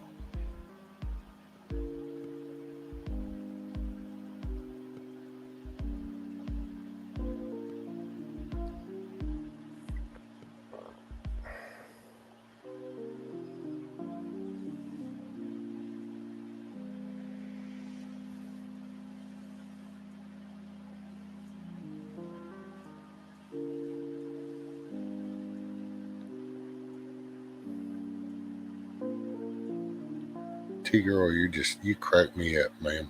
I mean, you make me blush in a way, but you're just so complimentary. Well, I gotta agree with Teague on that, Rescue. I mean, the worst part of my week is Friday and Saturday. Those are the nights that you're not on, generally, and those are the hardest times of my week. I figure that was everybody's kind of party night and cut loose and does whatever. And I kind of zone out, and I usually read or just chill. And oh no, I do random just. You got to be you. You got to do you. I mean, what you do for the community in of itself is incredible and awesome. I mean, there is definitely no replacing you. I'm just saying the hardest part for me through life is right now those 2 days where I actually have to pull up previous shows of yours so that I can watch and just hear you and hear the music in the background and relax. Well, I appreciate it. Thank you. Oh, and thank you, Cindy. You reminded me. Yes, welcome to the asylum with Rex. There you go. He'll put a smile on your face. He'll crack you up. Some good humor there. Now, hopefully you don't take it offensively, but I'm going to start referring to you as the Bob Ross of YouTube. Yeah, I don't know about all that, but hey, I guess I can be Bob Ross in your mind, sir. Well, you know how when he's... Of course, I got no hair, just so we're clear. Bob Ross had too much. But you know how when he's painting, he'll make a mistake and he'll be like, oh no, that's just a happy little mistake or a happy little error. Man, it's so easy to see the bad, and bad's coming. I mean, times are going to be a little rough. So now's the time. It's just kind of, you get your character out and you build on it. This is really major therapy for me. I know it gets me in a positive mood. Yeah, there's days I definitely start out feeling rough and then end up better. My atomic clock messed up and said it was Thursday on Saturday. I thought, rescue on. I checked and rescue wasn't on, but he's on now. Poor Brian. That rabbit needs to leave that clock alone.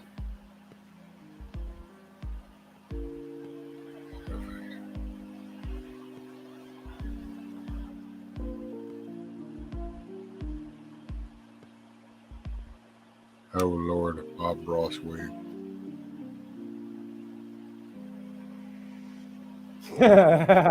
What Jeep just said. We gotta get you a Bob Ross wig. Lord have mercy. Then I'll be sporting the do, man. Homeboy had a do. Right? Yeah, that thing was larger than a Q-tip. Well, he said that the reason he hated his hair, but the reason he started wearing it like that and he got it permed all the time is just so that he could save money. When he was first starting out, in the art teaching world, he wasn't making very much, and he would get the perm in order to save on haircuts.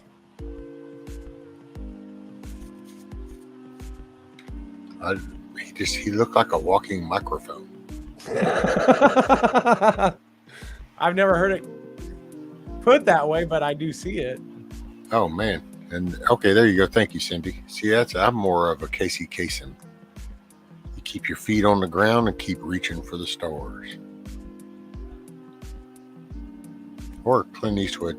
I'm cool with that too. And T-Girl. Hey, T-Girl, just out of curiosity, do you use a phone? Do you do YouTube on your phone? Because you kind of got a candle in your hand. You just swipe down from the top and turn on the flashlight. Rescue, you're going to start getting fan mail that you're going to have to start reading.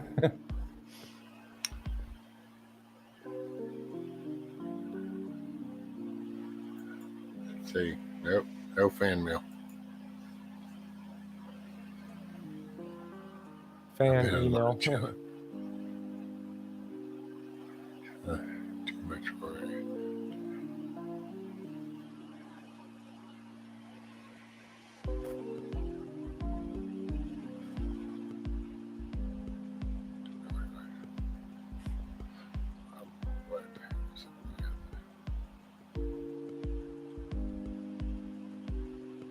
Yeah, and I will tell you too, Mike, too, you want to just fight against the YouTube algorithm. So if it looks like it was recommended, it probably wasn't. It was probably the opposite.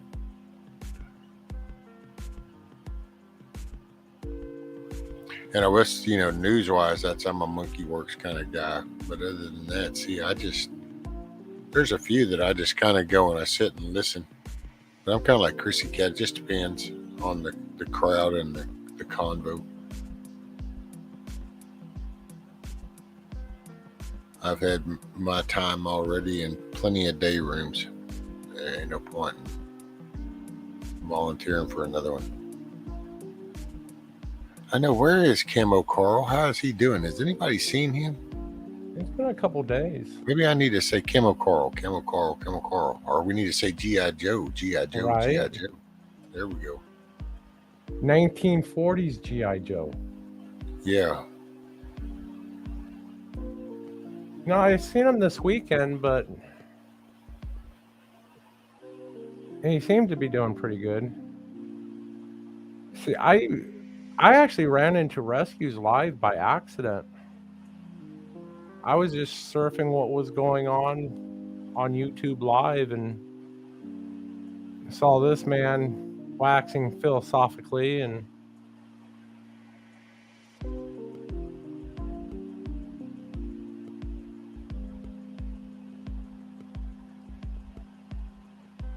Okay.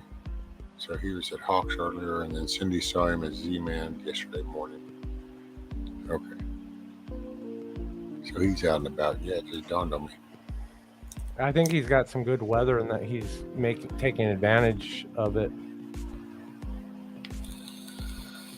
Because he was saying that he had a lot of projects, that he needed to get done. Yeah, when I first decided to do this live, I literally got what I thought was the right stuff set up, and then got Indy and Bran and tried to do the live thing, and then off it went. And then I think in the very beginning somebody mentioned about the whole virgins, because it's different people from different channels kind of converging here. So that's, I figured, the SandLot. So then I just named everything the SandLot. And here we are at episode number 65. Holy shimoly. Yeah, I think I started with you back around episode 30.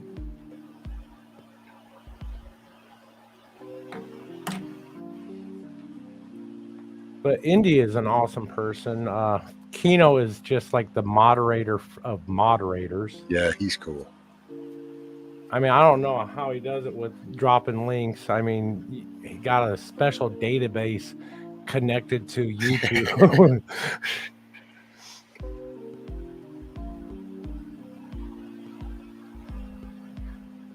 Indy's like my younger sister. It's like a younger brother kind of thing. Yeah, both of them always looking out for you.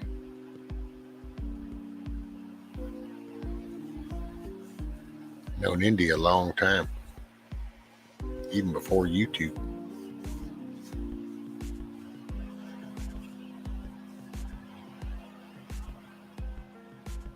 Well, actually, I guess YouTube, but it was YouTube before YouTube started butchering everybody. Then we were off of YouTube. And then we came back with a vengeance. So I met Zach one time over on Prepper Tribe. And from then it just, escalated. Zach, I consider also a very good friend. We've reached out to each other on just via text messages a lot. He's the one who helped me design my current logo. Yeah.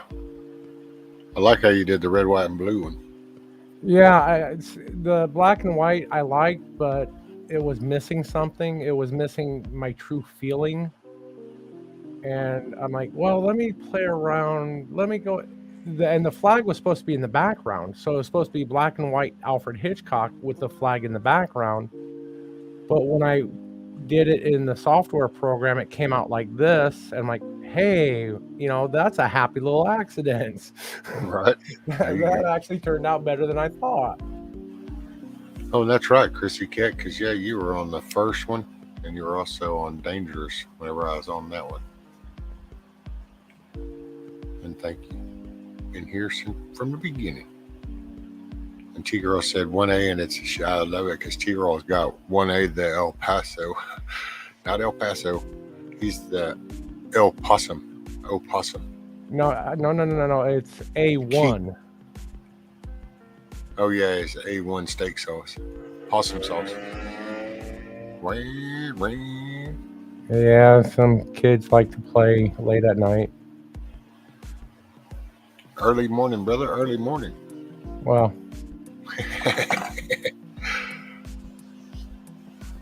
but yeah, 1A, he comes, you'll see him on here sometimes. He's the King Opossum. And yeah, he's here a couple of times. He's actually gotten up here and kind of carried the show over for me for another 30 minutes or so.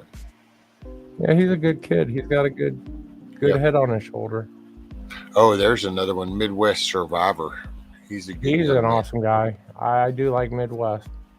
Haven't seen him around recently, but I know he just started a job too, so.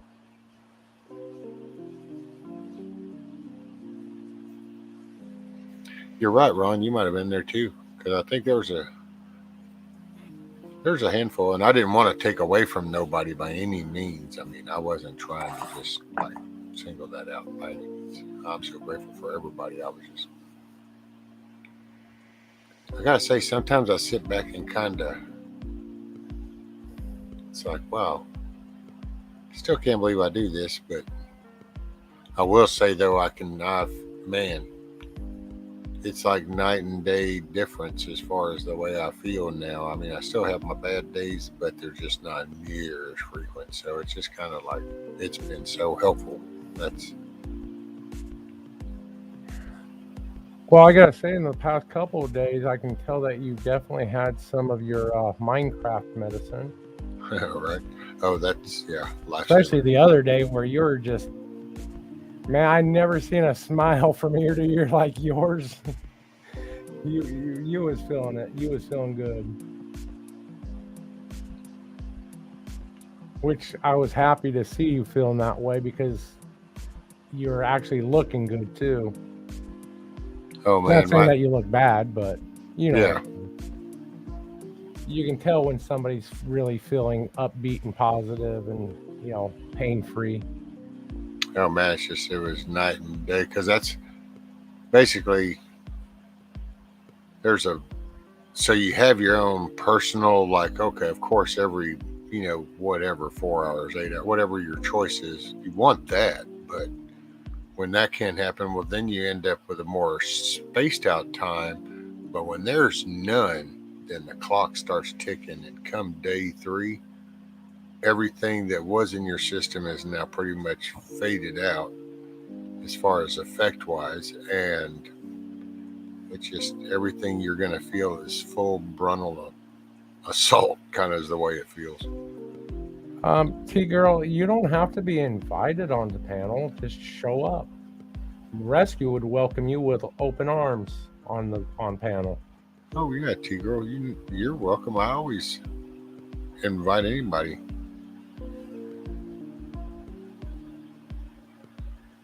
See, Cindy's in the right time zone. Chuck's trying to figure his out now. He's got to get his devices connected. Stat, remember it's puff, puff, pass. Not just look puff. at there. Yeah, see? It's 4:20. And let's see, Chrissy Cat, it is after 4, so I better crawl from my cat blanket. Good night, all the all. Alrighty, Chrissy Cat, much love. Get you some rest. Wake up with a smile on your face. And thank you so much for being here. I appreciate it. Very much so. Smile or be the reason somebody smiles.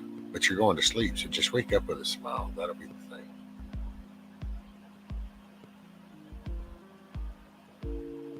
You go to sleep in a good mood. Wake up in a good mood.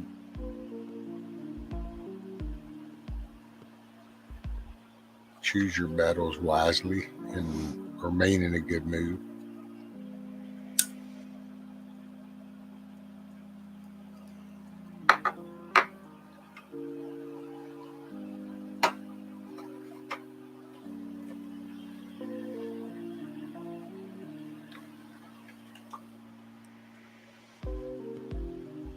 Man, that's who I'm missing is Miss Dana. Well, it's 4:30. We're missing quite a few people. Donkey usually shows up right around about now. Well, it depends on where he was at. Well, was he at home? He could have been. I know Or- that they went camping this weekend. Because there went Chuck again. He tried to come in and saying device not connected. So something about the camera thing. And Yeah, Go ahead. one of my cameras, I actually have kind of kaput on me. It would recognize it and it would show it, and then all of a sudden it would say unrecognized device, and the camera's been disconnected. So I think the camera itself went out. I had to go grab one of the other. I buy these cameras off of Amazon like by the dozen. So I had to go grab another one. Chuck, if you can hear me, it might be in the actual StreamYard settings. Be sure and check under the camera that it's selecting the phone camera, Yeah. because it might be picking up a profile from when you're on your computer trying to do a camera that's not really there. So what is it, Brian? I heard about it, Skeptic. I know very little about it except it's to equal out gas prices. What do you mean equal out gas prices? Dude, that inflation's going to keep going, Brian. There ain't going to be no balance to the prices right now. And all the stimulus check would be to jack it even higher because, well, that money's coming from somewhere, which... T-Girl, I believe Opossum is probably at work or getting off of work. I'm sure he'll show up here within the next hour or two. I know he got that new job, so.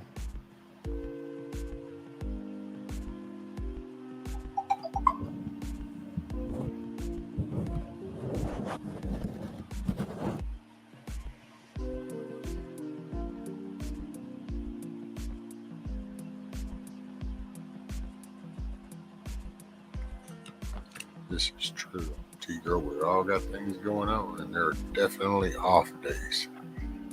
Hell, if it weren't for off days, I'd have no days. That's it. You just gotta make the best out of the bat. When life gives you, like they say, and I know it's corny as hell, but when life gives you lemons, make lemonade. All right. Sit back, relax, and watch. It was on the news that we might get another stimulus check to equal out the high cost of gas. Yeah, but see, that's just the rhetoric, Brian. I mean, it's not. It's the double talk kind of thing, because that's them pissing off our money is actually what's causing the inflation. There's Mr. Chuck. He got it going now. Yeah, I've been fighting this shit for a while, trying to get the camera to work, get the mic to work.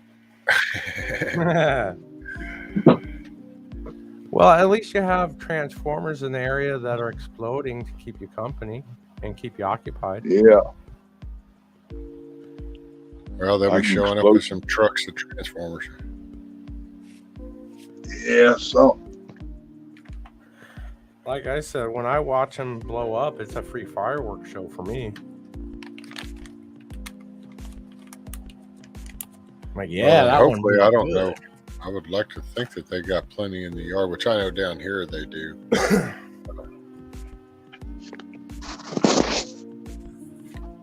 Oh, and I wanted to go back, so I wanted to address this. So, because what Brian was saying, the stimulus check and to equal out the high cost of gas prices. So the way that works is See, this is where they have butchered the English language, and we've gotten so polluted. So stimulus just means that that's some of our own money. Exactly. So when they give it to us, it's kind of like this $15 an hour raise. So a $15 an hour minimum wage, and then you turn around and raise the inflation up. All you do is you still maintain the same thing. Well, they're trying to spin that same bullshit. What's up? Got you, bug out. They're trying to spin that same bullshit with the gas, only it's not that way. The gas inflation is a product we're buying from somebody else. So we're basically at their mercy, and especially the way this dipshit did everything over here. So not only are we at their mercy, but them giving us our money just makes our own shit go up. So it's no balancing out of anything. This just digs the hole deeper. What's up, bug out? What's going on, man? Another day in paradise, sir. So I just found out it's not me, and this is guaranteed to probably not be related to whatever you guys are talking about, so I apologize, but anybody that's in the IRR is going to get some paperwork sent to them that says that they have to get vaccinated by like July something. Oh, I'm wow. sorry, that's in the what? IRR? That's anybody who's like within 4 years after being released from military service. Oh, okay. So Oh, a lot of wow. people that said, I don't want to do this, and they got out because of it, well, now they're sending them a letter saying you have to do it anyway, or we're going after you. What can they do? I mean, I don't know, man. The dude that comes in after me, he was like, dude, I want you to read this. You got to give me some advice here. And the first time I was on IRR, I got out and they recalled me for 9/11, and I just didn't go. And then they sent me another paper, and I just didn't go. And they sent me another one, and I didn't go. And then they said, okay, we'll send somebody else, because I was like, I'm not trying to die in another war. But little did I know I was going to do like 3 more before I was done. But I thought I was done for a minute there, you know. But anyway, I was like, dude, well, from my experience, just don't do anything they say, and they just eventually leave you alone, which I wish that wasn't true, but that kind of has been the case for me, you know. But this one, I don't know, man. I was reading it, and it sounds pretty aggressive. I don't know. They're really, really fucking weird about this whole vax thing with the military, man. Like, they want them to take that jab so bad. It's like they want our military-age fighting people to have this. Like, you gotta have it. You just gotta have it, you know? yeah. Well, and what's the ironic part is they're now going after the ones that didn't, they wanted out even. It's like, okay, well, nope, I don't want to, I want out. And it's like, no, wait, you're the ones that we were really wanting to begin with. So now we just have to go another step farther. So now we're going to go. You see what I mean? That's kind of like, that's sort of like exactly what it sounds like, to be honest. Weed out the opposition. Well, who's going to stand up? Oh, wait, there was this bunch that wasn't on board with this when we first started this. Yeah, you think they'll be the ones that say, yeah, they're probably going to be part of the ones that stand up. Well, then we need to go on and reach out and grab that too. But the punchline is their team already has it. Like the ones that said, yeah, I'll get it. Well, they got it. And the ones that said, no, I don't want it, and they got out, they're like, no, we changed our mind. You're going to get it anyway. So it's not that they're playing politics. They want everybody to have it. And well, yeah. Because I said this way back, you know, once this became obvious of where it came from, it's like, so wait a minute. So let me see if I'm getting this right. So we've had programs like, what is it? Ancestry 21 or whatever the shit it is or whatever. So we have these programs that all got set over here. Then all of a sudden you have a place, we say a country, you know, Winnie the Pooh decides to do this bad shit, and the honeypot got really jacked, and intentionally jacked, designed with a certain honey flavor, sent over. Well, you now know what everybody does. You know this, what they're using to formulate this experimental shit, and now you have a target. If everybody has this in them, and you know the components, you know exactly what everybody has in them. Unless It's maybe DNA give it to you. Since you quit and because you didn't want it, now you got it. You can come back in, and we're going to send you to UKR. Yeah, I'm trying to make some. Well, now here, if you want me to be a normalist, let's put on the other hat for a second. The other thing that this is saying, if they're being completely sincere and they're not up to any no good hijinks at all, what that message says is we're about to enter a world war and we're going to recall all of you and we want you all vaccinated. That's the other thing. So if they're not doing some funny business, what they're saying is, by the way, I hope you didn't gain too much weight. I hope your uniform still fits. That's what they're saying if they're not up to no good. I think it's both, but Well, even if they went that way, it's still up to no good. Oh yeah, but it's the more traditional. We have to be in perpetual war or our dollar dies. No good. Well, I got to tell you, dude, it's getting pretty out of there with some of the shit that's being pumped out of the crane stuff.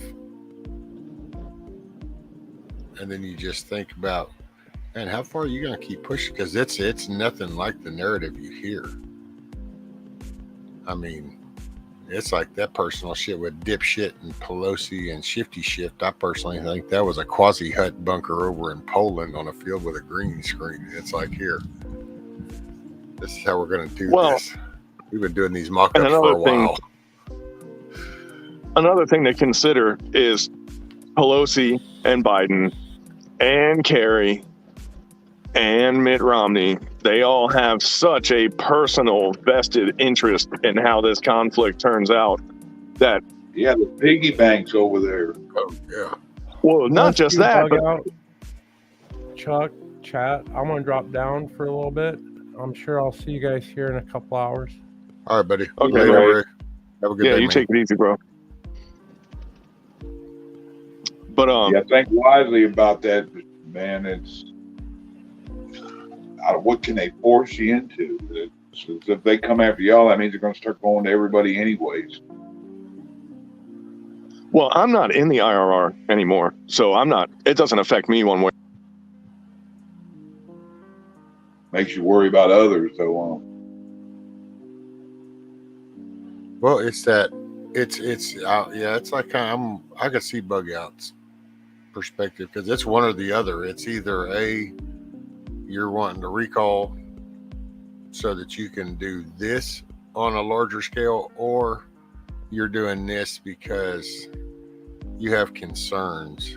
I think it's both. So we'll give this to you. You're going to get fucked up, and we can still use it till you drop. Well, then I always say, that's just going off of this general consensus of jab, no jab, jab or no jab, period. That's okay. But what if this jab, there's a difference in between the jab and saline? Yeah. So how many were saline, and then how many are jabs? And because, and you know, there you go, foil hat comes on. But all I can say is, wait a minute, you go back to the beginning of this and the data supposedly said one thing. Here we are now and the data shows something totally different, because here's reality. Well, what if one day we figure out that, oh no, half of these were actually salines? It's like the shit that 10 square mile got with saline solution. Wouldn't that be ironic?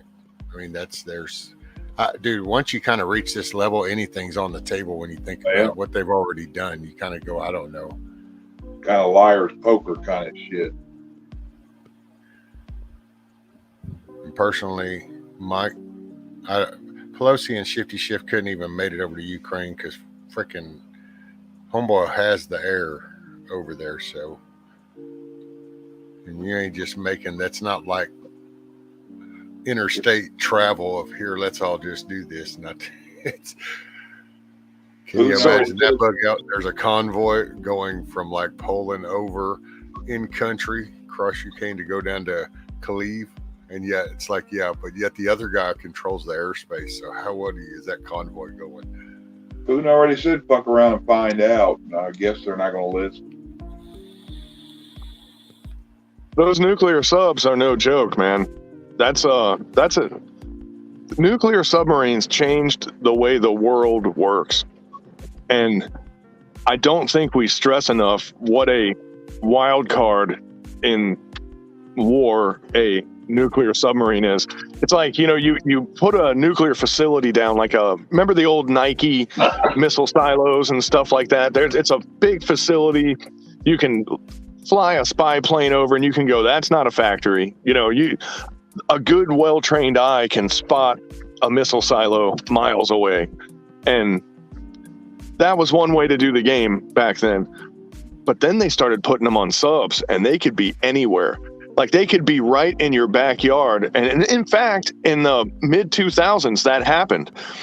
A sub, probably Chinese, we think, but possibly Russian, it surfaced on the West Coast, right next to North Island, which is near Coronado, which, by the way, is one of our sub bases. So our submarines in their own backyard didn't catch this sub. It surfaced, launched an inert rocket. So it was a rocket, but it didn't have a warhead. Launched it. The rocket landed in North Island, and then it went back under and it took off, and they never caught it. They never caught a whiff of the damn thing. It got away with it free and clear. That was how intense. Well, that was, I believe China, but I'm going to say China, but I don't know for sure. Nobody knows for sure. But that was China flexing on us and saying, hey, we got what you got now, too. You're not the only one in town that has a nuclear quiet submarine. Because how it worked with the passive arrays and stuff on sonar was the boomer, that's what they call them, the diesel subs. They're hardy, and if you're the only sub in the neighborhood, you're dangerous. But if you have a nuclear sub and they're listening, they can hear you miles and miles away. They hear that engine under the water, They can hear you coming. Like, you're never going to sneak up on a nuclear sub. So you're already at a disadvantage, where the nuclear sub makes zero noise when it moves. So it's like acoustics. Like a trolling motor on a boat. And God forbid they got the wire out in the back. And I mean, if they got the wire out in the back, they can hear the people fucking talking before they leave the port when they're like 100 miles away, That's like a sonar text.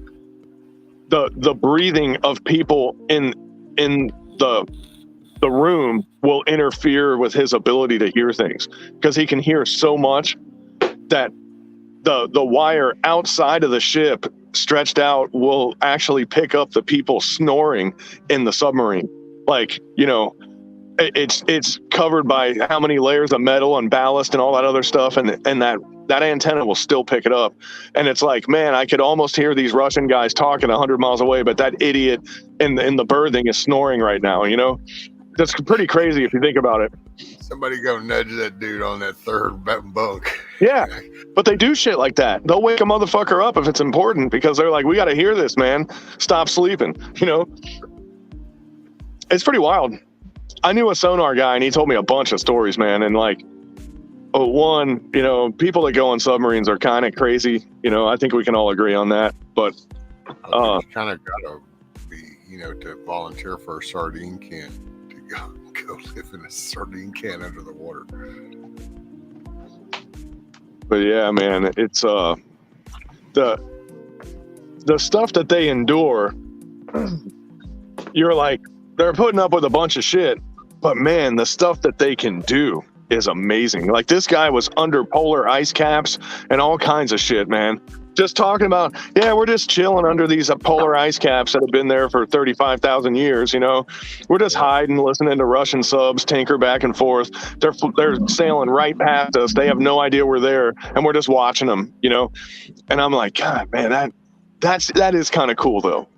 There's just something about that. See, you got it, man. You know, the only thing is, I wonder how much we've gotten complacent with though, bug out. It's like that. So we knew that we had the big bad boys in the water. You know, it's like, yep, we run this shit. Yep, we got it. But it's kind of like, wait a minute. So they just launched a hypersonic missile. So they progressed that far in air. But what's been happening underwater that we haven't been paying attention to? So it's kind of like, And that's shit what that is saying, sub was. That's exactly Y'all- what that sub was. It Y'all was heard that about sub over the was saying, weekend, you heard about that weekend, that over the weekend, that sub they had to tow in that was ours, that sniffer. that's forget what- that might be news to me. Or maybe I heard about a ship. I didn't know it was a sub. Yeah, it was a sniffer sub, when I understand, or a sub sniffer, maybe. Maybe I got it backwards. But Oh wait, what was it? A sub tender? Does that sound like what it could have been?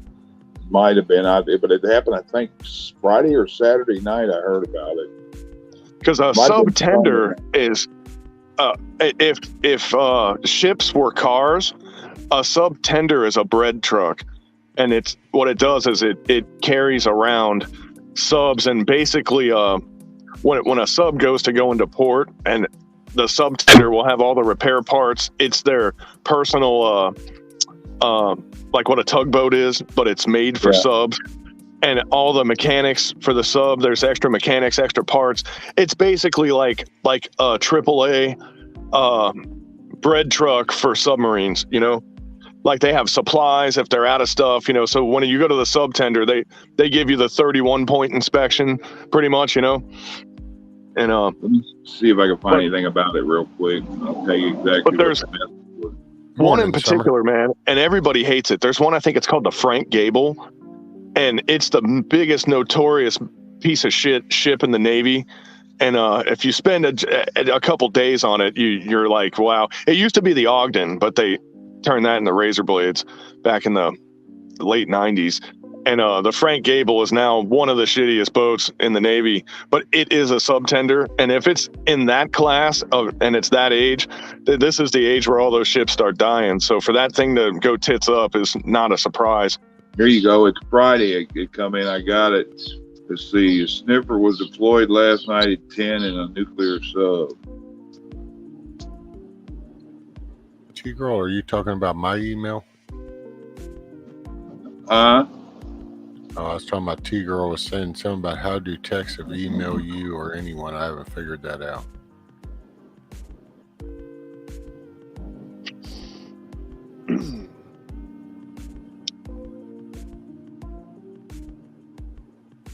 Oh, Hurricane, I was kidnapped by mimes once. They did unspeakable things to me. That's funny. It's kind of cut up what the info was, but it's something about a sniffer got deployed in a nuclear sub, and then they had to be towed back because of electrical issues. Is all I got out of it. I never questioned any of it. I know Monkey Works was talking the day before yesterday, and apparently there was a few extra sniffers up in the air. This was Friday night that I was told this, and it happened the night before. So that's Thursday night it happened.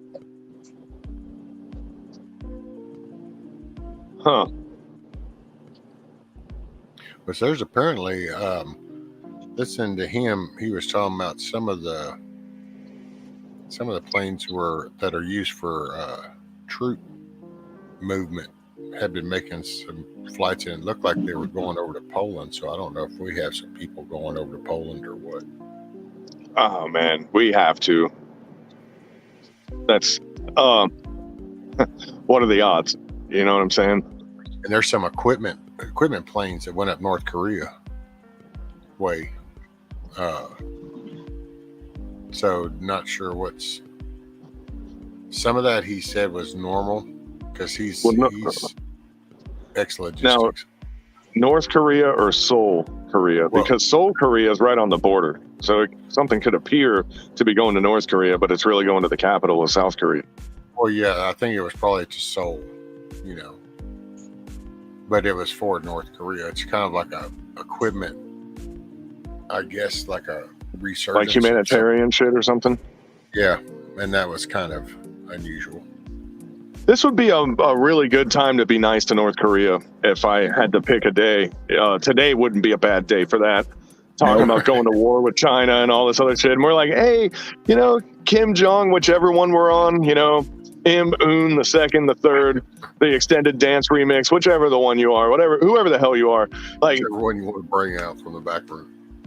Like, yeah, we're getting into it with China, but we always thought you were kind of cool, man. So here, take some rice and some pudding, pops, and here's some ice cream, since our administration seems to be so crazy about that lately. Yeah, Potato already pissed off him though. Well, I think that's their default setting though. So those are some angry little dudes, man, over there. He's like, we want orange man. You go away, Potato. You walk stare.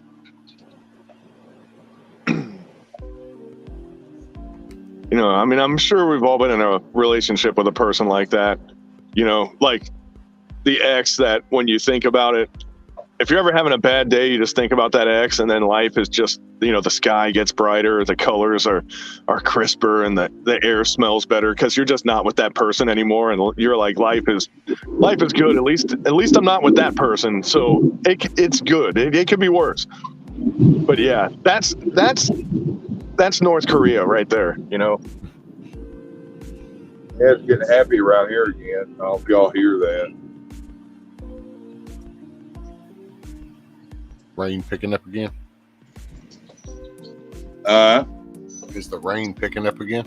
It's just thunder and lightning.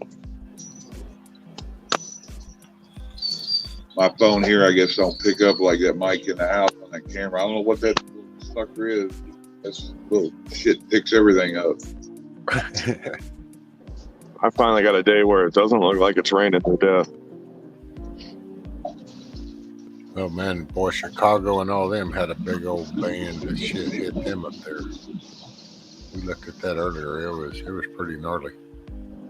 Oh yeah, Summer's there in Louisville. Yeah, been raining and storming there all night. Yeah, it looked like a big old patch that went over the top of their summer. I got lucky, man. On my days off, I repotted a bunch of plants that I had been growing. I've been just slowly raising them, and you get a bigger pot and a bigger pot and a bigger pot as they grow. I just repotted a bunch of plants, and then I got like 3 days of rain, and they like doubled in size in a couple days. Just perfect tropical environment for pepper plants to go nuts. Yeah, a buddy of mine yesterday brought over 12 okra plants for me. Oh. Yeah, the thing about okra over here, man, is like one more day. You can't ever say that with okra. Not here. Same thing with pineapples. You look at pineapples. Now, with okra, it's like you say, man, 1 or 2 more days, this is going to be perfect. You go back and it's like a pine cone. It just turns into wood. And yeah, it gets all fibrous and shit. With the pineapples, you're like, man, let me give that 1 or 2 more days. You come back and the rodents just ate it all. It's just a stem with a bunch of pineapple guts just all over the yard. You're like, man.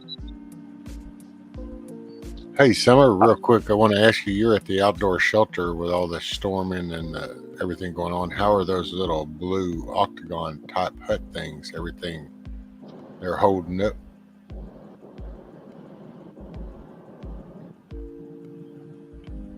Yeah, because she was talking, they did this little, I don't know, they're like, it's not really a tent. It almost looks like they're like little. Like domes? Yeah. And they look pretty cool. And that's what they were going to be doing for the homeless people. Yeah, look at people talking about them geodesic domes. They make good greenhouses. I heard somebody say better than a Quonset hut style. Well, yeah, I didn't want to get nerdy on this, but I refrained from it. But since you brought it up, the dome is the most efficient structure, like, period, as far as any of those improvised type structures go. So handling wind currents and all that, you throw plastic on it instead of a tarp, you got a greenhouse. You put a tarp on it, you have the perfectly stable, like, you know, I don't know. I learned a bit, you know, like from all the bushcrafting stuff that I've ever learned, the dome is the way to go. You always want to go with the dome. Oh, okay. She says they've held up perfectly. Everybody's nice and warm and dry. But she, on the other hand, is soaking wet because she's not in one of those. Yeah, they'll even handle snow and stuff because everything's so close together, support and stuff, that it doesn't really have a weak spot per se. I could see Summer all dressed up in the yellow raincoat outfit, like the Van Camp's fish stick guy. Like, yeah, with her sidearm poking out, and a bunch of soap in the other hand. Oh, so there's one person and then 2-person domes.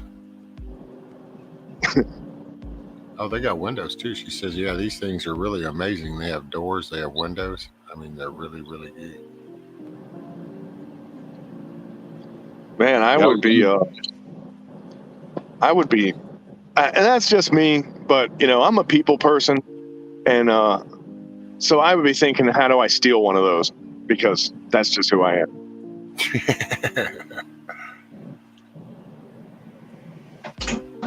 buddy of mine told me the easy way to do it. He gets a little heavier than conduit, like you put in wiring in a building or something. You know, the little 1/2-inch or what, a 3/4-inch conduit they use. And he cuts them in certain lengths, and every one of them he cuts the same way, and he just builds triangles and starts putting it together. Well, I knew a dude that, God, he did it with a bunch, but the simplest and lightest one that he did, he had a template. It was a rope, and the rope had a knot in the middle of it, and that knot he would stake into the ground, and then he would stretch the rope out, and he would put rebar on both ends of the rope. He would move the rope, you know, X amount of inches or whatever, put more rebar in, move it again. So then there would be a circle of rebar. He'd take the rope away, take the PVC pipe, bend it, stick it into the rebar, and it would turn it into a half hoop shape, you know? And then when he put all the rebar in there, or all the PVC on the rebar, he would zip tie it on the top, and then he would throw the tarp down and stake the tarp with a 550 cord, and that's what would hold the tarp down all the way. But the tension from the PVC being bent would keep it on the rebar for the most part. But when he staked down the tarps that he would put on top of it, that secured it to the ground. But he could throw those pipes. Now, he had an extended bed truck, so I don't know, man. They would hang out of the back. But so a regular pickup truck, I don't even know if you could do it unless maybe you put it inside of your window or something. But oh man, this guy just cut me off, and it's going 5 miles an hour, and I almost killed him. But in a hurry to make you slow down. Yeah. And I don't want to sound, I'm not saying this in a negative fashion, but most of the people in this particular community that I'm driving through right now are illegal, and they don't have licenses. They just go buy cars, and they have no idea what they're doing.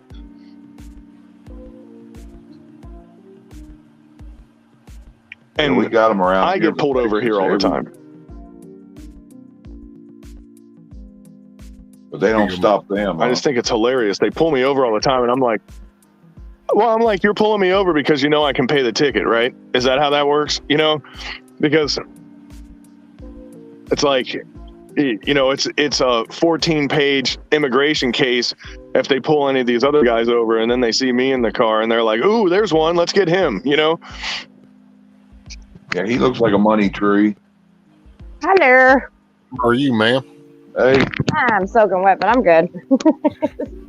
Ready for my person to come relieve me so I can go home and sleep for a little bit so I can come back and do this all over again tonight. There you go. Yeah, it's pretty amazing, man. These little octagon things, like, I had never seen them before. The only other place that is doing it is Denver, and then we are here in Louisville. but they are, I mean, they are so amazing. And I know like every trick you can do with tents and stuff, but these octagon things, like they hold, we are told they hold snow up. We obviously haven't had snow in them yet, but it stormed pretty rough there for like 30 minutes last night, and we didn't have any issues at all. I checked on everybody, even some places, like we're having some new people come in tonight, and so we've set up their little tent. We put their little welcoming basket on their bed and their blankets and, you know, all that stuff. And they were left open because we didn't realize it was going to rain. And I just went around to go zip them up to make sure that nothing got wet in them. But even the little bit of time they were open, they didn't get that bad. They were, I mean, it even kept the rain out. The way they're designed, it's weird. It's good, but it's weird. You should take pictures of that, because we could emulate that and try to make our own later. Yeah, I got videos and I've got pictures actually, so I can send them to Rescue. Oh, that's cool. So you guys can see them. But yeah, but yeah, there's it's pretty. Some of them are big, like the 2 ones are kind of big. The single ones are still real roomy. You know, I mean, they fit because what we do is we put that in there. We put a tote and we put a cot. And there's still plenty of rooms to put a dog cage, because in this particular camp, we allow people to bring their animals because we work with a lot of veterans and they have service dogs and stuff like that. And so, yeah, we've been going for a week now, and it's amazing. Oh, yeah. That's pretty cool. I got to build an octagon, because I'm going to fight Zach in the octagon. I'm going to break that ass off, too. Like round 1, ding, ding, ding. I got my money's on Zach. He'll take you out. Yeah. Money's on Zach. Well, see, I knew everybody was going to say that. That's why I was going to poison his drink before he fought me. Oh, that's what's up. That's how we win. Okay, cool. I'll remember that next time. It's not called cheating. It's called winning. That's what it's called. Survival. Survival of the fittest. What is that show that they were on? Everybody was making a big deal about. I can't remember. Never mind. But anyway, yeah, it's pretty cool. I just was jumping on real quick because it was easier than typing. But yeah, we get more people in tonight. So when I come in tonight, we'll have about 20 more people in. We can hold up to 65, I think. Cool. So I'm ready for more. How much space does that take up?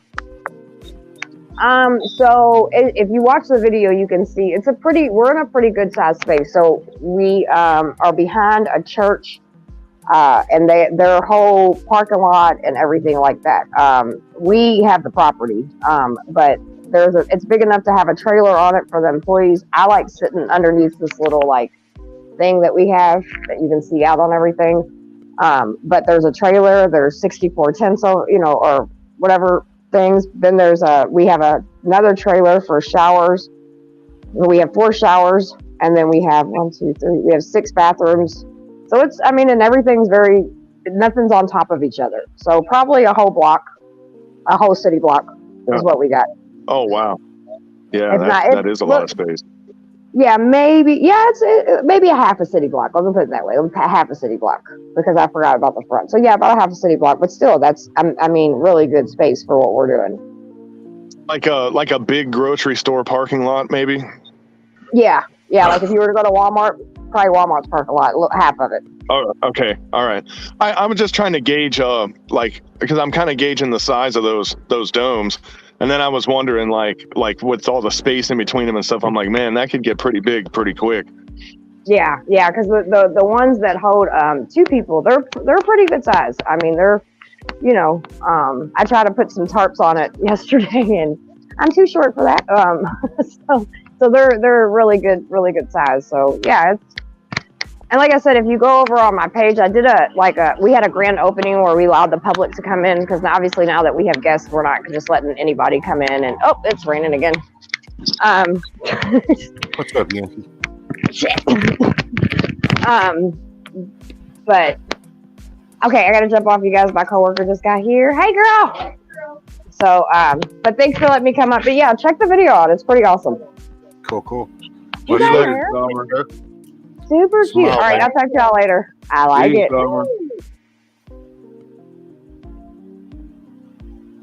Yeah, she's got a video where she does a walkthrough all through the little village area that they've got set up.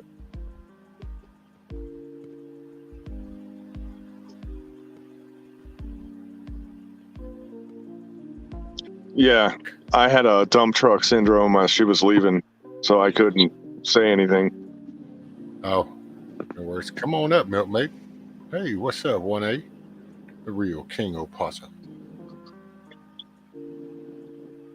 There you go, Mike M. Turner. That's the real king opossum. He's another good. He's a good young man.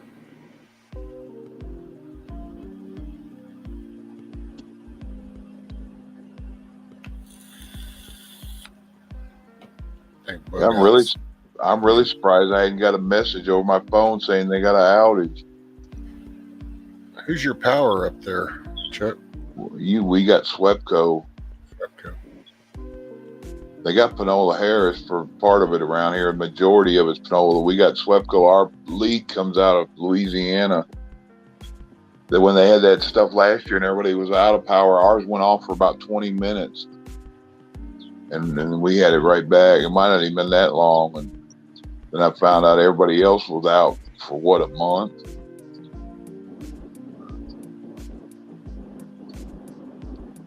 Hell, I'm sorry, mate. People living this around where I do, I was like right where I'm at, I had power. People a block away didn't, and then all around me, I drove around and everything was out. Oh man, down here where I'm at, we really like losing power. It's like one of our pastimes. On a good day, like a perfectly crispy, clean day, we'll lose power for like 2 minutes for no reason at all. But man, when we get a good storm, like we like to lose power for like a week, maybe 2 weeks. Yeah, it all depends on how we're feeling. Sometimes we just want to get crazy and we'll go 3 weeks. There's no telling. It just all depends on how we're feeling at the time. Well, see, hey, maybe it'll change for you now with Disney having to join the rest of the businesses, them being the big power draw. Maybe that'll kick back there. Well, the last time we lost power, I couldn't believe it. It was only our compound that lost power. The transformer, right? Actually, the pole is in my yard. That's like how close it is. It was our own personal little transformer that only went to our residents, the houses and the outbuildings that we have. Yep. It blew for some reason. And when it blew, man, you could actually, if you've done power, you could probably explain this to me because I don't know what I'm talking about here. But there's a thing that blows out of the transformer and you lose power, like you're basically done.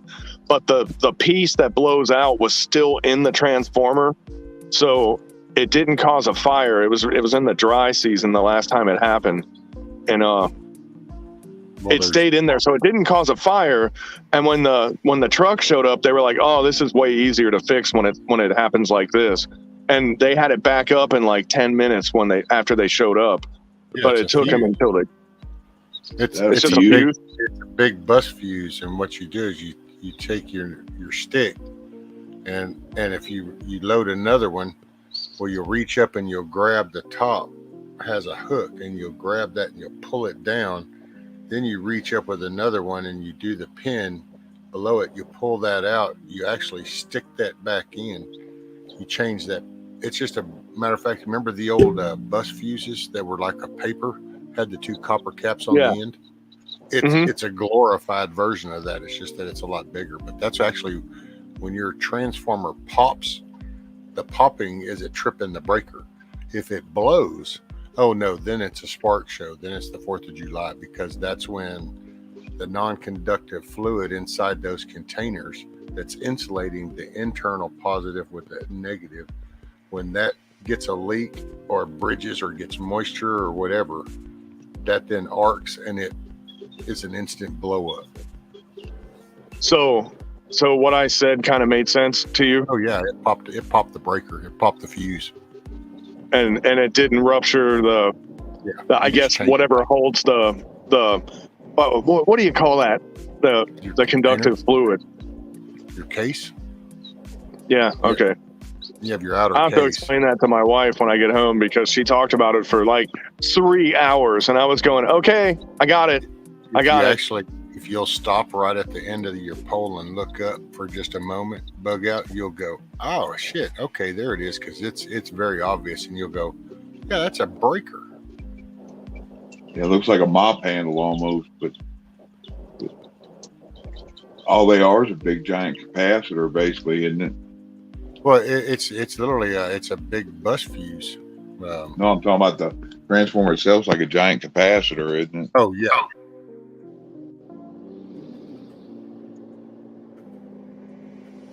I've been working on air conditioning before and had the compressor not working on the outside and take the cover off. Just taking the cover off, so I don't know if it's moisture hit or what, but I've seen them capacitors explode. Yeah, I bet that's fun.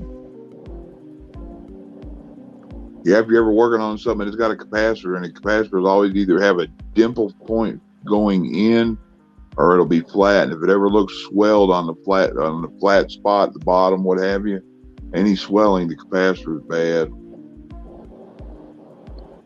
Well, I know capacitors, they're about as honest as the DNC. Like, you never trust them is what I've always been taught. Hey, Yeah, what's up, bro? Hey. All right. Bug out. If you can look at your screen, that's basically what it pops. Oh, there's an echo. We got the ones we got here. I'm looking at some right now. They're white, and they're So that's what it does. That's what that extension pole that they have is a non-conductive pole, and they'll reach up and grab the eyelet of that breaker, and they can push that back in. Or if you see how the key slot is in the bottom, they can actually also pick that and drag that fuse back up, and then they can stick one back up in there and plug it. So because some spots you can't access with a bucket truck, and you'd have to climb. Well, you don't really want to go up a pole and energize a line by hand. It's not a very good practice.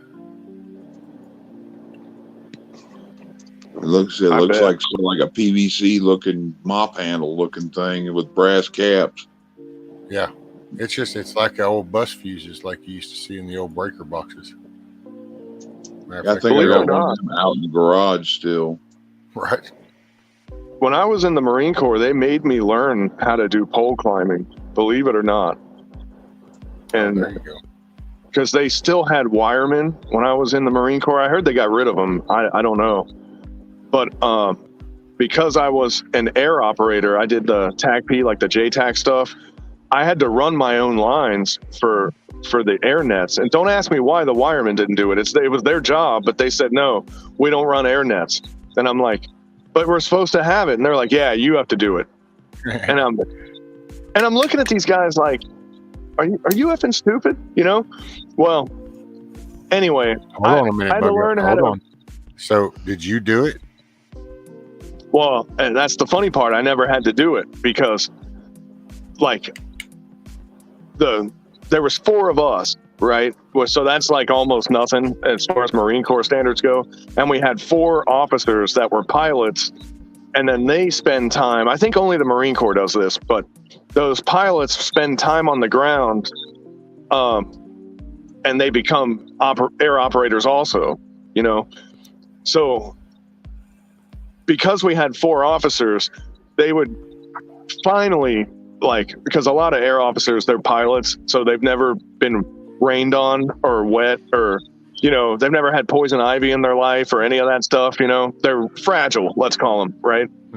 Really good at volleyball, but not very good at being outside.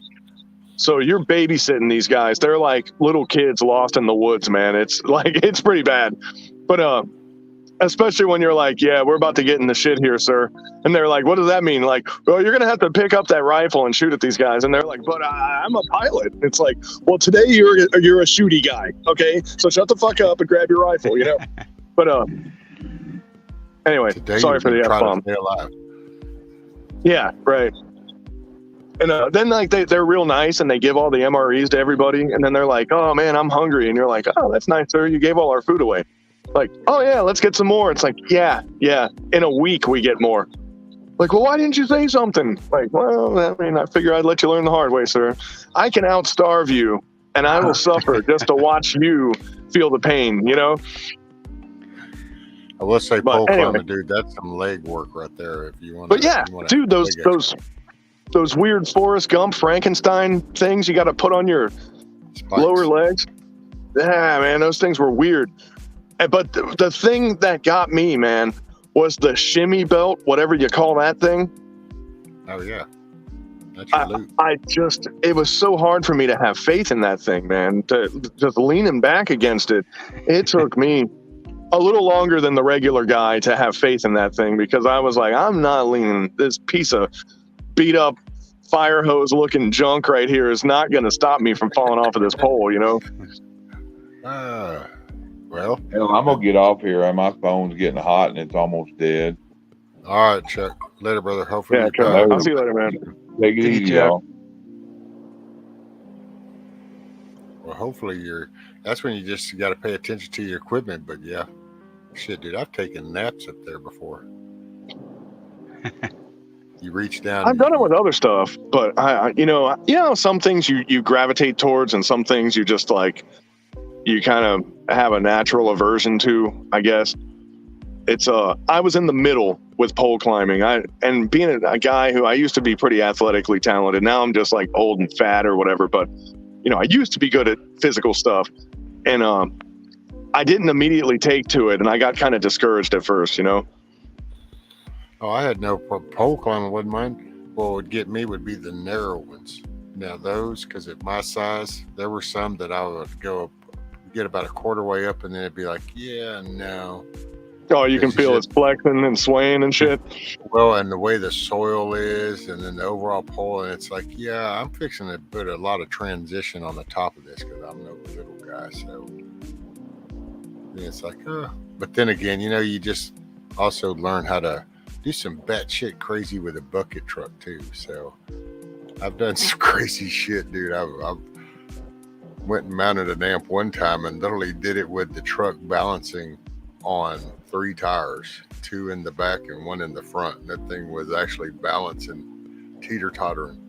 And we literally wedged some spools up going, well, this really isn't going to keep the truck from falling over, but it might keep it from tipping the point that it does. So we just wedged that. Yeah. Oh, dude. So I'll finish that little part of the story, though. When the times that I did have to run my own lines were the short runs, because I was like, this isn't worth making a stink over,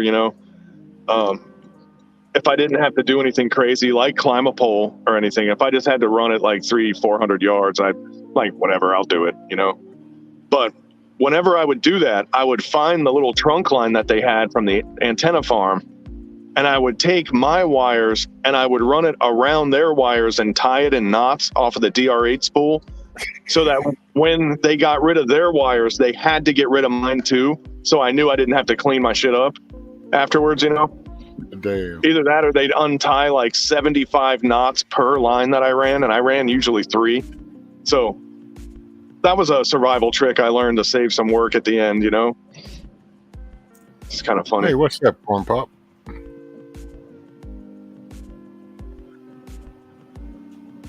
Yeah, I haven't climbed no poles either, but I'm like Corn Pop. I've climbed my fair share of climbing tree stands, and I've actually climbed telephone poles with them.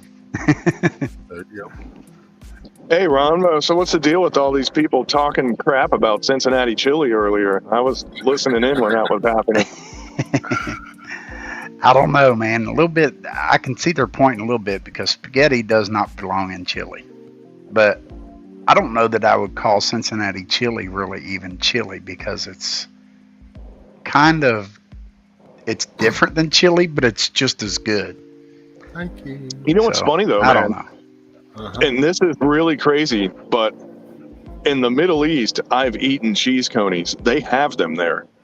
So, Yeah. like, when they say it's Jordanian, they're not lying, man. It's like, I found a chili place, and I forget what country it was. It was some Islamic country over there. And I was like, oh, I got to go here. I could smell it. Like, I was like, oh, man, that's Gold Star. You know, like, hell yeah. I'm eating this stuff. I'll say And this: people- Gold Star made it to the deserts in Afghanistan because when my nephew was deployed there, I sent him Gold Star chili, a carton of Salem lights, a Zippo lighter. I sent him a bunch of stuff like that from a little bit of stuff from the area. That was cool. Yeah, man, Grippos is what my wife would always send me, man. That was my... Yeah, I sent some of them to Zach. Oh, no, man, I wonder if he'd like them or not. People that aren't from that area, they think Grippos taste kind of funny, but my God, they're so good if you're used to it. Yeah, and I tell you something else, that hell of a good dip, that French onion dip you get from the grocery store, dip the Grippos in them.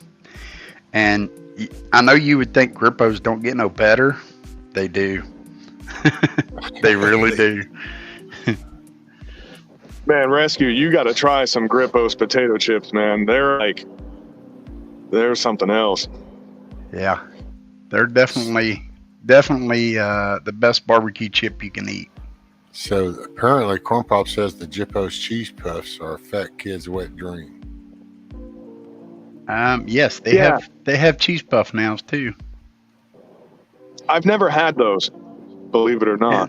So And I can't they've really actually got opine the on that. powder. Have you tried the powder bug out? On the bottles, the spice that they sell? Yeah. And you know what that's pretty good on in? a steak. What Yeah, it's it's good really, on a really good in is scrambled eggs. Scrambled egg, dude. I'll have to try that one. Oh, sorry. Steak, I could see that too. Oh yeah. Yeah. What I would do is I would scramble eggs. I'd put cheese on it, onions from the garden, and peppers, and I would scramble it all together. And then I would just, as I put the cheese on that final dusting, I would bomb it with Grippos powder. You know, make the top red. You know, and then I would put the cheese on top of that and let it melt. Oh, so good. Oh, that'd be good in a burrito. Oh yeah, I bet it would. Like a chorizo. Or, dude, let's go all the way and call it Geta. That's another Cincinnati thing. Oh yeah. Most people don't know what ghetto is. Man, it's funny. Or Geta. And what's funny though is in Cincinnati, you can even tell what part of town somebody's from. If they talk about Geta all the time, you're like, you're a West Sider. I get it. Yep. What's up, Billy? Yeah, my nephew, he was in the military, and he was in Afghanistan stuff. He lives probably, what's about a half a block from the Geta factory down in Covington, which is right there off of 5th Street. 5th Street exit. Which is JTM still in business? I don't think so. And then Queen City, they're still going, right? Oh yeah, Queen City sausage. What I used to miss is you could get there like all the other like Polish kielbasa sausages would be like $9, $5, $6, and then you'd see the Queen City one and it's like 89 cents, and you're like, I don't know what they make this out of, like old pencil erasers or what, but I'm buying it, you know. Well, I worked for a company that's local here that picks up the scraps, and it's called Griffin Industries, and I'm sure you've probably heard of it. But they picked up fat and bone and basically all the garbage. And let me tell you, the garbage that's left over from them places would horrify you. So what did they do with it? I picked it up and put it in the back of basically a dump trailer. And we would dump it in a pit. And in the bottom of that pit, there was an auger and a screen. So all the water Like and stuff, all the water, blood, grease, all that would get drained off. And the grease they would pump into a tanker truck, and the water they would burn and evaporate into the atmosphere. And then with the auger, it would take it up the auger into a cooker, and it would cook it all. And this is fat, bones. You know, I mean, I hate to be gruesome, but like pig skulls and brains, and I mean the bad stuff, guts, all that stuff. But they would cook it all, and then it would go from there. It would go into a crusher, and they would crush it all into, I mean, just itty bitty pieces, and then they would cook it down again, run it back through the crusher, and when it came out, it looked like powder, like coffee grounds. And they sell that to dog food companies. You know what's funny? Avon has one of those as well. Oh yeah, or they did. And well, I worked at a flame spray place, and we replaced the carbide tips on their big auger bit, big giant drill bit, like probably it had to be like 12 feet long. If I had to guess, or 8 feet, 8 to 12, somewhere around there. About like standard trash can size width, a big giant screw, man. I mean, it was big. Yep. But we replaced all those teeth, and then we blasted them with tungsten carbide with an HVOF spray to keep them hard, so you never had to sharpen them. But the first thing that we had to do is clean it off, and the first time I ever had to deal with that, they never told me what it was, and I had that stuff all over me, man. All over me. I was wearing it. Well, they sell all the grease that they drain off of it and put into them tanker trucks. And when they burn it and cook it in the cooker, all the grease that goes from that goes into them tanker trucks. And then they sold all that to a makeup company called L'Oreal. Yeah. And you know, it might have been L'Oreal's auger that I was cleaning. I just assumed it was Avon's, but it could have been either or. So guess what all these women are putting on their lips? You want to know something funny, though? Those decimated, obliterated bits, it didn't smell bad, though. It actually smelled, I don't want to say pleasant, but it didn't smell bad, you know?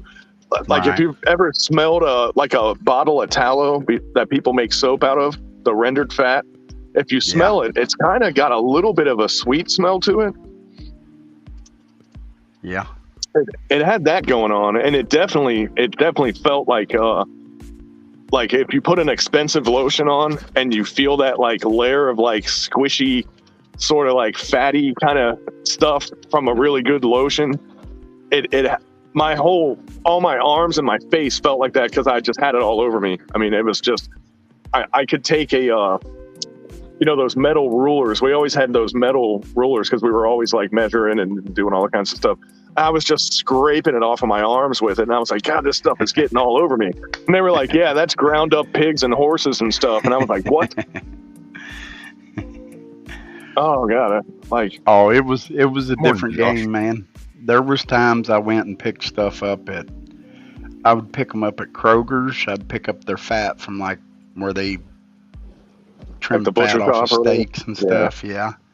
And sometimes if like steaks were at the verge of expiring and stuff, they'd throw them right in the barrel, right on top and stuff, and leave them in the package and everything.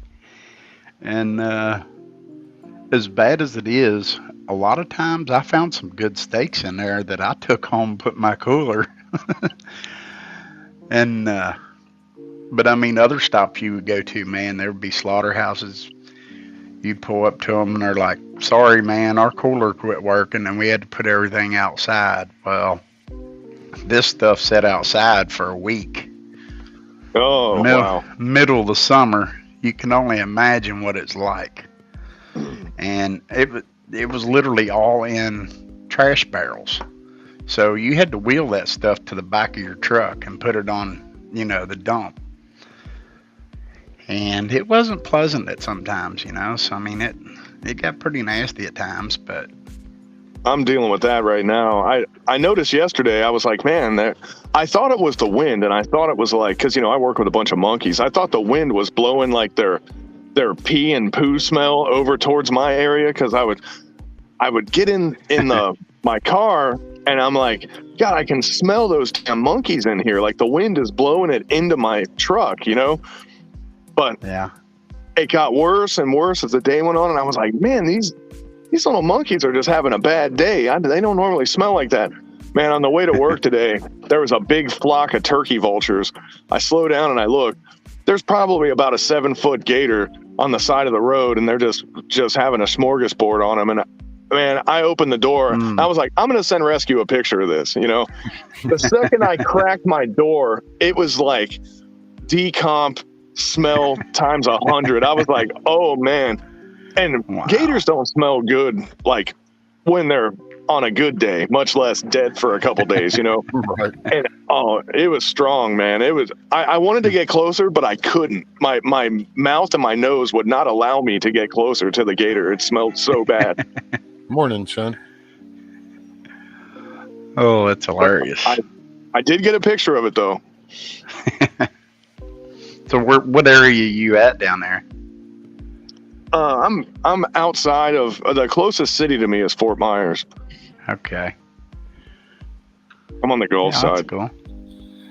That's cool. I love that area. That's actually my favorite area. Tampa. And that area. Yeah, Tampa's like 2 hours north of me. I go to Tampa a lot though. There's an airsoft place that I go to, but maybe about once a month. Yeah, I've fished off their pier there a couple times, and that's really a good place to car camp if anybody car camps and wants to go to Florida to Tampa. You pay like $7 to fish there, and you get 24 hours to fish. And it's just a great big pier that goes out into the water that used to be a bridge. Yeah, if you rent, because obviously if you're just visiting, you're not going to bring a boat with you 1,700 miles, but if you rent a boat, man, down by where I'm at, if you get into what's called Estero Bay, you can get the ocean without getting the ocean, which is kind of nice, you know? Yeah, it's a good place for pontoon. Yeah, great for pontoons. I and think it's a a pontoon big bay. would probably be the only thing I could do. I don't think I could do a regular boat because just the whole the wave action, that pivot in the waistline, that would just What he's talking about is a place. I've looked it up because that goes right up into a river there too. I believe There's a couple what you're actually. talking about. Yeah, the Imperial and the Caloosahatchee, and I think there's another pretty big river that goes into that pass. Yeah, I've looked at housing and stuff right there in that area because I actually was serious about moving down there. If I'd have found a job, I would have. But I mean, there's jobs down there, but none of them want to pay anything. But the housing market's just crazy, man. They want like $1,800 for a 1-bedroom apartment down there. Oh, it's gotten worse these last few years. Well, let's just say since our fearless leader took over, property values have almost doubled in some spots. Well, that's because everybody wants out of New York, and where are they going to? Well, we were getting 900 a day from New York, if that tells you anything. Yeah, New York alone. Well, hell yeah. Just New York. Net dying every day. And then not only that, but Santos also was telling all them Chicago police officers, hey, we need more cops down here. So, you know, he was giving them, I can't remember what it was, but he was giving them incentives to come down there. It's like $5,000 or something. Hell yeah, come on down where you're welcome. Yeah. Yeah, I hope DeSantis stays our governor because he is doing perfect where he's at. And I agree. That's the worst thing he could do would be to leave that state. If they make him a vice president, that's just taking all the wind out of this guy's sails, you know? Yep. Yeah. He'll be useless as a vice president. Leaving that state wide open too. Yeah, and like some leftists like Nikki Fried or something will take it over and it's just going to turn into a poop show. Yep. You know what I mean? What we need to do I- is we need to focus on having each state having their own DeSantis kind of deal, and then Yeah. that's what then goes to do that 10 square mile and represents. Well, state. I think we ought to have rescues man that's over his state as vice. Oh, Abbott. No, TC. Ted. My phone switched yeah. off of the Wi-Fi, man. You said every state needs their own DeSantis. What did you say right after that? I missed it.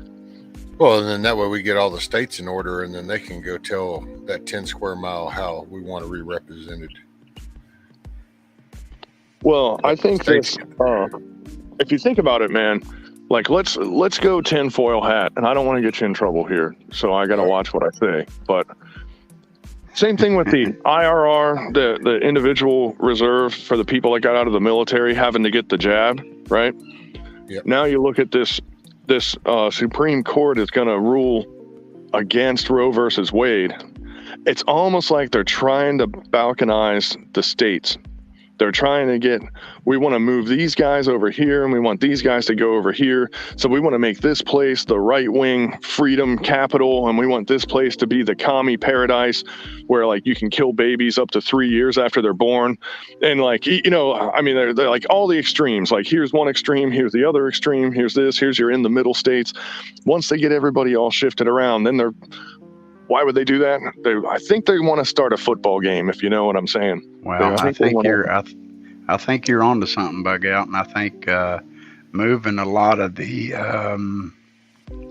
right people out of NY and into where you're at was a good move on the D party, because now they can move all these ones that are crossing the border up to NY and fill that state up with totally nothing but the left. Well, they can flood the more rural areas with their quote unquote imported labor, let's call it. Yeah. And that weakens the vote in those communities. Well, they already know how Florida's going to vote. So that's why they want all of them to go down there. Well, you got to remember, though, DeSantis only won by 3 points when he got elected. He almost lost. Yeah, they almost got it. That is true. It is this, and that's what I'm saying. We're a bad election away from somebody just undoing all this stuff. That's why I'm not one of those Florida people that's super confident. I joke around like that, but I do for a couple of minutes, okay, Bugget? Yeah, I totally realize how fragile it is, though. You know, I mean, and it is like that everywhere because we're all in the same boat. You know, you look at like Texas, they were dealing with it before we were. You know, there was that purple slide that they just keep getting hit with, and you know, are they going to get it back or are they going to lose ground? I don't know. Nobody knows. Yeah, But it's hard to say. Good morning, Anna Marie. Yeah, you know, we us here in Kentucky, we came close. I mean, we lost it, but barely. But I think next time around is going to be different. I mean, I'm hoping Rand runs.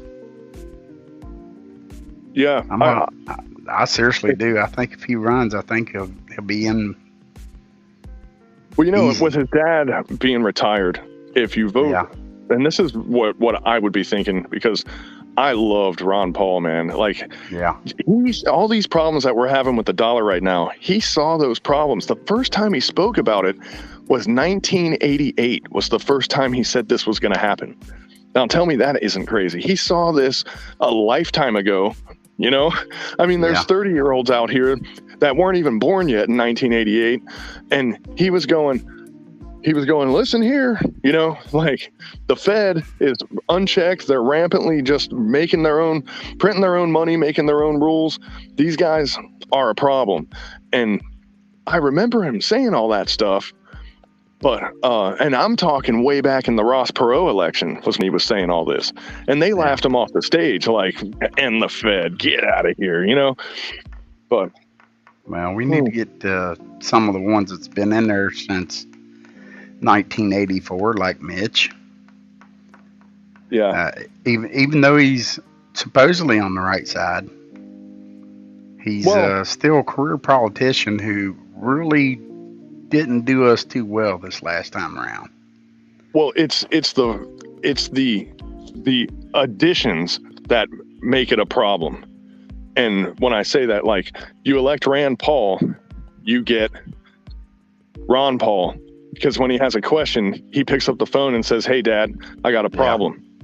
Yeah. Well, when you elect Mitch McConnell, you get his Chinese spy wife, and she goes everywhere he goes. So, that's no good for us either.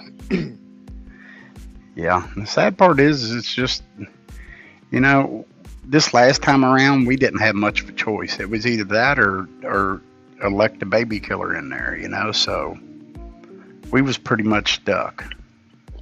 I can't even remember her name ran against him, but she was trying to keep all the abortion clinics and stuff open in Louisville and everywhere else. Yeah. Man, I hit a freaking rabbit, and that damn thing took the air scoop off of the bottom of my truck. How the hell did that happen? The Valance. It's called the Valance. Well, it's just a little plastic piece underneath the bumper. Yeah. Yeah. God, I don't know how to fix that. Probably them plastic pop rivets like you buy for four-wheeler vendors and stuff. You see. Yeah, see? It's supposed to go right there. Oh, that's a splash guard for... Yeah. How did it knock all that shit out? That is crazy. Well, you see that there's a bolt hole in there. Well, it's not a bolt hole, but it's a... I can see it is bolt hole.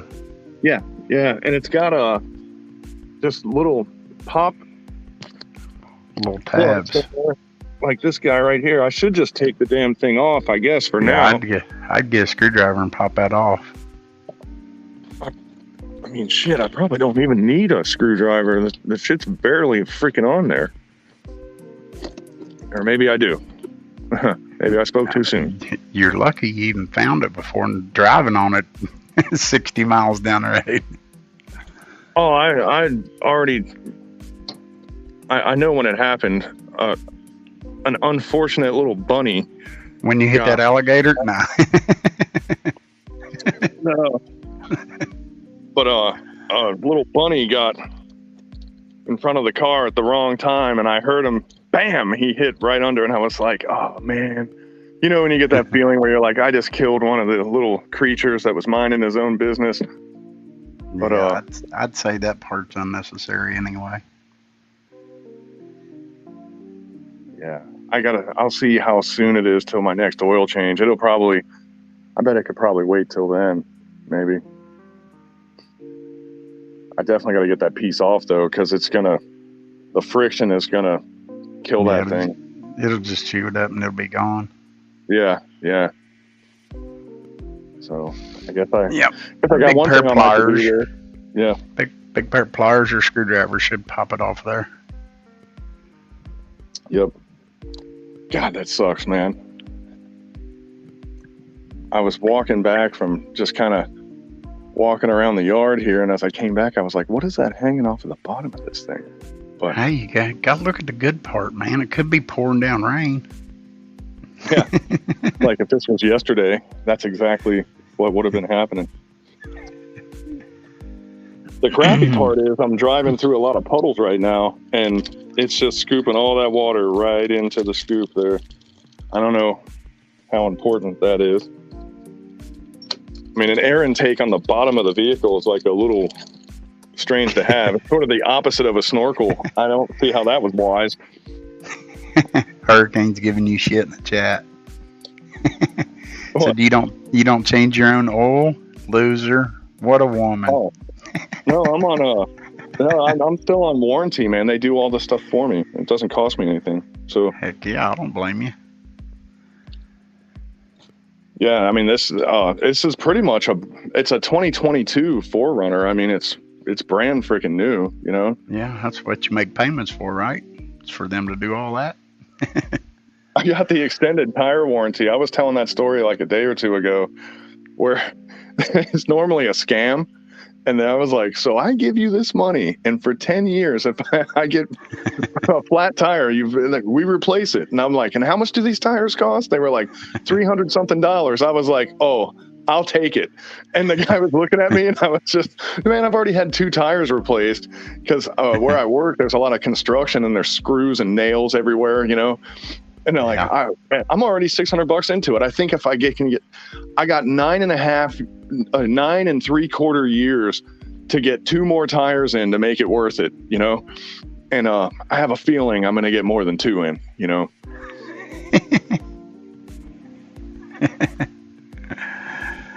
Oh, you're not reading chat, are you? No. Mommy said, I thought I noticed Bug Out having a purse beside him laying on the ground.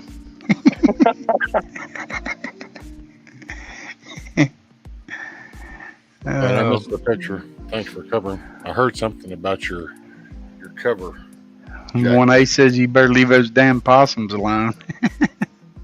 Oh, man. Possums have real bad luck down here.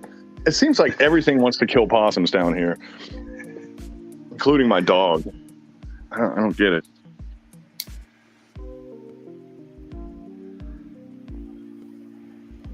I have a little possum couple that lives under. We have a little, like a half container, like a shipping container. It's like a half size one that's converted, and really all it's got, it's got a desk there with all the camera feeds, you know, around the place. And then we had a bunch of extra room in there, so we just put a weight bench in there and like a dorm fridge, so we could put like, you know, your lunch for the day or whatever. So it's not really like very fancy or anything, but they just dropped it on a big bed of gravel, and they dropped it all crooked. And when they leveled it out, they just added block to one side or the other, so it's kind of one side is probably a good 6 or 8 inches off of the gravel, just sitting on blocks, you know. And these possums just kind of moved in there, so we have a possum couple that lives under our container. And once all the workers and stuff leave and I'm there overnight, they just come out. They don't give a shit, man. They're so not worried about me at all. They're used to me now. You should have brought them some gator. Get a little grub. God, there's so many bugs and stuff out there. They're like high on the hog. It's the perfect environment for possums, really. They're just eating bugs 24/7. They love it. Didn't you already have a link, money? Amy says matching alligator shoes to match the purse.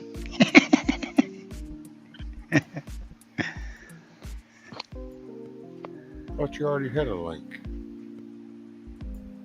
See, these people just do not understand supply chain coordination. That's just not how shit works anymore.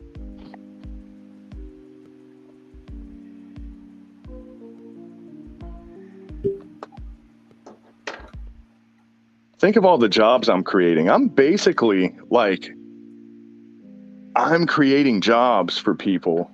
I'm keeping the regular guy relevant. I'm like a hero, really. And I don't like to brag, you know, but. Yeah, of course. Later, Billy. See you, Billy. Have a good day, brother.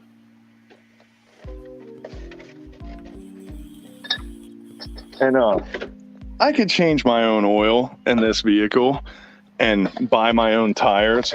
But then what would the regular guy do? You know, what would those regular people do that for a living? And I support You're them. gonna catch me in that dance. The link I had earlier was the one that you dropped in chat. I didn't have an email link. No, well, no, I know it. You had the link that was in chat. Well, I didn't change the link, so why couldn't you just use that one? Because I never did copy and paste. But it was in your browser history. It doesn't show up on the laptop one. Rescue acts like he had to climb a ladder and get in the attic to find it or something. I know. Hey, I got a funny story. Man, I did my part. I got up. I freaking got the StreamYard set up. I've done my part. You can at least do your part of going, damn, I think I can remember this URL. Click. Okay. Oh, he's no. like me, Rescue. He forgot his browser history. He forgot all about it. I do that too. It's on the laptop. It's like, yeah, No. okay. So. Okay, hang on. I will go to my browser history. Now watch this. Well, how am I going to watch it? It's on your screen. If you click it again, you'll be in here again. I'm already in here again. I'm in here multiple times. I got so many multiple personalities, it ain't even funny. I guess it depends on which one you ask. No, the only ones that right? I'm fine, much better. How are you today? I'm fine too. Not me. I haven't had my coffee yet. Okay, hang on. So the only ones that show up is the ones I manually type up in there in the top browser. Oh, okay. So you're always set for private browser.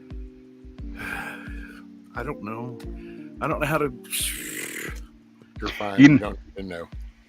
Hey, you know, Bug Out. Junior in the chat. What's up? Yeah. You know, yesterday, I guess I should say. I say earlier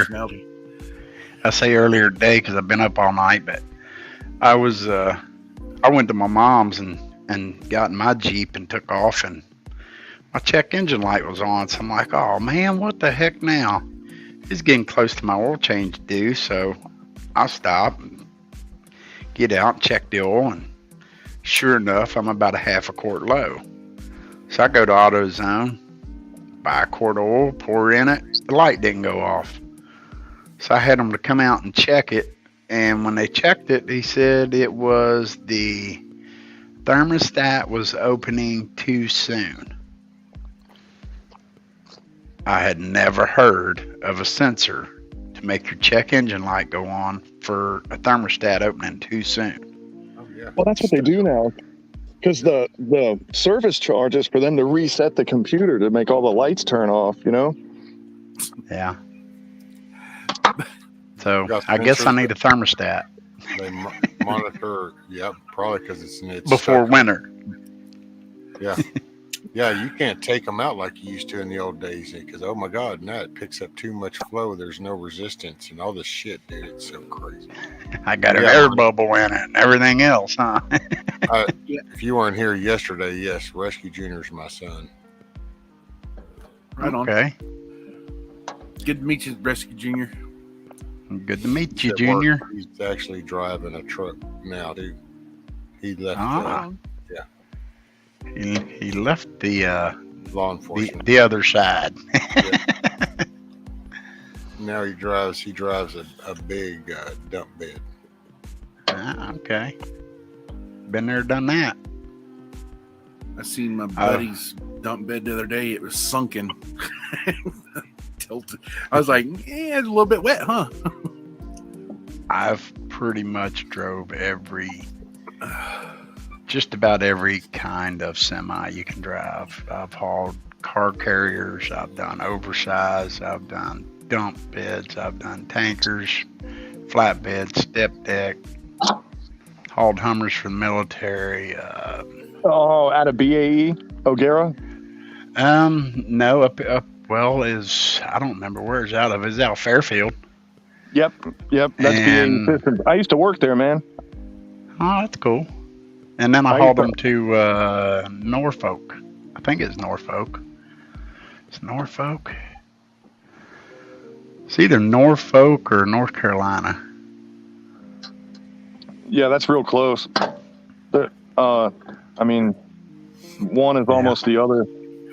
Little Yeah. Creek, Norfolk, and then the North Carolina line going into Moyock is right there too.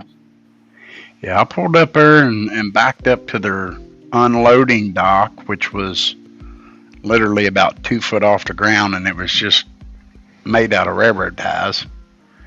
And them guys literally drove them off there like there was no tomorrow.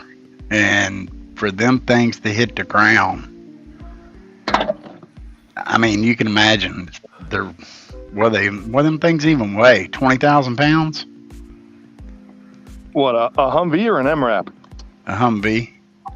No, not that much. They're really Well, not. They were super They were heavy. armor plated and stuff, though. Oh, yeah, the armored ones. The armored ones get a little heavy. Yeah. I'll bet you they were 20,000. If not, they was close to it, because I could only haul 2 of them. Yeah, man, I can't tell you how many of those things I armored. Man, I used to do the glass for them. That was my piece of the pie. Later, South. Have a good day, brother. Smile, bud. It's all good in the hood. It was cool driving them, though. Driving them down the road, anyway. I didn't get to actually drive the Hummers, but I did haul. When I hauled cars, I hauled them out of Cincinnati here. I went to, I hauled Cadillac Escalades and Just scroll up, Possum. all kinds of Oh, I nice know ones. you're just kidding. No, I know he's kidding. Yeah. So I got a question. I'm sorry. A lot of people do. We got an answer. I don't know if you're gonna like it. Okay. So over here at the top, on my 3 dots on the browser page or whatever, Yeah. I click on it. It has recently closed, and then it has my email, and then SandLot, StreamYard, the Weather Channel, two or three other YouTube channels. Porn sites. No. So that's all it's showing. That's what I'm saying. So do I go to What browser? It's Chrome? Like, you got to remember, I'm running on Windows 11 though, so I don't know. I've tried to go in there before and find the link that I used before, like I usually do on my phone, and it won't pull. I can't get it to pull up. Hey, Monty, if you go in there and you go into options, there'll be a little checkbox that says "Tell us the truth," and try clicking that, and then we'll try this whole thing over again. Well, if you click those 3 dots in the right-hand corner up there, and you go down to history, and when you mouse over that word history, a list doesn't pop up. And I just went to settings, and I have not a clue. And like I said, I'm still trying to figure this dang thing out. Well, and it might be that it's saved to not save your history then. That's what I'm saying. No, I see what you're saying. Mine's kind of the same way.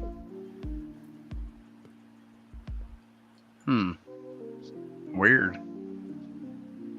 So do you have a history button? Yeah. And if you click it, does it do anything? I'm floating over it right now, and it pulls it up. And it doesn't show anything. No. It shows settings. Now that I clicked on settings, and it shows. Oh, well. So the wait a minute. email, So over those YouTube, 3 dots, when it opens that window. History. Go to settings and then history. Yeah. And it opens it up. I'm on history right now. See, my settings doesn't even have history.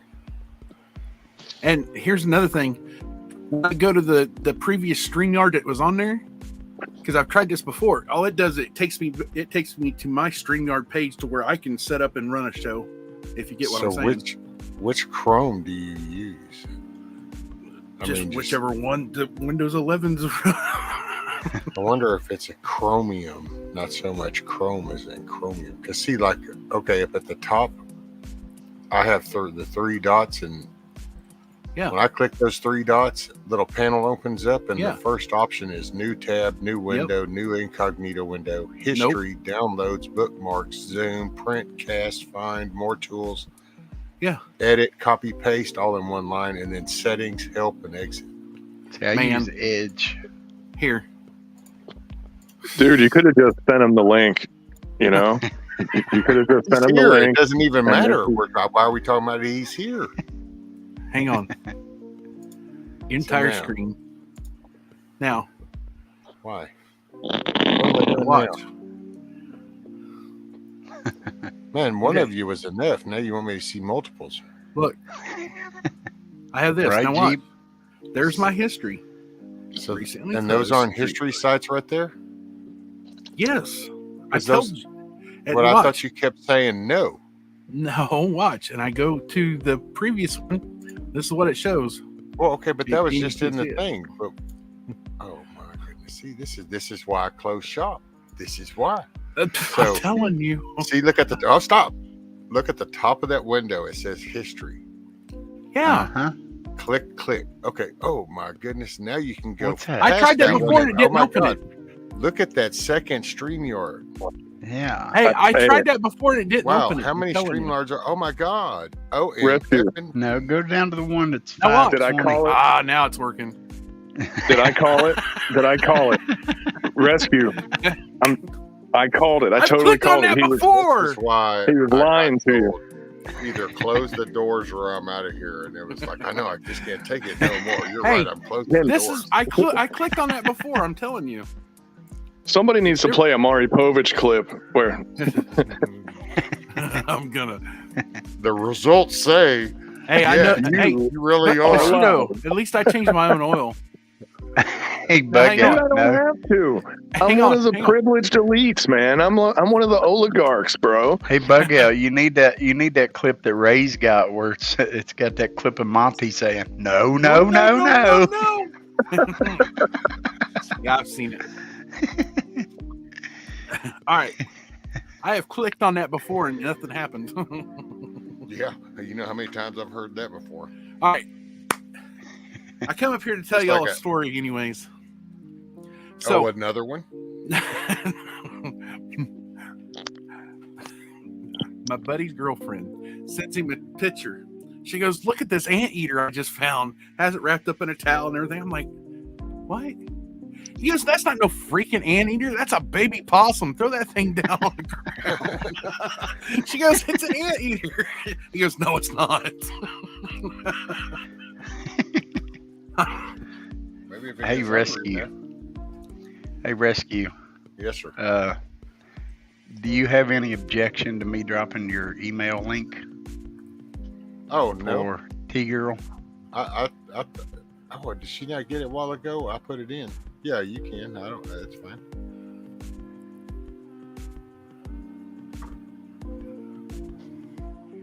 It is Gmail, right? Yes, sir. Okay. So now you can say it's the anteater, possum, dung beetle, iguana nation. I mean, the beginning of that story is like, have you ever heard of a North American anteater ever? Right? That's what I was thinking. I was like, what? Get out of here. I mean, for your default to go, this exotic animal that does not exist in the continental U.S., it's got to be one of those, you know? I just found one. But be like finding a possum and going, oh, it's got a pouch. I think it's a kangaroo.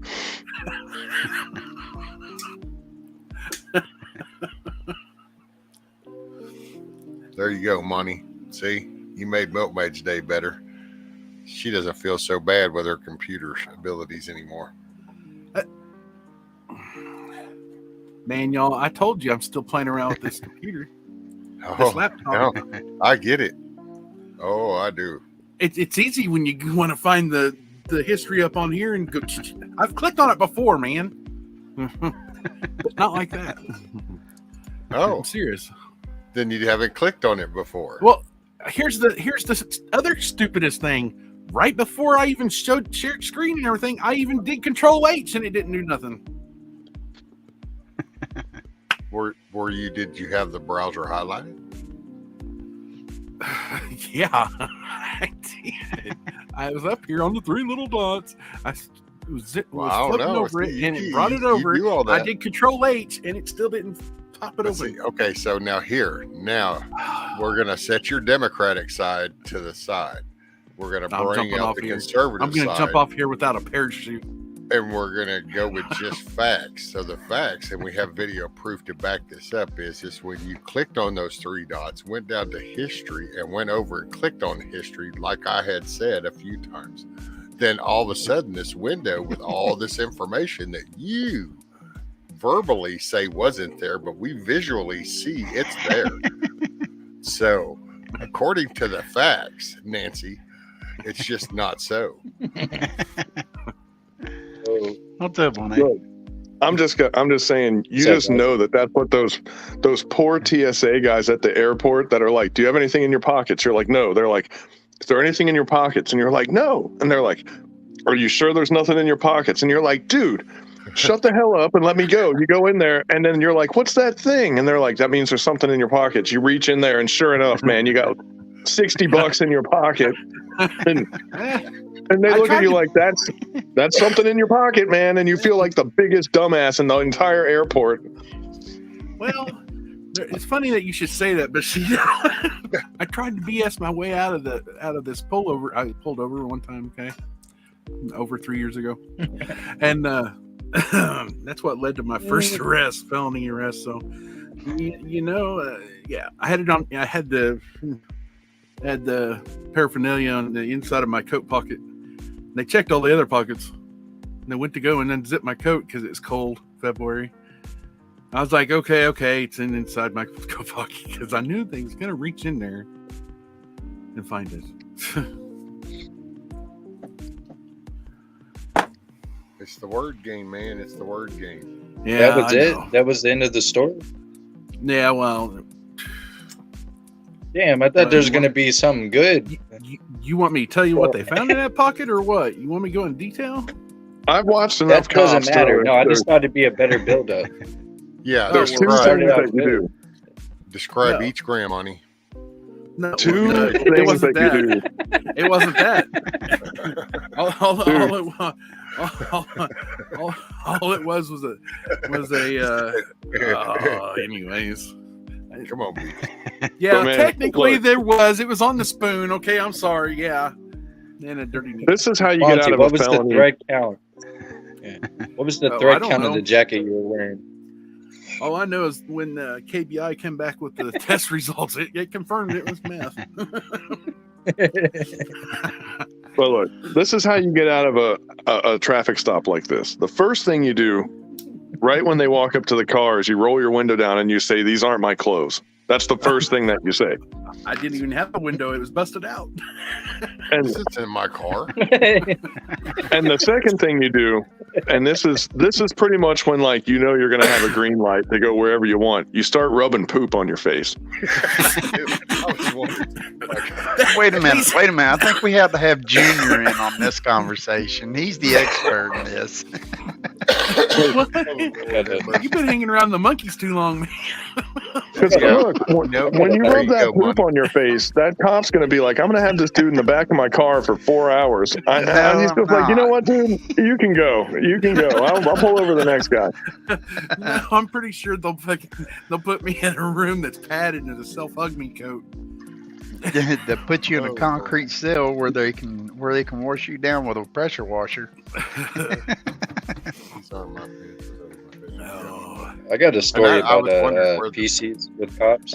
So, what's up, Rescue? Monkey poop My bad. I was just, I had no idea, because we weren't talking about going to jail or any confinement type thing. But yet, Bug Out found out a way to put poo on his face. The monkeys have got to him. What's up, man?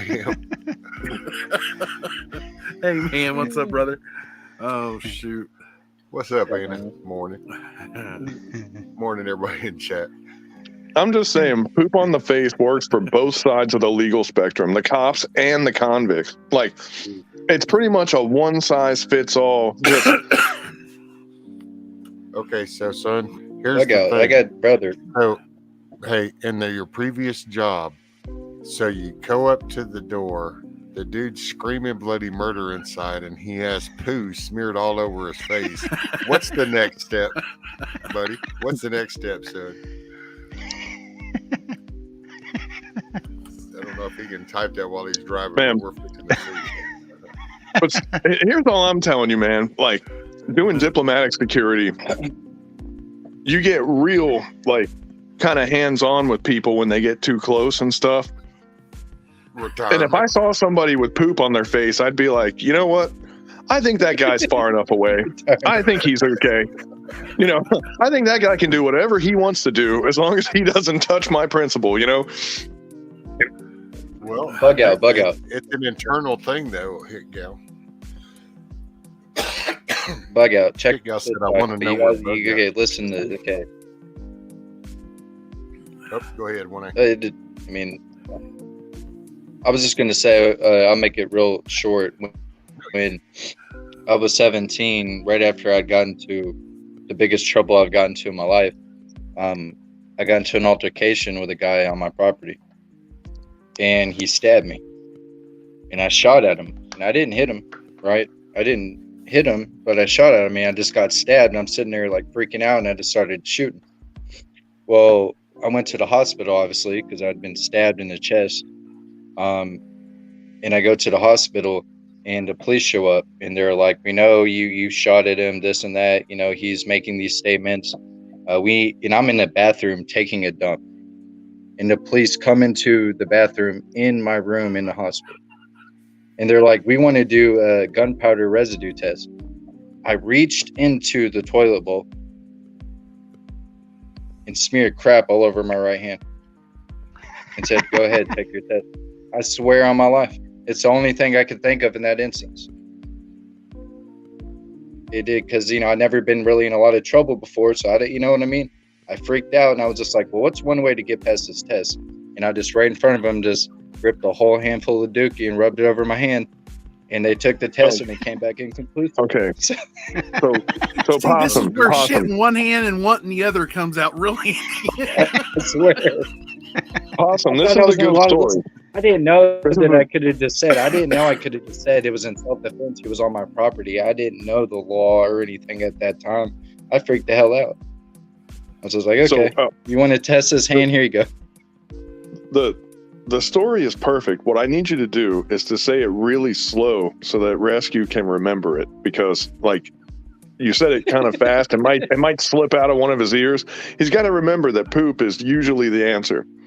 Like I'm trying to sink it in, you know.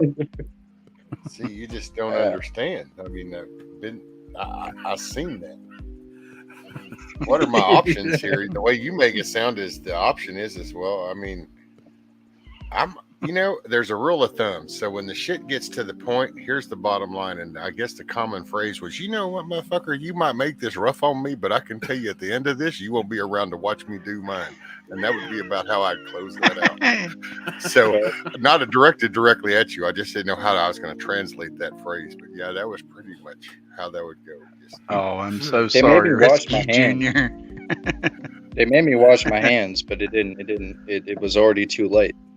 And because I had no idea what I was doing. And then I looked it up like a few years ago. I was like, has anybody else ever done this?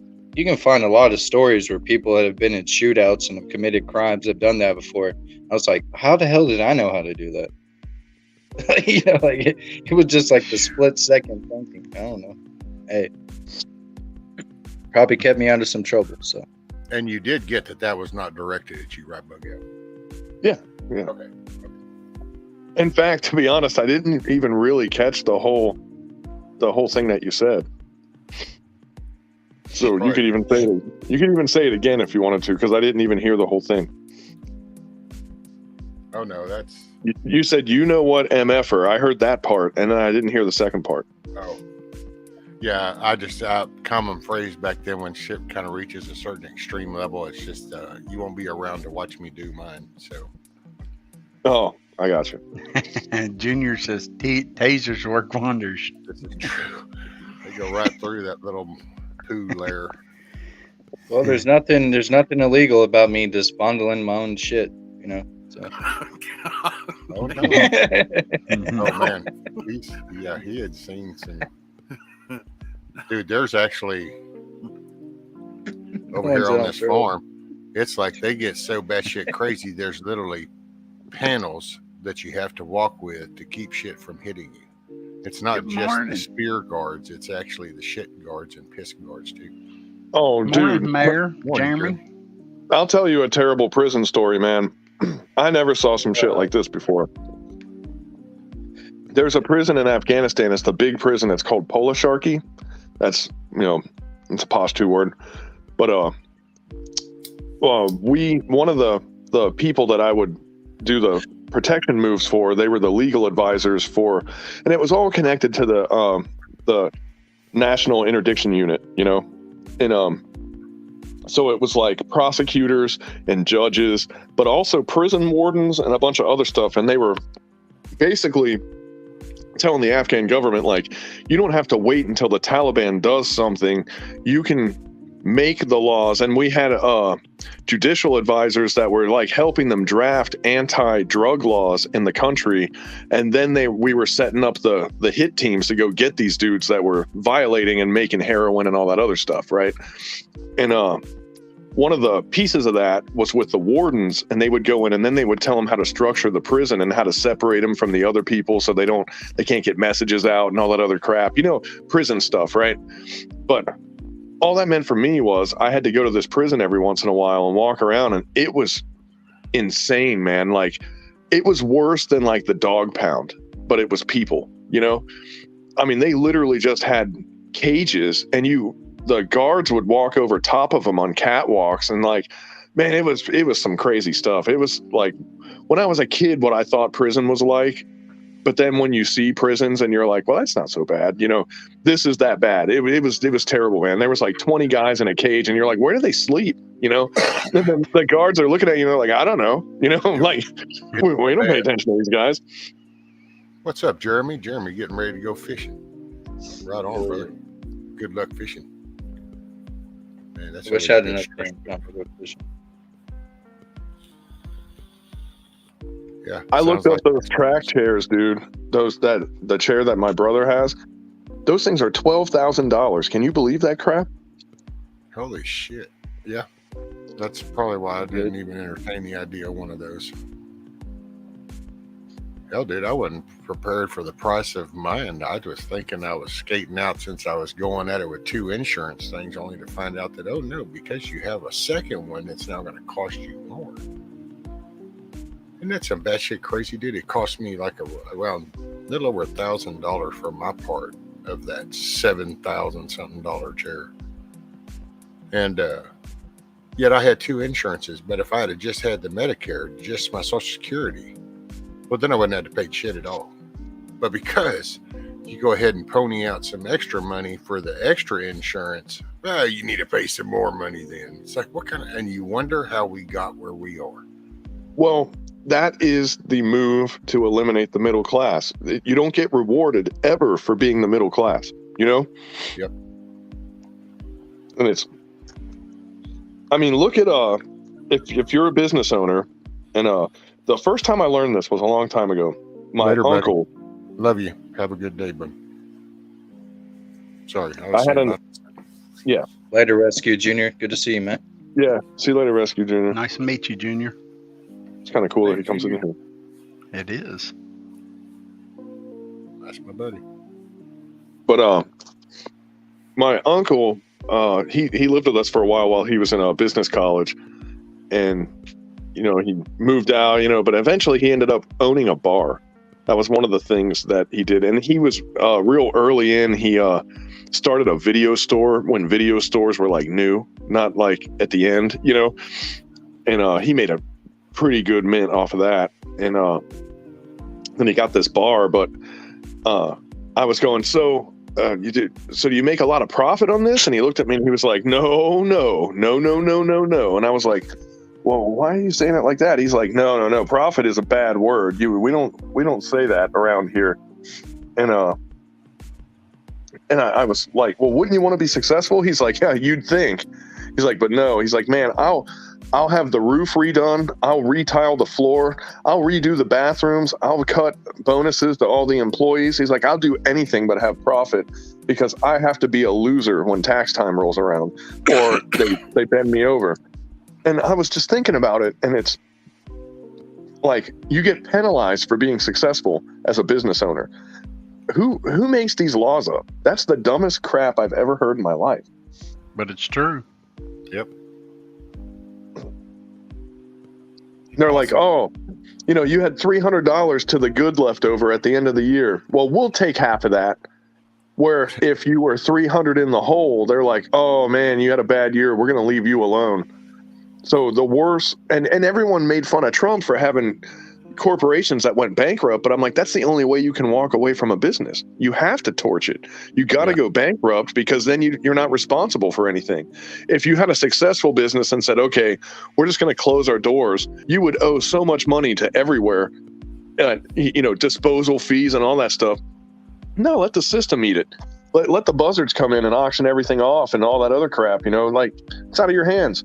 That corporation gets a bad mark, but that corporation's done, and it means nothing to you.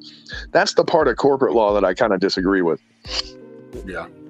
Bug out. You know what I would do if I was worth millions or billions and you decided to sue me and you were also a major company or worth millions and billions? I'd go bankrupt. What the hell are you going to take from me? I'm just going to file for bankruptcy. Oh, well.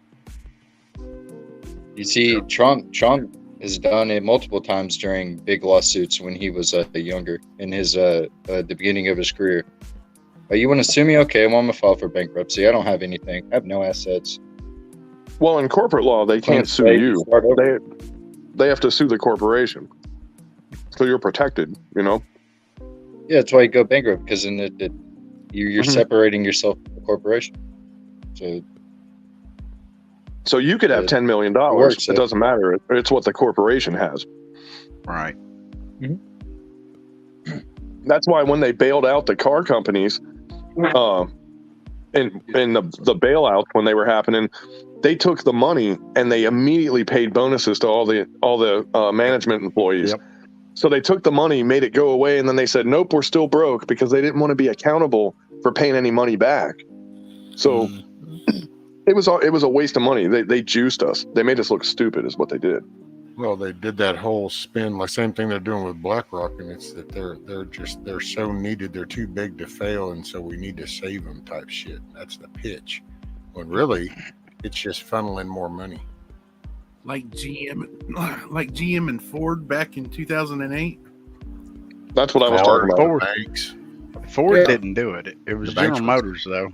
Yeah. And Ford was the only one that didn't do it, actually. I thought Chrysler was the only one. That was Iacocca, wasn't it?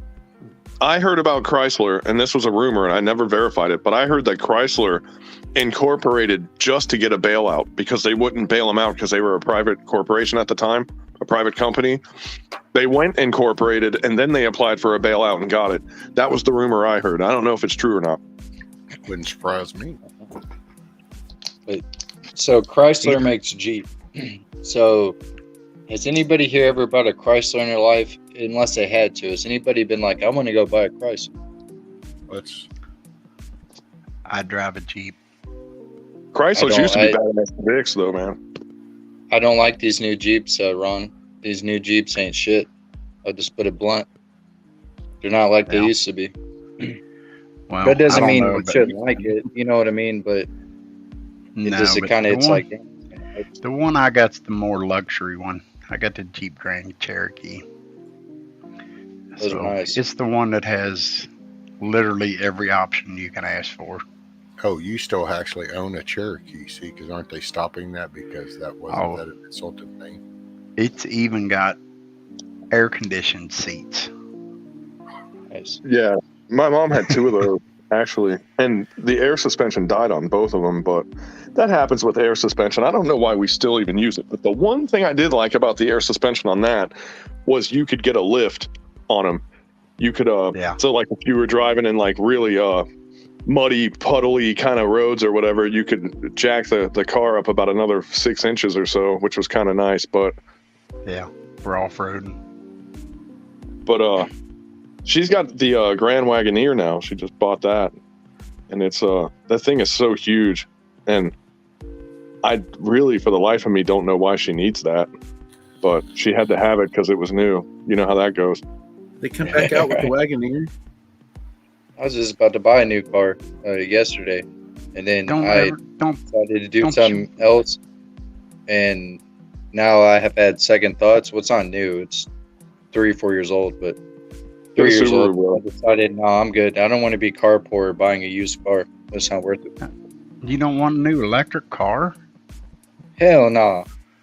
Maybe to blow up with some tannerite or something. You know what I mean? Like, Dude, like Oh, you'll get an electric car when it's the law, though. Yeah, we seen that. We seen that one blow up, didn't we? Did you guys see that one? That guy's Tesla that he was over in Germany or somewhere and couldn't get a battery for it. The battery went bad, and they told him the battery was like 20 grand, and he decided to put dynamite all the way around the car. And this poor guy, he used like 10 times too much dynamite. And I kid you not, it literally disintegrated the car. It's on YouTube. Damn. See, that's, that metric system conversion, it throws people off sometimes. damn metric system. Damn. I still remember when Mythbusters blew up that damn concrete truck. They was talking about that. I would not buy a vehicle I wouldn't want to have to bend parts or another right now. It was showing the rear axle how it flew up in the air and everything.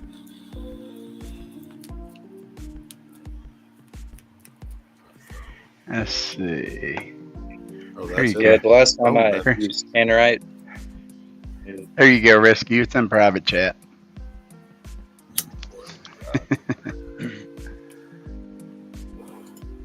You guys ever play around with tannerite? Oh yeah. The last time I got a lot. It's just I can't use it because the last 2 times I've done it, get the cops called on me. They show up like something crazy happened, like I'm a wanted murderer. And then the last time I did it, I had a damn FBI agent show up at my house. Yeah, 7-minute mark. Start What you that at the do- 7-minute mark. See, if you don't want to rub poop on your face, let me start it by saying that, because that would solve all your problems. But if you don't want to do that, take all your leftover tannerite, and when the cops come, put it in a stuffed animal of a dog and put it right in front of your door. Because when they walk up, they'll pull their gun out and shoot it, and they'll blow themselves up. And then you're like, gotcha, That's good shit, bro. Are you watching that video? Yeah. I was putting all types of screws and washers and big old bolts and containers and blowing them up, seeing how they would affect things around them, and like just having fun. You know what I mean? Like chunks go up. I still like My that neighbor video called it. when the wild hogs, that bunch of them was gathered up around there and they shot that tannerite that blew bacon everywhere. Didn't even have to cook it, did you? Fresh slabs for everybody. You get a pound. You get a pound. You get a pound. You know. Yeah, I couldn't believe that guy blew that car up like that. I was in Finland. So the dude has that Tesla. It's all wired up with dynamite all around it. And when I hit this, watch this car. It's going to show it a couple of times, but Hell yeah. Look at the snow on the rocks and stuff behind it. Damn. Oh, where did he go, George? David, show it. Here goes again. He David Copperfielded that sucker. Well, what he done, he put real small dynamite on the glass and all the windshields, so that it would bust the windshields Now first. watch this next shot, and you can. Now here comes this next shot, and you're gonna watch the shit go up in the air. Ooh. Yeah. And look at Watch the hood. Watch, here it comes. Watch it go up in That was there. a, that was a, Boom! Look at it fly up in there. Yeah, that's where the oh, big part of it went. Yeah, because it That was was- actually even still burning. That was Elon trying to ship it to the moon.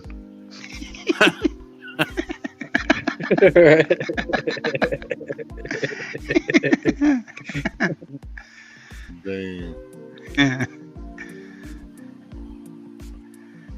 Yeah, they wasn't Man, there's much left of something it. sweet about destruction. I don't care what nobody says. There's something sweet about destruction. It's bittersweet, but I enjoy it. And look at the how it reverbed and the energy that came through the snow and how it Oh yeah, the lifted the shockwave. snow up, 2 football fields away. Oh, that's amazing. I love it. Dude, I can tell you that it feels Slow funny. motion. I know that much. Oh, I guarantee it. Whoa. When you get hit with that shockwave, it feels like a chiropractor somehow find a way to move your liver and your kidneys around in a way that they probably shouldn't be. And you're like, ooh, that feels dangerous, like that doesn't, I'm probably not going to walk this one off. Boom. Why did he go out and come back in? The charge. Look at the concussion. You can see it as it's traveling Yeah. out. Yeah, you can. Can't you can see shockwave. Wow. Shows you the power of that. Hey, Summer. Thank you. Dude, one time, Crazy. one of the bombings I was in, I was laying down in my rack, and the way that we had the room set up, it was 2 guys to a room, and you basically had a bunk bed, but there was no bed in the bottom, and we would put Look at that desks. shockwave. We'd That put was desks there, and so you would sleep above your desk and shit. Well, when the blast happened, it blew our window in, and all the shockwave shot into the room, and it lifted me and the mattress up, and I landed on the ground, and the mattress landed on top of me, right? Well, all I knew, because I kind of got knocked out, and as I came to, I couldn't see anything, and I couldn't move, and I was like, oh, great, I'm blind and I'm paralyzed. Perfect. Now, I'm going to be one of those dudes from the Tunnels for Towers commercial or something, and like... And my roommate ripped the mattress off on me and was like, dude, what are you doing just laying there? And I kind of looked up at him, and I could realize I could move and stuff. And I was like, oh, I guess I'm fine, Like, and then I felt dumb because I thought I was dead. But whatever. Hurricane that was in Finland.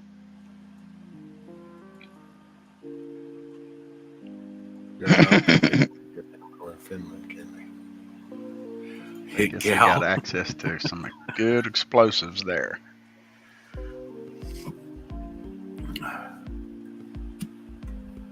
Bro, there's so many old dudes around here that I grew up around that have all types of sticks of dynamite and shit. And it's like, where the fuck did you get that? Excuse my language, but where'd you get that?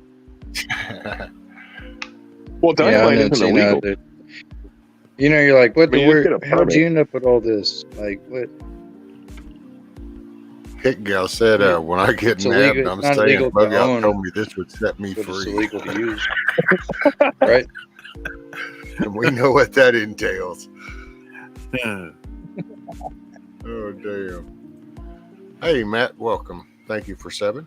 Yeah, we got some funny people here. You're It's right. all about the positive, brother. So, That's a whole new meaning to never mind, I ain't gonna say it. welcome People to that the used to put- Sandlot. People that used to put shoe polish Well, you on their gotta face. say it now, will say damn it. that way. I just said it. The people that used to put shoe polish on their face way back in the days. Way Look, way man. back in the days. The only thing worse than putting My name's poop on your not face Trudeau. is saying that term, Yeah. That's the only thing more forbidden than putting poop on your face is to say that word. Right. Apparently, That's according why to every talk show host out there, That's why I didn't. That's why I was going to, and then I was like, nah, I'll just rephrase it. However, there's Yankee. the President of Canada clause where it's okay. I seen that too, and I'm like, what the? Yankee. I guess take it back to the dealership. Tell them it's having car issues. Tell them you tried to take your flight. Tried to take your flight to the moon and it didn't work out so good. Has any of you ever seen the firefighter videos on those electric car batteries? When there was a fire and they had to, they don't advise you spraying water on it. So, oh yeah, no. Well, we don't watch firefighter videos because they don't chase bad guys and shoot guns and stuff. Nobody cares about firefighters. Oh my gosh. Nobody cares till your ass. You just watch videos where they put poop on their face. Right. Nobody cares till you got the red ass. You know what's funny? No. And I didn't get the joke for about a good 10 years. But my stepfather's family, there were two brothers. They were twins, and one was a cop and one was a firefighter, and they were identical twins. And the joke that the firefighter uncle said was, he said, "You know why the ladies like going to the firefighters yearly banquet over the police?" And I said, "No." And she said, "Well, it's because firefighters always have bigger balls." And he was saying it as in like a dinner event with like dancing and all that kind of stuff, right? A ball. Yeah. And I was like, oh, well, I guess they spend more money on it or something. And he was like, something like that, and it was like 10 years later. And I went, oh, that's the joke. I get it. They have bigger balls. Okay. Damn.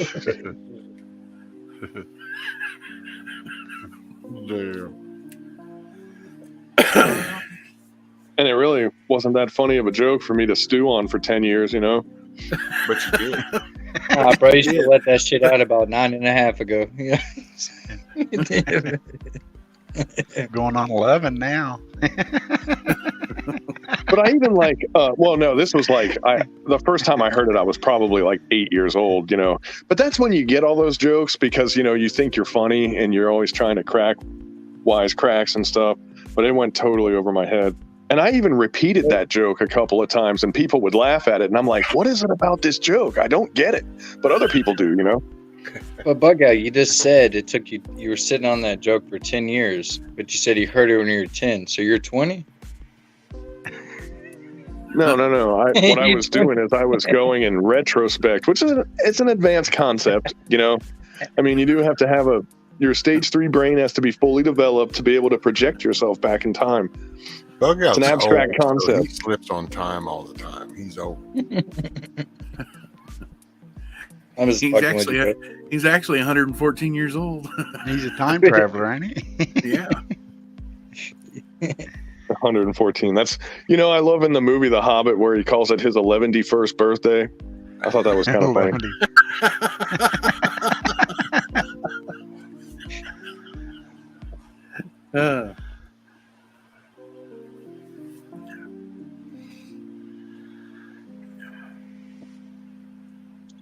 Awkward silence. Yeah, I know, really. And peace fell among them. Did you get that plastic piece off your vehicle, Bug Out? Yeah, I did. And so that answers my question. You guys were like kind of into a conversation at the moment, and I wanted to be like, can you guys hear this? Because it was really loud on my end, but I guess you guys didn't hear it. So that's good. No. I could have just muted it. I could have did that, but that's what those other guys do, Like, so what'd you do, rip it off? I don't just mute stuff. I should have people do it for me. Like, how the poor people come and change your oil when you bring your car into the dealer? There's just not enough of those guys. I needed somebody to hit that button for me. What's all you got to do is talk and say, "Hey, rescue, mute me for about 13 seconds." He can do it. No, they're little plastic. He might do it longer than 13 seconds though. Yeah, for real. But no, it was a little cheapo plastic, like it almost looks like I couldn't hear him up in your sink. and it holds this plastic piece on it. It's the dumbest concept ever. It must not be an important piece because this thing, you could sneeze and it would have fell off. I mean, I think it's just cosmetic, or I hope anyway. Milkmaid. We're used to bug outs, the internet going in and out, so we don't know when he's like muting or wants to be muted or not. Yeah. Oh, is my internet going out? No, sometimes though it does. Milkmaid just said he needs a mute assistant, Diva. All right. So it's Ain't nobody. Yeah, I mute my damn self. Y'all don't want to hear what I got really going on. Y'all be scarred for life. Just kidding, but. That's why a while ago when you turned your camera on, I was like, show me your hands. That's a good one, man. Ron and Bug was talking. I was like, show me your hands.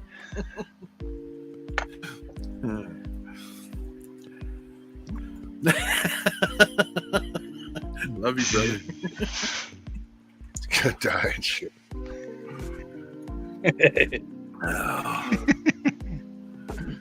Now watch, now that the piece is going, Yankee, the car, it's going to start, but now he's going to be going, and in the slightest little things fly up there and cause something major to go out. And it would have deflected had that piece still been there. He's going to hit it. He's going to run over a nail, and it's going to go up there and wedge in there and mess something up. The next rabbit's taking the whole truck out.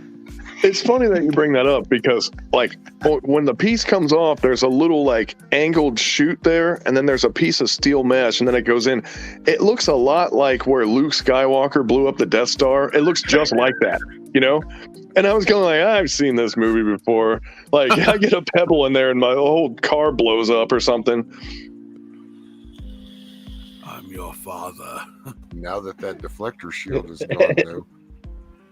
The next rabbit bomb that goes off in front of the truck. It'll get wedged, right? The thing will be cooked by the time I'm done driving to work, too. It's going to make damage.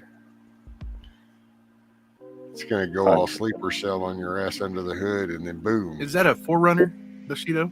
Yeah, it is. Yeah, they all have for years. They've always had that. Had what? A rabbit under the hood? No, even in the early 2000s, because when I used to work at a tire store and changing oil, they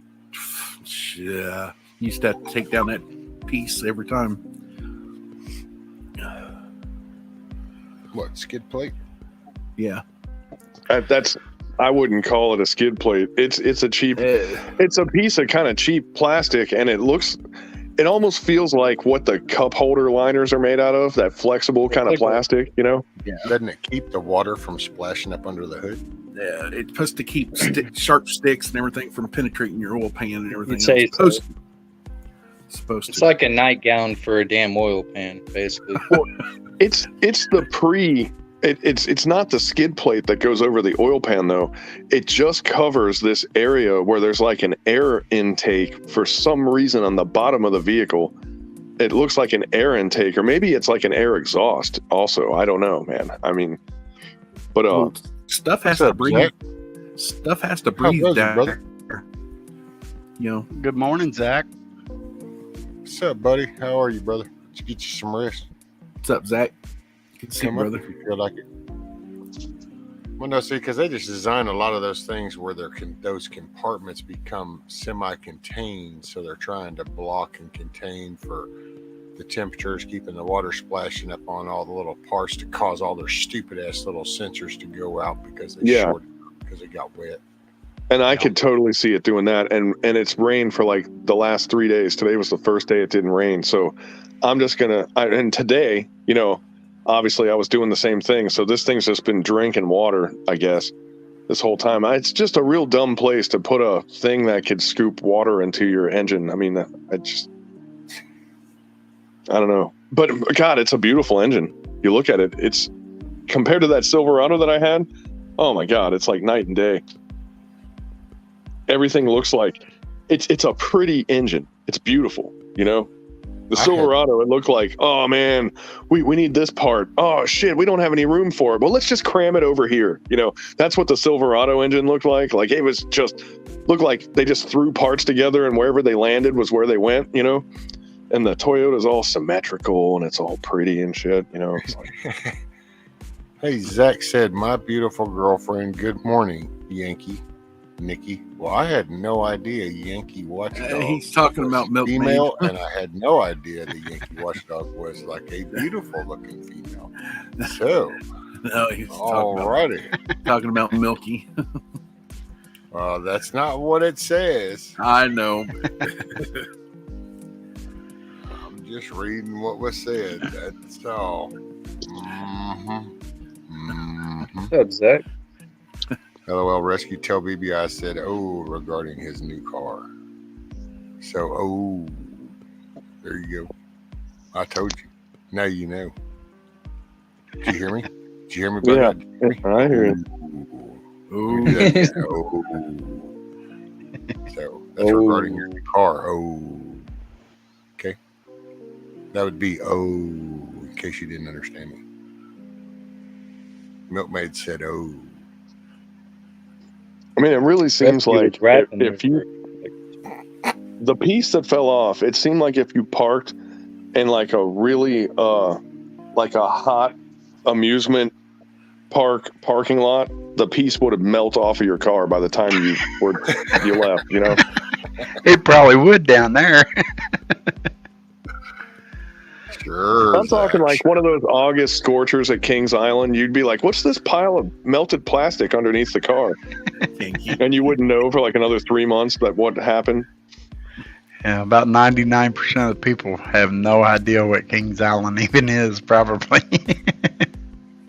You know what's funny, man? A few months ago, this could have been on Ron's. It was Rescue or Ron's, but it was in kind of recent history, though.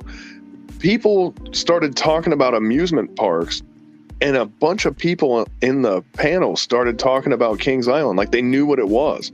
Because I guess there's some kind of roller coasters that are there that are still like record holding kind of like rides, you know? And people were talking about it. And I was like, wow, that's weird. Because, you know, when you grow up somewhere, it's like we have the best zoo, which we kind of do. Because I've been to all the other zoos, not all of them, but like San Diego is supposed to be better than Cincinnati. And I been to San Diego Zoo like 6 times. And I was like, this is not better than the Cincinnati Zoo, you know? Later, Anna. Have a good day. The only thing about the Cincinnati Zoo is you have to hope you don't get shot driving into the parking lot, you know? Because right there off of Erkenbrecher in the hood, man. That's where I grew up as a kid. I'm from that part of town. And I was like, why would you put a zoo here? You know, like you can buy some crack and then stop at the zoo, you know? Okay, now what kind of shit is that possible? So you're going to type Where's this at? something in chat Cincinnati? you want me to say when you're sitting right here on the panel? You say it. Hey, bug out. Forerunners ain't shit. Yeah, there. Hey, Bushido. Yeah. What was which one was you talking about? The Cincinnati one? And Anna smile or be the reason somebody smiles. Enjoy watching. She's going to go watch the sturgeon run I've never on even the heard Wolf Kings River. Island, so I think sounds pretty freaking cool, actually. Yeah, Kings Island, what is that bug out? It's got the oldest wooden roller coaster or something. It's called the Beast. And it's got Kings Island, awesome roller coaster. The Racer's got something going on with it too.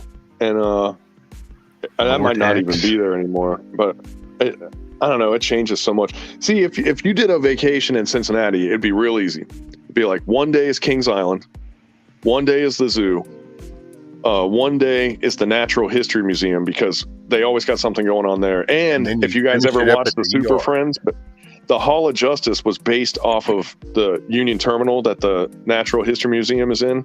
So you go to the Hall of Justice and then look at dinosaur bones and shit. It's pretty cool. Like that alone would sell it, but they always have an exhibit that's going on. That's like, you know, the traveling exhibits.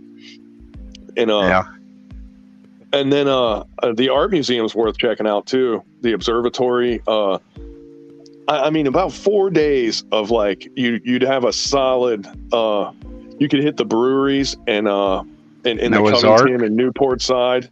There's Noah's Ark. Yeah. You could get a solid week of booked dates of things that you could see if you went that way. Yeah. Newport on the Levee, Newport Aquarium. Yeah. The aquarium's worth checking out. That's really cool. They got a lot of those tunnels that go under all the shark pits and stuff. That's pretty neat. Yeah. My daughter worked there, man. We would go to that German beer garden across the street and get lit, and then she would sneak us in the back and we'd play with the penguins. God, that was so fun.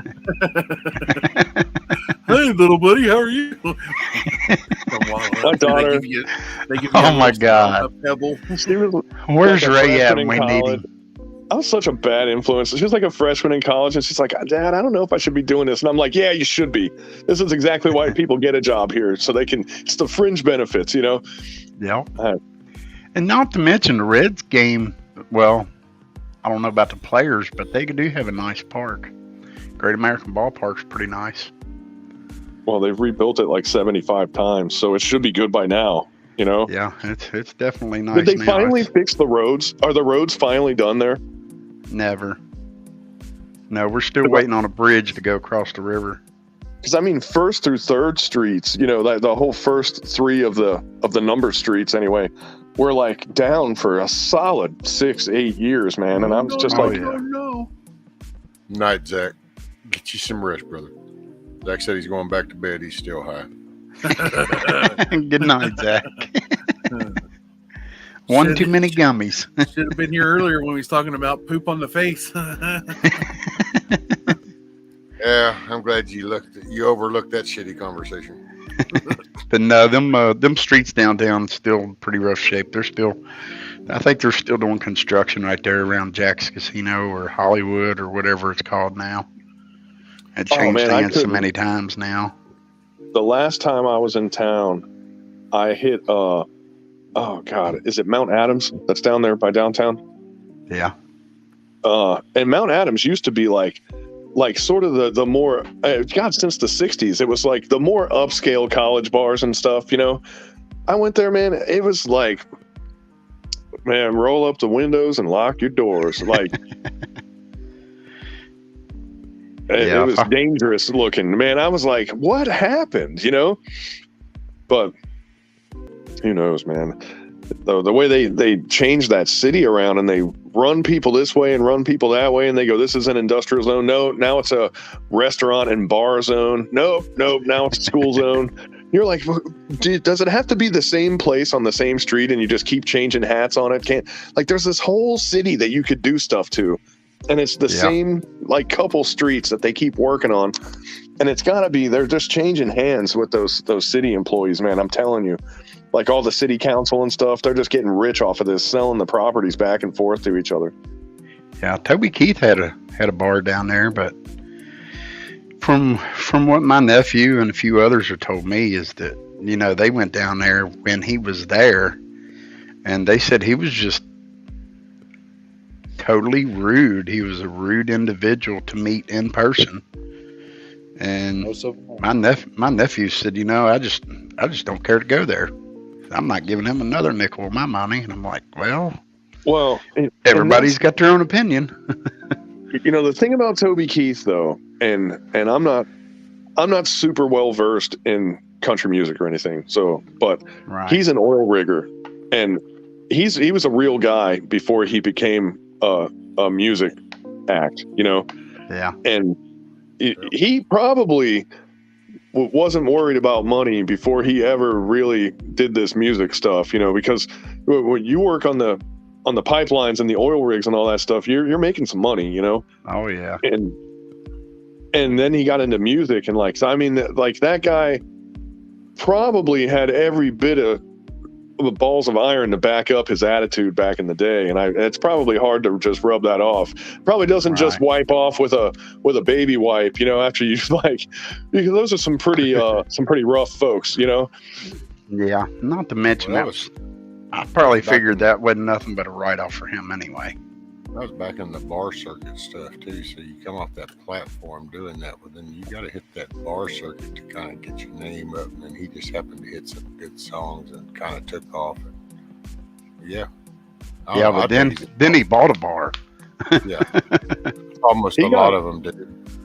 He got sued by Michael McLeod. His bar song was a ripoff of a guy from Key West that is he's got a steady gig. He's the music act for a bar down there. And Toby Keith pretty much just stole his song and made it famous. makes And that do Which these one? songs and swap so much. Hey, Baytown, thanks for subbing, brother. And you're welcome. That I aboard. Love But, This Bar song, you know? Dude, they all The steal one- from everybody. If you look at every major artist, even the ones we all love and hold dear to us, they all stole stuff.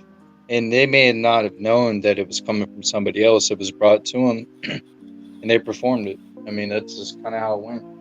Well, Now- yeah, it's not so much they stole it. It's a lot of writers like to write songs, and they don't. Yeah. They switch it up. Nobody wants to main headlight at first. They're all like, "Oh, I just want to get my foot in the door," and that usually changes once it starts taking off. But there's a lot that still stay in the background. They just sit there and write songs and send them in. They get dumped in a box, and then there's actually teams that read this song, and then they start picturing who they might could sing a better version of that. That's why, Yeah. exactly, Rescue. That's why I get tired of these new age artists and even the old ones back into the 50s, 60s, and on. They weren't what I call a true, genuine artist. They didn't write their own music. They didn't have anything to do. All they were was a poster boy or poster girl for the record label. I mean, look at all the back great. in the day, they did. That came from You a had time your- though when you had somebody that was talented in writing but couldn't sing a note, but you had somebody that could sing but they really couldn't place words to write a song. So that's how you ended up with the merge of the two. Right. Yeah, Well, there's you always nobody. have your Joan Baez and Bob Dylan types that they wrote songs for other people too, not even just themselves. But the Give funny them part credit, is, though. you look at Bob Dylan, like his music is like hard to listen to, man. He's just a quirky, weird dude, you know. But he wrote All Along the Watchtower that Hendrix sang, and you're like, that's a awesome song, you know. And it's just like, I mean, Bob Dylan was a way better writer than he was a performer. That's for damn sure. Well, it's like Chris Stapleton. He writes everything that he sings. Yeah. And And he did it for years. Yeah, and he's even wrote some for George Strait and some really His big wife artists. writes You a know. lot of music for him. That's what I His say. wife writes a lot of music for him. There's So some did that James- even run under aliases. I mean, So did Jamie Johnson. yeah. Oh yeah. Yeah. He used to write a lot, and then he just decided, you know what? Hey, look at this. Here, I'll play it. Yeah. Oh, look, everybody likes it. Chris- Shit, I'll just keep doing this thing. Yeah, he don't do that so much anymore though. Jamie Johnson don't.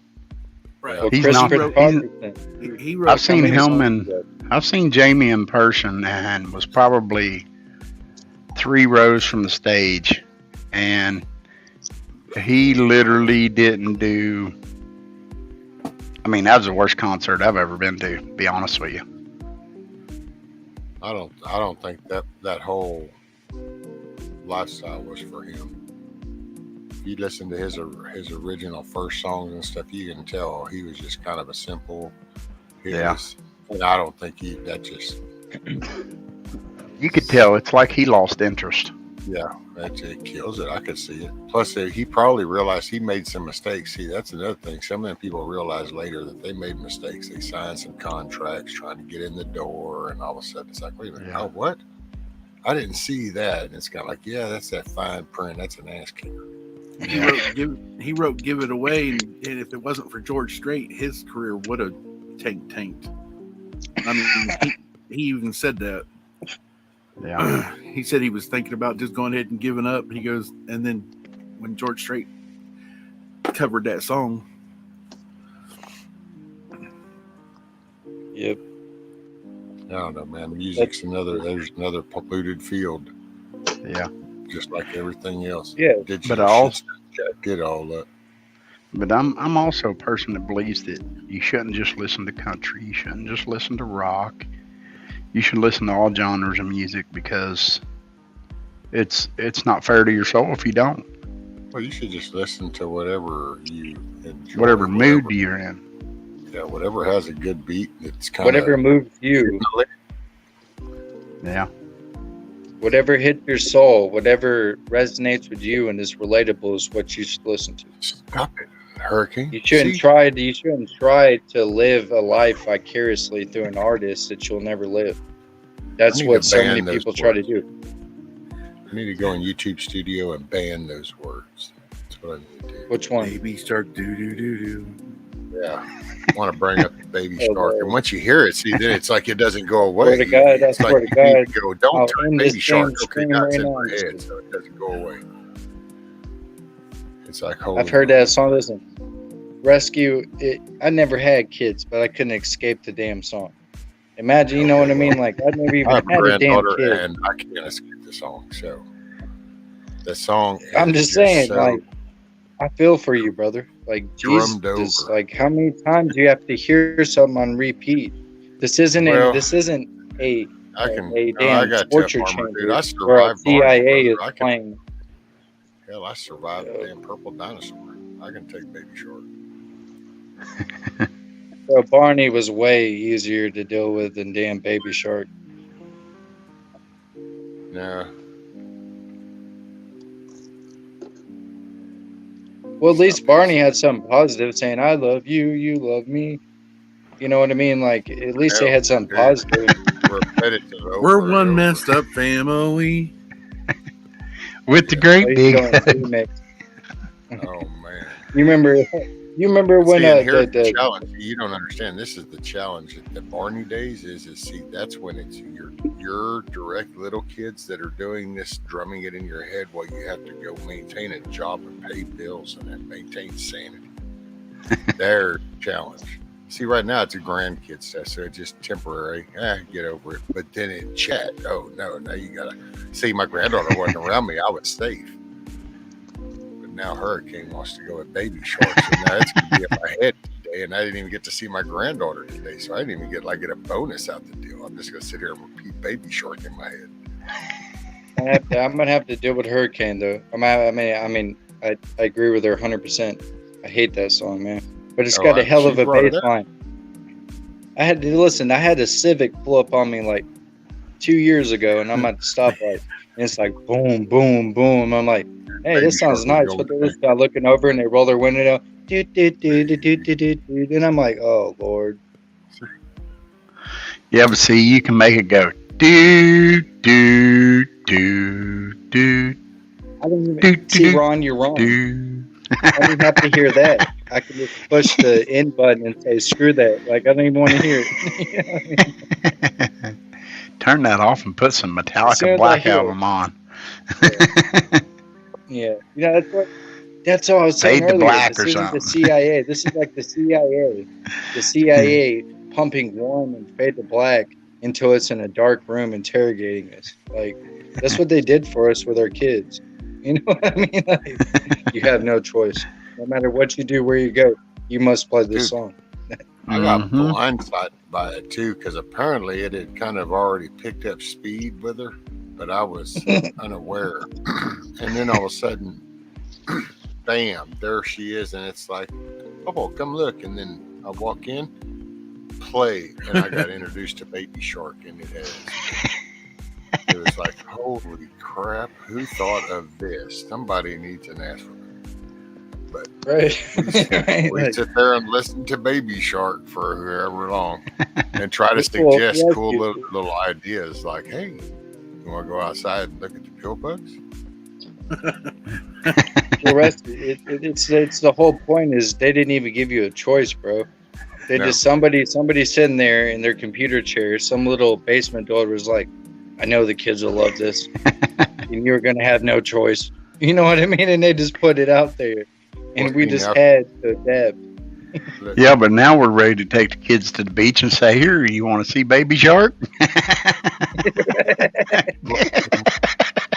What is that? See, I guess so Kiss Off says that I'm missing the point of the song, that it's the kids expressing themselves. But I guess maybe I heard a different song, because it just is like a baby shark, and then daddy shark, and grandpa shark, and mommy shark, and then sister shark. So it sounds like we're just naming off family members. Did we lose Bug out? No.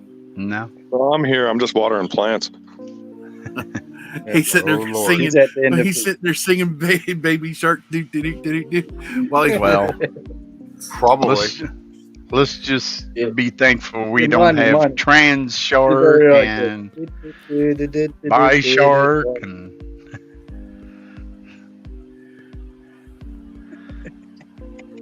So let's see. My one question I had, non-binary, binary shark. my daughter was telling me about pansexual, and I was like, "You mean bisexual?" And she was like, "No, pansexual." And I'm like, Yeah, what's that? "Isn't that bisexual?" But you can't say bisexual because then you affirm that there's only two genders, so you have to call it pansexual so you don't offend anybody.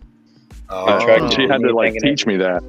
Dude, Wow. I gotta say, you just said it, and now I get okay. I not that it makes any more sense, but at least now, At least now makes a you little know. more sense. You can't accidentally confirm the other person's agenda, So they had to make it pan. Yeah. Had me going. I could not figure out, but then I haven't really put too much effort into attempting to connect the dots because my shit's real simple. I look down, going, "Yep, that's me," and it's just kind of easy enough. So, identify as a skinny guy trapped inside of a fat guy's body. Does that mean anything? That means I'm sure there's a thing for that. That's all I could see. Identify as being 18. Excuse me. I identify as being 65. Where the hell is my social security check? What's up? You know Rescue. what I mean? Seriously though, when they were booking me into jail, they was like, "Do you identify as anything?" I was like, "I identify." I was still on the come down. I was like, "I identify as a skinny guy trapped inside of a fat guy's body," and they looked at me. I was like, "You asked me if I identified as anything." Well, here's the whole trick, dude, and this is what I figured out. If you got a thing like that, okay, what you need to do is make the flag and get it out there before they make something dumb for it. Make it like a skull and crossbones and shit, so you can be like, "This is definitely what I am," Because it'll be some shit that looks like a Mexican serape with baby pastel colors, and you're like, "I can't rock this on my bumper sticker," Like, I can't. I'm not putting this on my car, Hey, Grumpy says, "OMG, I came back to get away from the end users at the JOB, and I walk into a convo about baby shark and pansexuals. Please make the stupid stop."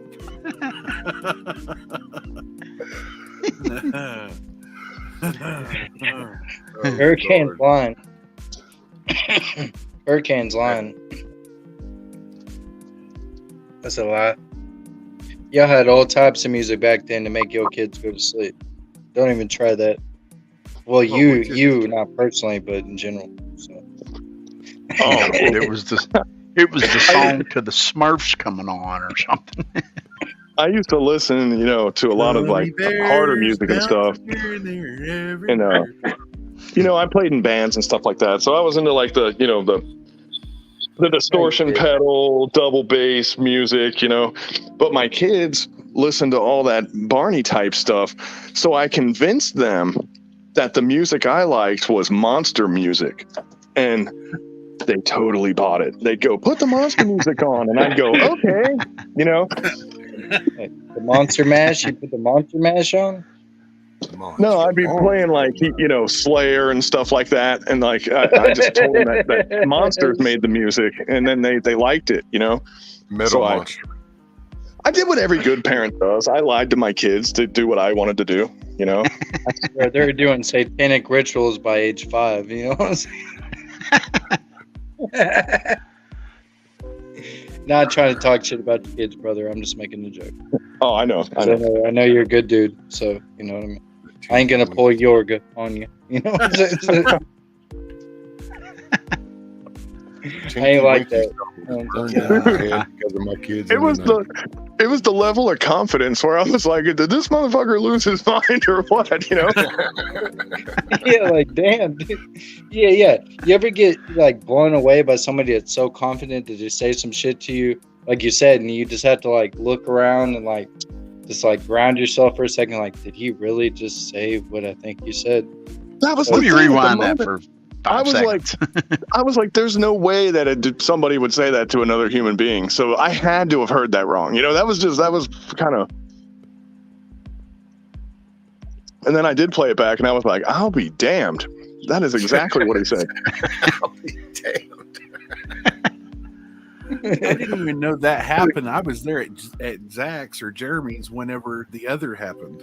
Yeah, that was me. I saw what you said in chat, Bushido, and I'm like, that was me, Mon. thought he was cracking a joke, and then I heard about it some more later on. And I'm like, oh no way. Yeah, I it was kept like, getting serious, and I'm like, I'm sitting there texting, trying to calm everybody down. And it's like, nope, Right, ain't no people stopping gotta- this. It's going. I'm gonna make a. Or sorry, were you saying something, Rescue? I apologize. I would say then. Okay, no, well, there's multiple people talking, so I didn't want to interrupt you. I just want to make a public service announcement to anybody in this community or anybody that's not a part of it, just hangs out and we're just friends, whatever. Stop being so sensitive about things, first of all. But second of all, don't say anything to somebody you wouldn't want somebody to say about you in your personal life. It's very simple. Right. It's like the golden rule. Just treat people the way you want to be treated. It's very simple. Well, and the internet makes it's really easy on the internet because, like, you're listening to a live stream and there's like 80 million of them overnight. Because when I work, I just pretty much keep my phone going, and I already played all the Mr. Ballin stories that there are, and I'm all out of cartel stories from Disturbed Reality, and I'm like, okay, live stream it is, and there's some people that you're like, I don't know about that person, that person's cool, or this person's a little wacky or whatever. But if you don't like somebody, it's real easy. Just don't go on the freaking panel. And it's kind of easy to talk to the chat on this because there's a million people that have never gone on a panel before. They would never dream of it. And I was one of those people. And it was Ron drugged me onto a panel. He was like, dude, you have to go on my show and you got to do this. And I was like, man, I don't know. That's like for those other guys. I don't think I'd be any good at it. And he was like, no, you got to go. You got to go. Well, I did it. And it gets kind of, there's a draw to it, because big thing. There is. You run your mouth and people listen to you, and there's that gratification thing, and but then some people kind of get stuck on it, and they'll go on a panel and they hate everybody on the panel, but they'll still go there, and they're like not having a good time, and then they get kind of flustered or frustrated or whatever you want to call it, and then the next thing you know, they're like all pissed off because they don't like the way the conversation went or whatever. And that's my whole thing is like, if there's people you don't like on a panel, just don't go on it. And the problem will never happen. That's my personal advice. And I really don't go on a lot of panels. I think Rescue is pretty much, I'd go on Jeremy and Zach's for Ron's old time's sake, and then Rescue. Those are pretty much the only two, with the exception of Kaz, Fourth Dimension. But I know Kaz in real life, so it's different. You know what I mean? He's never been on mine, so I would, but when I'm working, my connection is so bad that most of the time I can't even load the video. So I'm like 5 minutes behind on the video, and I'm following the chat. There is just something about Ron, the way he just draws you in. I don't know what it was, but he just had a way about him that, he could get along with anybody. I don't know. He's all American good dude. You know what I mean? What would be hilarious is I'd be talking on his stream, and then I would get a text message, and I would screw. You know how you can flip down the top of your phone to preview a text message? Mm-hmm. And I would scroll down and it would just say, shut the fuck up. I'm sorry to use the F-bomb. But I'd go, I need to let other people talk, And I would stop talking, That's Ron. That was Ron. And it seemed like it was all seamless, but before I learned, because everybody hits that point where, like, when they first get in there, they're just swinging at the fences because they don't know when to stop and they don't know when other people are talking, and like, I guess I was a little heavy-handed on that in the beginning, and he would just send me text messages like, dude, breathe, shut up, and I was like, okay. Morning, Shift Kicker. Yeah, Ron was something else, man. He had stories he'd tell about going and shooting birds and stuff and getting in trouble for doing it. And he had a lot of good stories that he told. Well, that guy had a pretty broad range of experiences too. I mean, he had some pretty wild stories. That he Morning did. shift. He had a way of Yeah, just kind of getting people to try things outside their comfort zone. Yeah, that would be the dude you want to take to a sorority party, if you know what I'm saying. Right? Yeah. He'll get you Your hooked first up time, by the my end of the first night. time too. Yep. What do you know? And I remember what I remember what Bushido said about somebody else saying, you know how something about if you're dug out in a trench at a gunfight, that's the guy you don't want in the pit with you. Not talking about Ron, but talking about the other guy again now. But I shouldn't say that, I guess. I'd leave that alone. Yeah, I'm trying not to talk about that too. But Ron, it's not going to go anywhere. You know, I can't like fix it or anything. Right, Ron would have been a guy to have had your back. You know, he'd have been a good guy to have done that. And he had some firepower too. He had some nice weapons. He had some nice artillery. He was definitely ammo challenged. Oh yeah. He's like, yeah, I got ammo, and I was like, dude, you don't have ammo. Like, I got like 200 rounds, man. I'm like, you have like 25 seconds worth of ammo is what you have, dude. Like,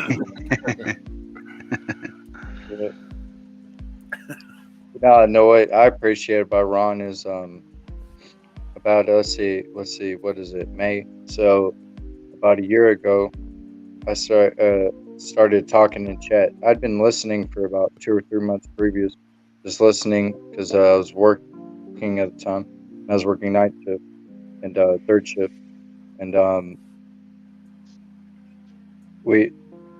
I'd just listen, and sometimes I put it on the loudspeaker, and then one day I was like, you know what, I'm just gonna start chatting. So I wasn't really big into like commenting, right?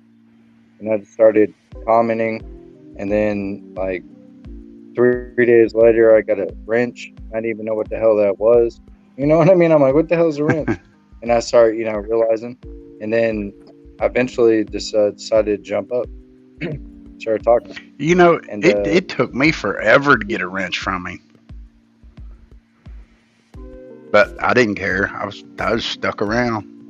I didn't know what it was. I just and then I was like, one day I was like, I'm gonna jump up and just try it out, because I had like been on like just one person's panel, and I jumped up twice, and I was like, you know what?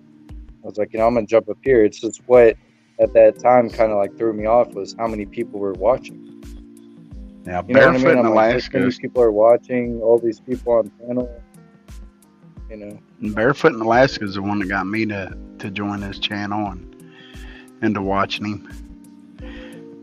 Me and Dana and I found it randomly, man. a few others. We done the 24/7 live stream, which was on a channel called The Adventures of Traveling Mike. We done a 24/7 live stream for, I think it's 620 some hours. It was like a month straight, and it was literally the longest live stream to do. I'm gonna click on that. Broke that record. I mean, I'm gonna click on that. But we broke that record. And there was another guy, Turtle. He was trying to break the record too, but the problem was we had started before he did. And he was doing it by himself, where we had help on it. It would be like we had StreamYard, and then we just gave the link and the email and the password to like 15 of us. 15 of us had that password, so we kept it going 24/7. That's pretty cool. And that's all we did was just sit around and talk. But it was pretty cool. Well, And now- apparently, Grumpy now- accused me of being like Oprah, and that you get a wrench, everyone gets a I'm gonna wrench. bring it up. I swear I'm gonna bring. I want to click on it so bad, Rusty. I didn't want to. Yeah, What? Grumpy, like Rescue hands out wrenches like Oprah. It's like, damn, just throw me under the bus like that now, Oprah. I just figure once we get to know people, and it's like okay, and we add them in, and No, I was popping my neck. if it's Brother, blue, that's then what- we know it's you. Rescue. That's what Ron did. That's why I respect Ron so much, and that's why I adopted the same blueprint as Ron did. I don't, I'm not saying you did, but I did personally because I was just like, I want everybody to have the place to come chill. Once I get to know you and you're cool, I give you a wrench, no problem. Yeah. Everybody knows. That's the your way. name. That's the way Ron done it, and the way he would do it is It was once he amazing. got to know you, he'd give everybody a wrench. But if you said something wrong or something or did something wrong, he would warn you first, and when you got that warning, you lost your wrench. So basically, everybody in chat got to watch what you was saying and all that without him having to watch an eye on chat all the time. He I took my forgot- wrench like 10 times though. He always gives it back. I forgot the cat's. I forgot this cat's name, but he threw him a wrench, and he goes, "No, I don't want that wrench." And I was down in chat, and I'm like, he goes, Oh, shit. "You don't want me to have a wrench?" And he goes, "I'm telling you." And he started boom, boom, boom, Ronnie, boom, boom, boom. That was lost product. No, it was just a one-word name. Well, Lost Product did the same thing. Because I remember watching it, and I was like, why is he being so weird about that? Man, I Greeley. forgot it. Look out. I forgot this other cat's name, but kinda yeah, jogged my he memory. just started timing it, and he goes, "I'm telling you, you don't want me." And Ron's like, "You're getting a warning." And then a couple other people, maybe Yankee Watchdog or Huckleberry, someone was like giving him a warning, and he was like, "All right, Ron, you need Yankee's wrench." And so he yanked his wrench. He goes, "I told I you bet I he didn't want one." I bet he didn't get a word in edgewise after that, because everybody that had a wrench was probably timing him out. Yeah. That's pretty cool, Yankee. Yankee says, I have one of Ron's first breaks. It hangs on the light over this laptop. I think about him every time I turn the light on. Oh yeah, that's cool. I hopefully got one on the way. So, but we'll see. Oh yeah, that's pretty cool. Hell yeah, Yankee. I was trying to show him some stuff about those paracord weaves, and he did not want to. He was like, "No, I don't care. This is what I'm doing." And I was like, "Well, dude, I can show you a way to do it easier and faster." And he was like, "No, like you and I think it might have been Mayhem or somebody else. He was like, you guys keep trying to tell me how to do it better, and this is how I'm doing it." And I'm like, dude, you could make 100 of these in the same time that you make like 5, but he thought I was like ragging on him, and I was like, I wasn't. I was just like, I was watching how he was doing it, and I'm like, dude, that's how somebody who just starts doing it does it. Like, let me show you a trick. And I was gonna show him stuff where like you tie a buckle and you put it around a post, or you can put it on your shoe, and then you when you have it tied like that, you can pull it and have pressure on it, and you can just do the weaves like really fast, And but he was doing it and he couldn't get his tension right and stuff. And eventually he figured out how to even his tension out by hand, but it's so much more work, I was like, dude, like, whatever. And he liked doing it, so I just shut up after a while. I was like, this dude doesn't give a shit what I have to say. You know what I mean? He was happy with what he was doing. Hey, morning, Sister Marie. How are you, ma'am? I'm one of the lucky ones. Oh, there you go. I've got 2 of them. Hell yeah. Is that the pink one? No. Red, white, and blue. Oh, who was it? It was a guy that he did, but he did a real vibrant color one. And then I got a black one. Right on.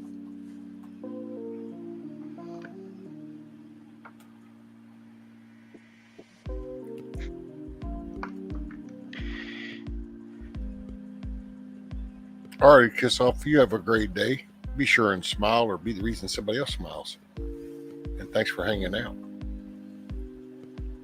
Deke is off.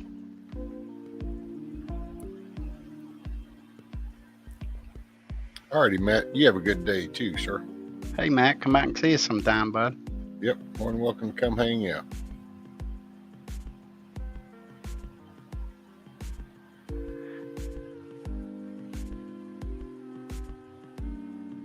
Why you gotta go flipping people off? Fuck you, what? Bro, you on the UK time. I ain't on this Why you shit. gotta flip people off? Man. Yeah, I didn't see but no you one did- from the UK in here. Yeah, So yeah. That's actually where. Who was it? There was somebody came in, and that's what they. Baytown. Yeah, oh Lord, I gotta change my own culture to fit some of Jesus. All right, hold on. You know what? I'll be PC about it. Hold on. I apologize. Hold on. I'll be. There you go. All right, so check this out, you guys. As you know, I have this cat that's a little chunky, little chunky, right? A little chunky. I have this freeze-dried chicken, and she's crazy about it. And watch how this portly little cat devours this stuff. She just goes at it like a freight train, dude. Oh hell yeah. Bro, You should put that in a chunky. That cat dehydrator. is a bull. It has the You should put syndrome already. put that in a So, dehydrator for about 10 hours. Oh, it's freeze-dried, man. It's like there's like no moisture in it. Yeah, this is a custom model. This is like a Dynaglide. It's got an extra double cuddle tank right here. This cat could go about 7.5 continuous hours of cuddling with this tank right here. It's okay, so what is that about? good model. 11 pounds? 10, 11? She's actually a little cat. She's just fat. Okay. But she's gonna. So she like. I'm just telling you. Looks like I've been raising cats and dogs for a long time. That motherfucker's gonna be really. She's gonna be built. Get her outside to catch some mouse and something. To get her instant go. Oh, dude, cats can't go outside out You know here, what I'm man. They're on the menu. Iguanas or gators? Well, my dog first of all. Oh. Now I feel like going and wanting to show some love to my cats. You're making me jealous. I'm gonna go pet mine now. I love it, man. So is that a calico or a tortoiseshell? Sectional. Yeah, she's a tortoiseshell. That's the one we got from that lady that died from the jab, man. Like we weren't even. We have a couple of cats, but our cats are all like they got the routine figured out, and this cat's all just like exploring constantly, you know. Well, at least you took a cat in that was looking But what for our cats, anyone. So our cats Yeah, love they're- when we get like Amazon boxes and UPS boxes, and we have that big paper, and they hide under it, and they attack Hell each yeah. other. I do the same shit, bro. So we get a couple days of paper, you know, where like.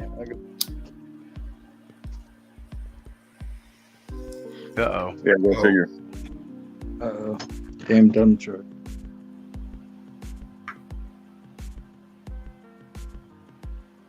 All right, I need you to hold the fort down for 2 minutes. Be right back. Oh, what's that? Oh yeah, boxes, dude. Yeah, they love boxes. They love boxes. Man, you put any type of box down, man, it's just something new. And they're curious and they'll look over there and they'll just explore that shit and take it over. And it's like, cool. Like I got a fan box behind that that my one cat I have, Lucy, that she sleeps on. She'll like I know when she's sleeping on it too. Like I have my door cracked in my room so I can hear if my grandparents need anything. And I'll hear her go on the box and it'll start creaking because she weighs 13 pounds. She don't even eat that much. Like, because my grandfather can't do it physically, but my grandmother likes to give her treats. and likes to feed her Well, dude, stuff. Yeah, so I have I'm a problem I with got a my room. Our room outside is nothing but cat trees, man. It's like a cat paradise, pretty much. Dang. I love cats because they've never lost that instinct. They'll still hunt and kill. I like that. Yeah, You know what I mean? maybe if I wasn't allergic. Yeah, see, my Oh, dad. dude, my wife is allergic to cats. I don't know how she does it, man. What the, is your wife allergic and you have a cat inside the house? He's got a cat farm. Damn, bro. What did she take Benadryl or something? Mm-hmm. My dad does. Yeah, he has a. She takes something. I only have one cat, really. I guess I have two now. I don't know. This cat's kind of turning out to be mine, but I had one cat that I sent home from Afghanistan, and the other cats were hers, you know? So it's not like I'm not making her do it or anything. She's like, she's kind of I didn't mean it like that. It's like, damn, because I know if I was, allergic to something, I mean, holy shit. That's why he said, you don't know how she does it. Like, she takes something like Zyrtec or some crap like that. I don't know. She's got something she takes, but it's she must really love animals, bro. Like, to the point where she's having them, but still allergic. I mean, that is badass. Well, that's what she loves about the dog that I got. She doesn't really like going indoors. She'll go in my mom's place because when it gets really hot in the daytime, she goes in the AC of my mom's place, and she's got tile floors that are cold, you know? So she'll go in there and she just sprawls out on the tile and she just sleeps for like 2-3 hours because she's up all night, and she's really like an outside dog, you know? And that's about the only way we could do it because she's more allergic to dogs than cats, you know? What up, she loves dogs, but she's like, I couldn't have a dog living in the house because, like, you know, when you have a dog in the house, like the dander and all that stuff, it gets into your air system and all that crap. Like that would take her down. Like you said, unless you have a certain breed of cat or dog, that day. Because I have 3 cats in my house, and then I have 5 outside and 2 dogs now. So that the dandruff inside my house is to the point where even though I'm not allergic, it affects me every day. I mean, you can see, like, I vacuum multiple times a day. Like, I do what I can to get rid of that, but it's a problem. It can get bad. Yeah, changing your air filters is another big one, and getting good air filters. That helps. Every 2 weeks, I change my air filter.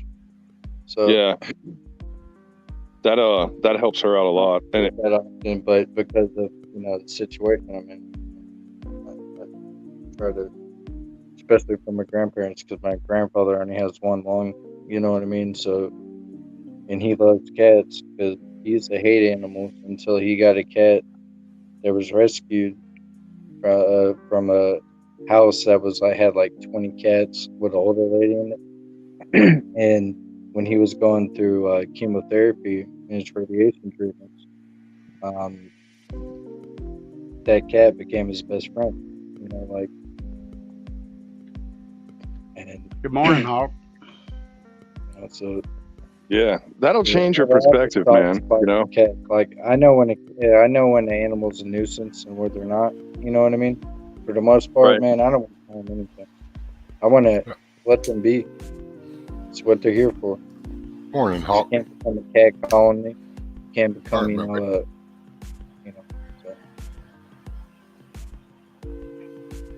And Hurricane Bugout's got an Afghan cat and an Afghan dog. He's from Afghan. He's full of Afghan. Yeah, dude, my Afghan dog she's getting old, man. She's like 8 years old now. It's crazy to think of that. Yeah, probably wouldn't have made it that far. Boy, had life, ain't they? Yeah. Yeah, she You can make a movie about that dog, probably. Halfway around the world.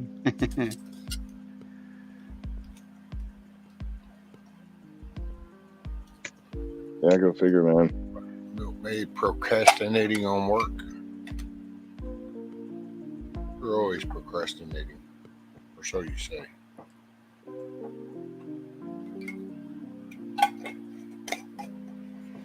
Yeah, my little nephew was a Marine. He was in Afghanistan. Man, You know where stories he he went? told. You know where he was? I'm not sure. I just know he had some stories. He said they did road checkpoints, but he said they'd take you like a mile down the road and drop you off, and another guy would come down the hill off a sand dune, and he would have to go to the top of the hill of the sand dune, and they'd drive another half mile or mile down the road and drop another guy out. And he said that was his job, was just to watch the road. Just to sit on a hill and watch the road. And he said they took 12-hour shifts. The Taliban did the same thing. I started selling them Red Bulls after a while. It's crazy. Well, he had to use. He did tell me he had to use his service. He said a guy just pulled up and in a car and got out with opened the trunk, pulled out a shovel and a yellow 5-gallon bucket and started digging in the middle of the road. Yeah, you know what's funny though is like, it's real stupid. Like when you're out in the middle of nowhere, like later, Yankee. You know, you're like, hey, I'm out in the middle of nowhere, like, you know, and things are different. But Afghans will act dumb when they're near a base or a fob or whatever. And they were right outside of our MEP, and they were trying to dig a hole, clearly to put an IED in it. And they were acting like they were lost. And it's like, oh, you're just going to pull up right to the MEP entrance, like where all the armored vehicles come in and out of. Like you're just going to happen to stop there and try to figure out where you're at. Like you don't know where the base is. Like, come on, man. English, you know, like. Right. And then it's like you get to be Oprah. You're like, you get a road flare, and you get a road flare, and you get a road flare. Hey, those are the players again. Welcome to the party. Oh. You get a haircut. You get a haircut. You know what I'm saying? Dude, there's like, you got to fill out like 15 pages if you shoot somebody. You don't have to fill out anything if you shoot them with a road flare. That's all I'm saying. It's like, yeah. He had to fill out paperwork. I'll say that. Guns. I'm like, I don't want those guns, man. Give me more flares. More flares. That's what I want. Give me flares. Give me flares and a shovel. That's all I need. Understands, you know what I mean? Like, nobody likes exploding fire. You know what I mean? Like. Well, he said this guy was 400 yards away, and he said he told this to me and my dad. And he wouldn't tell his mom and didn't tell another soul in the world, and still won't to this day. But he said that the guy was 400 yards away. And when he shot, he said, I misjudged because he was further. But he said, I did get him right in the neck. And I was like, well, what did you do with him?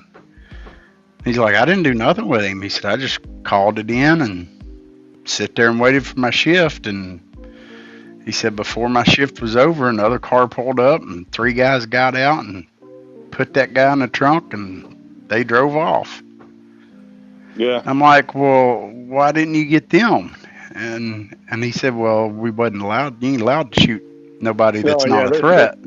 There's a lot of rules, and then things get cleared hot. Like we had a little predicament where these guys were making roadside bombs. They were on the road though, like road bombs, I guess you'd call them.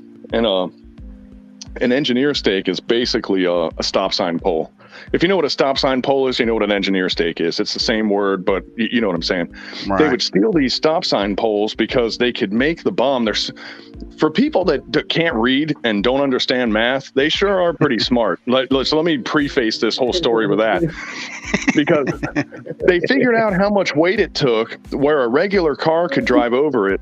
and it wouldn't go off. But when the armored vehicles would drive over it, it would flex the blacktop, and the blacktop would push down on those stop Pressure sign poles. And sensors. the stop sign pole would set off the bomb because it would hit and make the connection, you know? So they said, no, these guys can't steal any more stop sign poles, because we knew they were stealing them, but they told us that we couldn't do anything about it. Then they were like, go there and talk to them. Where you go, they'd hop on motorcycles, they'd drive off, and then they just said, shoot anybody that takes a stop sign pole. Well, you find yourself at a weird crossroads sometimes, because you're like anybody, you're like, oh, this is awesome. I can shoot whoever I want. This is great, you know? And you're zapping people left and right. And then they started bringing kids to take them. And then you're like, hold on a second. Like, this changes everything. And like, they're smarter than us, man. You know what I'm saying? Oh, because like, nobody's going to take a shot at a 10-year-old taking a stop sign pole, but you know that stop sign pole is going to blow up some Marines or soldiers, you know? So it's like, what do? You know what I mean? And you shoot the stop sign. Night, Sherry. Have a good night. You shoot the stop sign. Yeah. Well, it's funny you would say that, because the solution became shoot the motorcycle, you know? And that worked too. And you're like, you know, but you killed the person anyway. You're like, you're 100 miles away from anything, you know, like there's no way you're going to make it out of here, you know, like, but you can only assume that there's a follow-up and all that stuff. You know, they're conducting operations on us and we're conducting operations on them. They have to have like contingency plans just like we do, you know? And that's what you do the sign of the cross and go, I hope this kid makes it out, you know? I hope he brought water, because he doesn't have a motorcycle anymore. Well, the saddest part about all that is the person that sent him to get that stop sign is probably the one that's going to have to come and get them, and they're probably not good people, and they're probably not going to be too happy that he lost the motorcycle. Yeah, but at the same time, man, they'll send somebody else. Their units, just like we're units, their organization of unit is different. You know, they have family ties, they have political ties, but man, when you're out there, especially out in Pashto country, like the political stuff has nothing to do with it. It would be like, imagine if, and this is kind of what I put it, extreme Southern religious families are kind of like the Pashtus, really, because you're not going to convert them. You're not going to legislate them out of being religious, you know? Like, in fact, it only makes their religious zeal more intense. The fact that you're trying to stop them, it just proves to them that they're right, because they're like, see, they're trying to stop us, you know? Yeah. And their beliefs and their customs and stuff, they're not coming off of them. And how I survived over there was, I knew that, you know?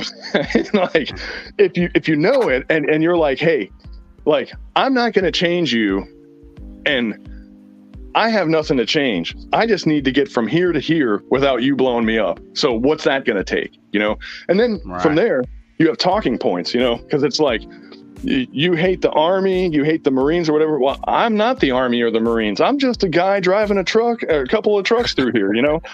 And like, you know, you give them that whole like relatable story thing, you know, and you give them a bottle of booze or cases of water or whatever, and they start leaving you alone, you know? The modern day Indian. Well, then they start thinking, well, maybe I'll get another bottle later on or whatever. Yeah, we used to have to fight these dudes. Going into Ghazni, there was this big bridge, and if they didn't get us on the way in, they got ready and they hit us on the way out. And it was like every single day. It's like, if you could imagine getting tired of like fighting a war, like I never thought I'd feel that day, but I was like, oh my God, I got to go to Ghazni. Here it goes. You know, it's just like, you know, you get older and you don't live for that shit anymore. And, you know, it's like after a while, you get in these little traffic jams and you're like, oh, these dudes are clearly Taliban, you know, and you just start talking to them. You're like, dude, what's it going to take for us not to fight? Well, you know where we're going. You already know, you see us, you know, like, and I don't know. What's it going to take for us to not kill you today? Yeah. What's that going to take? And, you know, like you definitely win some and you lose some, man. I mean, like, I can't tell you how many mail trucks we lost, you know, because they weren't armored. You know, they would blow the shit out of our mail trucks, and that was costing us money, and that was costing me money, you know, because like we kind of had a how we did for the year, we would share that money, you know, and every time you had to buy a truck, that's money that you're not getting, you know, and it, like, you're like, oh my God, man, it, you know, it's not the military. You don't have this endless budget or anything. And it was, we had a lot of things that we did, like airport runs, and we did all this other stuff to keep, because we had our own compound. We weren't living with the military and we weren't living at the embassy. So like we were on our own, you know. And like, I don't know exactly where my nephew was stationed at, but he said the only mail that they got was airdropped from a helicopter. he was probably on the cops then. We didn't always go to those, especially towards the end. In the beginning we did, but when Obama, he really was trying to tailor his casualty numbers. And the most civilian contractors that were dying, the biggest loss that they had was the Pony Express. That was our job. We lost about 25% of us a year got blown up or killed, or, you know, lost a leg or something, you know. So you had like a 1 in 4 chance every year of like getting hemmed up, you know. So it was like, that's pretty high, you know, for a contractor job. But yeah, it's he stopped us going to cops, and then they tried stopping us altogether, and they were trying to use helicopters for everything, but then they got so backlogged that they couldn't do it. So they needed us, and they knew it. But when they got rid of us, now it's just Afghans drive the mail, and they don't have the armed escort anymore. So I don't know how they do it now. Well, they don't have to worry about it now because the Americans pulled out, but they stopped doing registered mail. And the big thing about us was we did registered mail. It had to be one of us. Like, we were the only certified registered mail carriers in the country, with the exception of there were some officers in Bagram that could do it, but you would have to take the registered mail yourself to Bagram and drive it for hours, or take a helicopter flight or something. So it pretty much, registered mail stopped when they shut the job down. And that was when I knew that they were going to close Afghanistan down, because I was like, if they don't have a thing in place for registered mail, because think about like, you got a guy, and I'd hate to say this is common, but it's common. You have a guy, he goes on a deployment, and his wife serves him papers, you know, divorce papers. Right. They wait until the second that they're gone. And once they're in country, they're like, okay, I know this guy's going to be gone for this much time. I need to act now, you know? Yeah. And people get hit with papers a lot. Well, they have to send that stuff by registered mail. We carried so many divorce papers, man. It was like actually heartbreaking, dude, because these guys, you could see it in their faces. Like, you already knew what was in the envelope. You know what I mean? But, right. But like, you know what, you can't get divorced anymore, you know, like that's not up to those guys out there in the bases, you know, like, so yeah, I was like, this theater isn't going to be open very much longer. And I couldn't really talk about it before it shut down, because, you know, I mean, it's just not very politically wise to do that. You know what I mean? Right. Yeah. But all the signs were pointing towards it closing down. That's why I went home on an emergency leave, because my mom got cancer, and then she recovered from it, which, like, miraculously, which I was thankful for. But then my stepfather started dying right after that, and he did die. And then I was like, man, I can go back. But now my stepfather wasn't here, and I was like, well, fuck, man, you know, somebody needs to be here. Like, I'm not trying to be all sexist or anything, but you got to have like a man in the house kind of thing. You know what I mean? Yeah. And I was like, man, and what I was talking with my wife about was, I was like, you know, I'm going to go out there, and it's only going to last X amount of time, and it's going to shut down, and I'm going to get stuck there. And that was what I was worried about, getting stuck there. And you know what? I wasn't stupid with that, because people got stuck there, you know? And in that compound, we would have got stuck. We would have been some of the guys that were stuck, because we weren't at the embassy, and we weren't on the base. So, you know, I mean, anybody that wasn't on the embassies, or the embassy or the bases, they got screwed pretty much, then that would have been me. So I made the right call, and I took that job in Alaska, and then I was only gone for 6 weeks at a time, so that wasn't quite so bad. And then they shut that down for COVID, and then I was just like, man, I'm done with this stuff. It's just, it's like feast or famine. You make a lot of money, and then you lose your job, and then you don't work for 4, 5, 6 months, and then you find another job, and it was like, I just got tired of it, man. Yeah, good while it lasts, but Yeah. morning, Bougie. Morning, Bushy. Then you don't get any younger either, Yeah.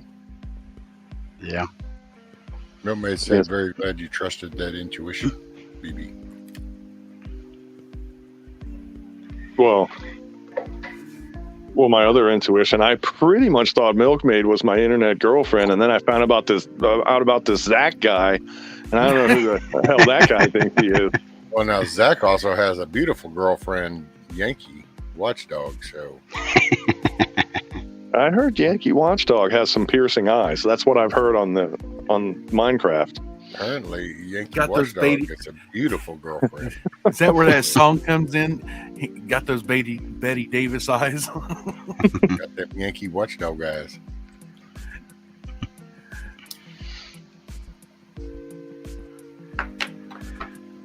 Oh Lord, what time is it? It is funny though, Oh, and my it would be gosh. funny if 9:48. if Yankee Watchdog was a girl. It's really funny because some people have these like Death Dealer 554 like names on YouTube, and then they're like you're like a 25-year-old like 90-pound girl, and you're like, what are you doing with that name? Like there should be rules to this. Like you shouldn't be allowed to do that. It's like someone naming their little chihuahua or something like that, like Rufus or Thor or something. Yeah. yeah, Killer. Thor. Killer. Zeus. Heel killer. Stop whining, BB. So apparently, you need to stop whining, BB. Milkman has to tell the story. She wanted to learn more about guns, and she joined some tactical group, and everybody thought she was a dude. And they're like, the Milkmaid is a guy. Like what a bunch of retards, right? They kept going, hey, bro, it's cool, man. Here, just do this with your pistol. And she was going, it's cool. I'm a girl, but yeah, that's cool. And they're okay, bro, whatever. That's fine, dude. So like, it's funny when she tells the story. Anyway.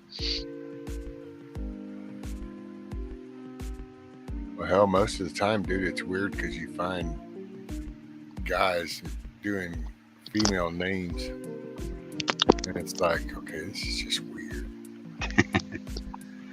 Again, it's 2022 now, so it's like it's all weird.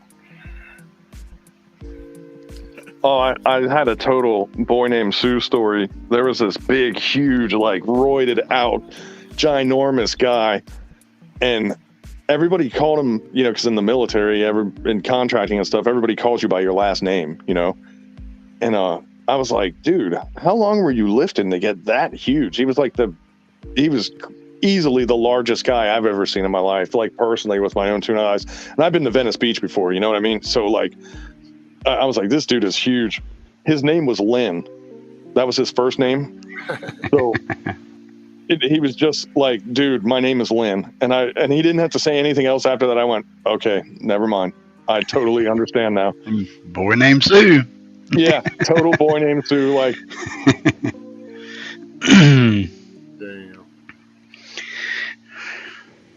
This robber breaks into this house, and he looks over and he sees this parrot in the cage, and his parrot says to him, Jesus is gonna get you. And robber says, oh, shut up, you stupid parrot. I'm not religious or nothing. All of a sudden, this big Rottweiler turns the corner around the living room, just starts growling at him, and the parrot says, get him, Jesus.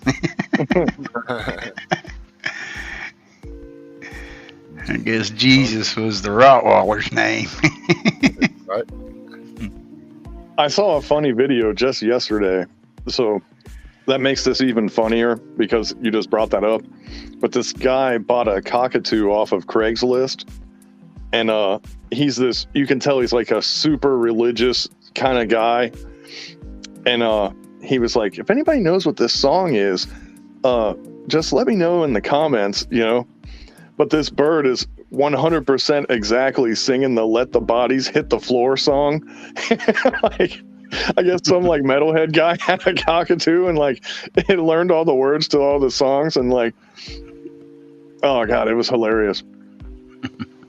It's floating around right now, so you could probably find it if you did a search for it. It's pretty funny, man. System Marie, she's like, that's bullshit. Don't fuck with deployed people. They got enough shit they're dealing with. She's commenting on your divorce thing, I do believe. Oh yeah, Yeah. It's, You know, I wouldn't understand. I don't understand that. I mean, you would think somebody that's deployed overseas in a war, I think if you was married to them, I think you'd want to wait till they got back. No, if man, they got it back. happened to me. My first deployment that I ever did, actually it was my second. I say first when I'm at the bar to make people feel more sorry for me. It was actually my second deployment, but yeah, I got hit with papers. It happened to me, so I know exactly how those dudes felt because I did it. You know. I had a wife once till her husband come got her. You know what's funny though? Like with my divorce, it was kind of framed like you want to go on deployments with all your friends and you don't want to be home with me. That was kind of like the way it was spelled out to me. Like I was being selfish, getting deployed and going to wars and stuff. Like I was going, yes, another war. Perfect. Yeah, right. You know, high-fiving my buddies. Like, we're going to have so much fun out there shitting in plastic bags and eating MREs. Man, I can't Getting wait. shot at. Right. Yeah, we killed getting the family. blown up. We killed home life. We killed the whole family image. Good morning, Lori. Good morning, Gigi's. Bled over into that.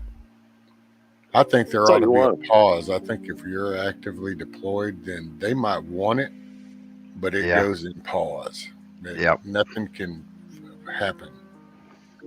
Well, see, in my case, I think I don't know what she was thinking, but the reality of what she got had nothing to do. And, you know, she was raised on Disney movies and stuff, you know, and like she thought it was going to be a bunch of parades and fancy uniforms and stuff all the time. And it's not. It's like a bunch of people getting blown the hell up and like people getting broken and losing their mind and all kinds of other stuff. And she didn't want to have nothing to do with that. And just as it turns out. That's fine though, Bug Up, but there ought to be a pause because just from the basic raw fact of you shouldn't want the distraction to the person engaged. So they shouldn't have that added thought included. They need to be focused on a job. So there's the first. And then second is if that they're deployed and doing that, then they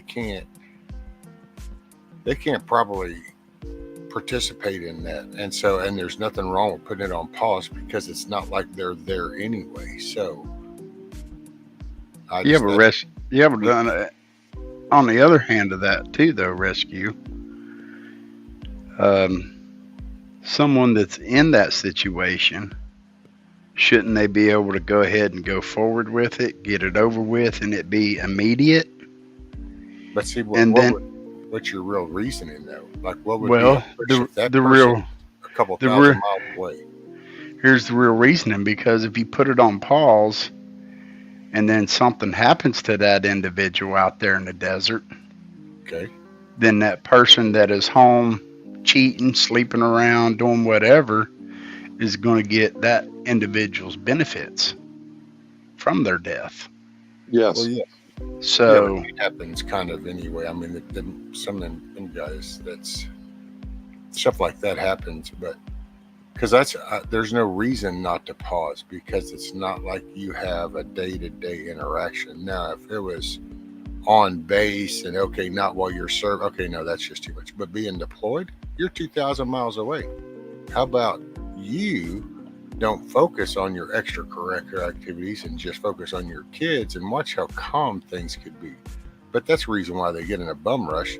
It's because for them, their day-to-day life is progressing, and oh yeah, because they haven't. Meanwhile, there's somebody over there that's doing what we ask them to do, and they're under stress. Could be under fire, just different. They're not home. I'm sorry, dude. I know dudes that go to truck driving school and then commence to whining because they haven't been away from home for a week, and that's still while you're located in the continental United States, just sitting your ass in a truck, much less being deployed. So yeah, that's all frame of reference, and you're right, man. I mean, you're right, but the reality of the situation is, people are always looking for the easy way out, and that's kind of how it comes down. Yeah, that's the easy way out to where that individual doesn't have to face you. Right.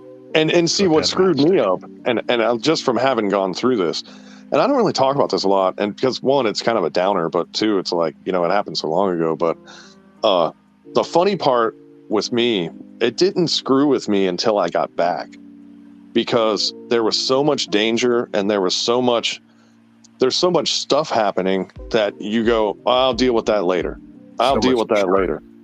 And so I started dealing with it, and she was already like a lifetime moved on, and I just figured out that was real, because the last time I was in America, I had a house and my kids lived with me, and like, you know what I'm saying? Like that was the reality in my mind, because like that was the last time I saw it.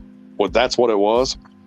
And it had changed, and I just kept pushing it off because it was so much easier to deal with the immediate threat and worry about that later. Well, I didn't worry about that until the second I was coming back. I was like, okay, now what am I going to do about this? And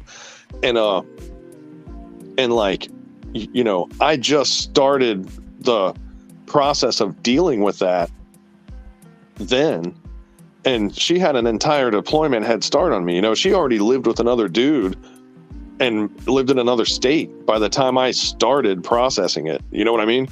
Yeah. So it was kind of weird, man. It was definitely a strange situation for sure.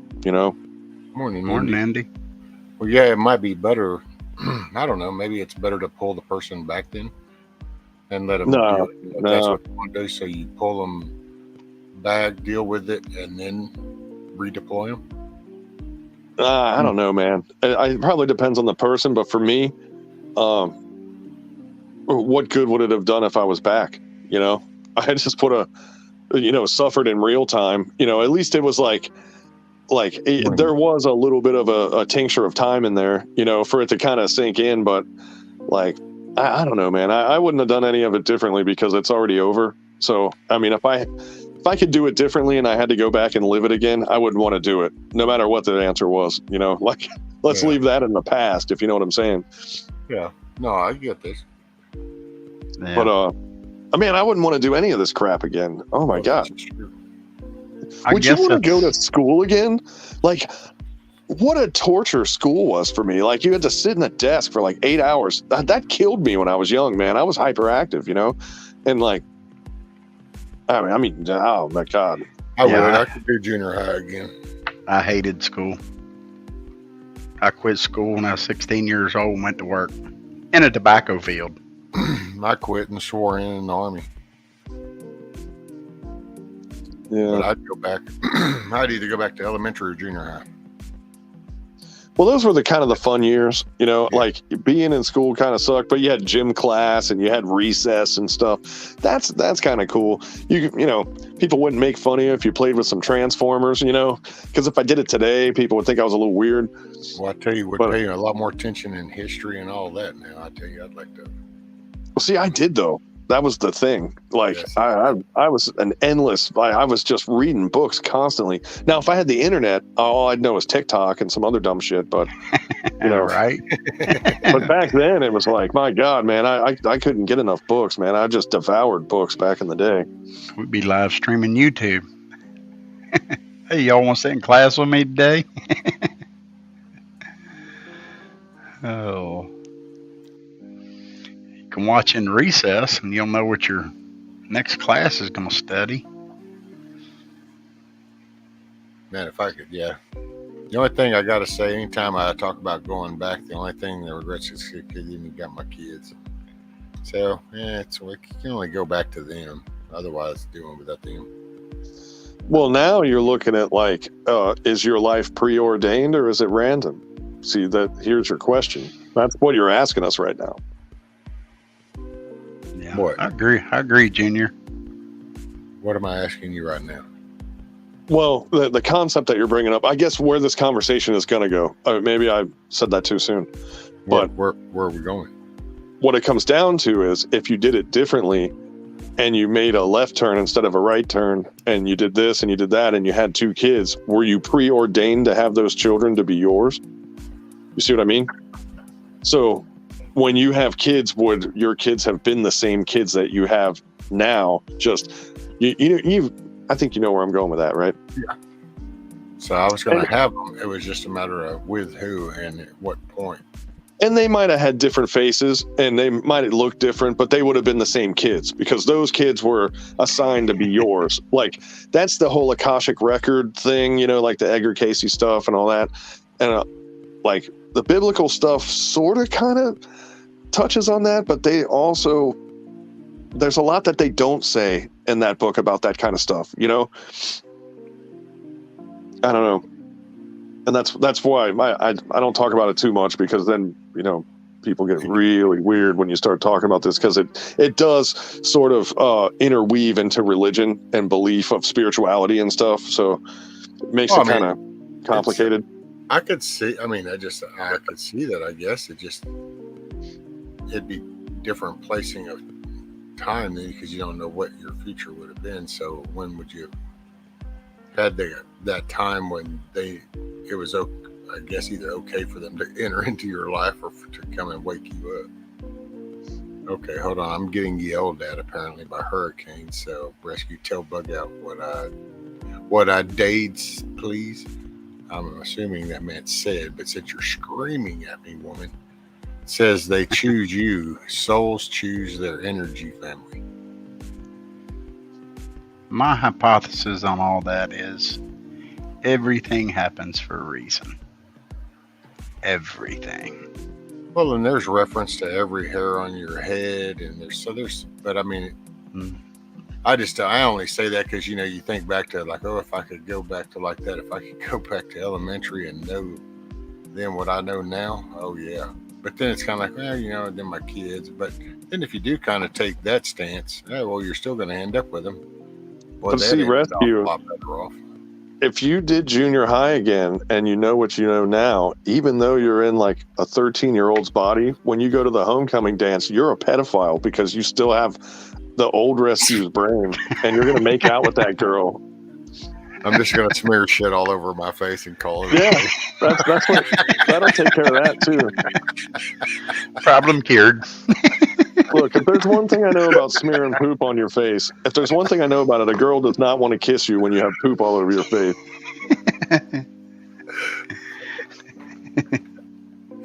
Oh, man. Oh, you've been too close to too many monkey cages.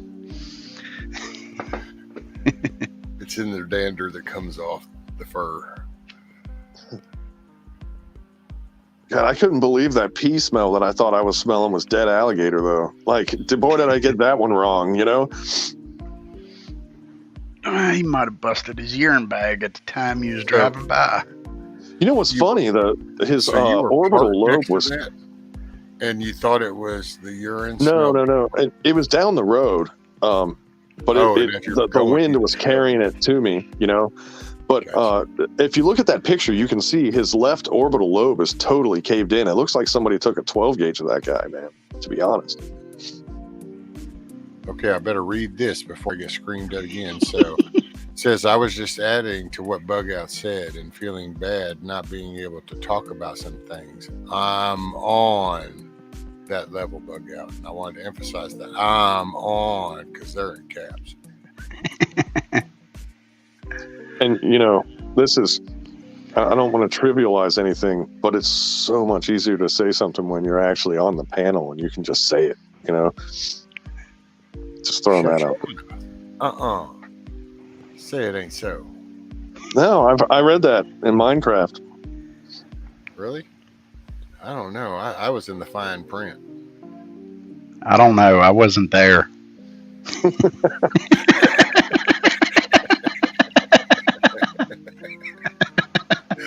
See, and here's the thing. Like, this is so Hurricane. She would go on panels for a while, and then she kind of stopped. Then she said, "Hey, everybody, I feel great. You know, I like changed some stuff in my life. I'm feeling awesome." And then she stopped going on panels. And then in one weekend, she made 77 videos about camping. And I'm like, well, she clearly wants to say something because she made 77 camping videos, but she doesn't go on panels anymore. Well, maybe that's why she feels better, though.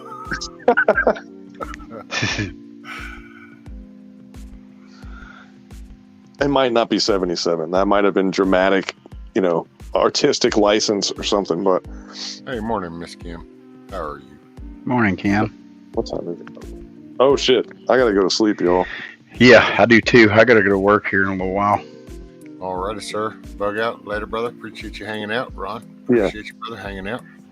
Yeah, I'll Hey, talk to you all later. appreciate you having I me. did get it, Hurricane. I did get what you were saying, by the way, and I'm glad that you backed me up on that. I wasn't just making fun of you for no reason. She actually, I think, just said bug out. That was so 2 months ago. With a long so. Just wanted to point that out there. That was like so 2 months ago. See you, Andy. See you, Bug Out. Good to see you, bud. Yeah, I'll see you later, man. Yeah, I gotta go too. See you, Monty. You have a good I'll talk day, to you brother. later. See you, Monty. Monty's done gone to sleep or some shit. The birth of Clint McQuaid is about to retire years spring that wakes up one morning and a teenage body gets to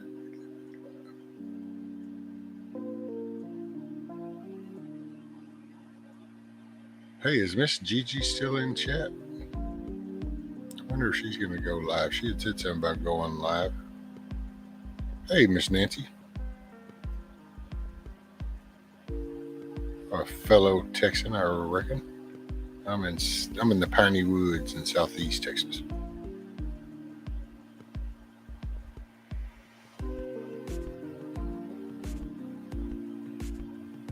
Is Gigi still? I don't know. Maybe Gigi's not still in chat.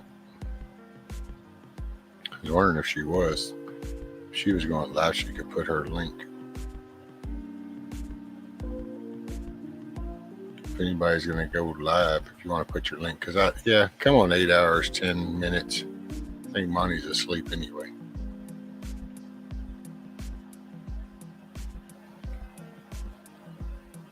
So who wants to go live? Who's going live? Is anybody going live? Is anybody already? I haven't even checked YouTube. Is anybody even live? Let's see.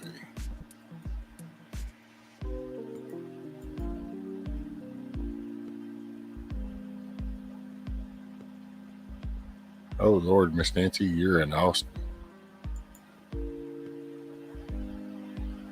Well, dang, nobody else is live well, at least not on my list anyway, so it's not like I have some big list. Does anybody know anybody in chat? Is anybody that you follow or you know that's live or something? I just try to always find some place for everybody to kind of gravitate to. It's a wonder if Broken Patriot isn't live. I've heard he'd be live doing the convoy stuff.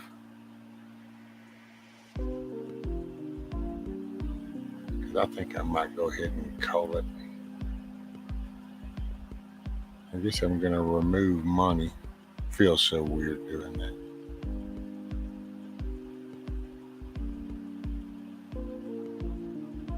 Money.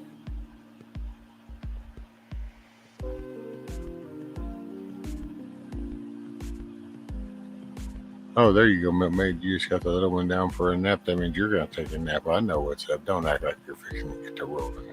We know how that goes. Well, Money, you're asleep, brother. I love you. I hope you have a good day. I hope you giggle when you wake up. But I'm going to have to remove you, buddy. Yeah, he did. He nodded off.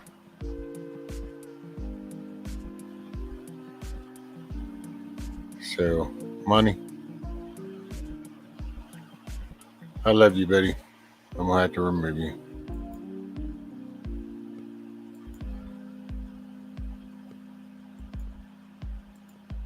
Alrighty. Well, with that note, guys, I think I'm gonna call it. I think I'm gonna go get me some chicken noodle soup. And hey, if y'all are out moseying around today throughout the YouTube land and stuff, if you run across Camo Carl, tell him I was just wondering how he's doing and stuff. And then 2, if you happen to see Monty, tell him that I said I'm sure sorry, but I had to remove him because, well, he fell asleep on me. So, other than that, guys, I hope you all have an awesome day. You've made mine start off better, and I appreciate that.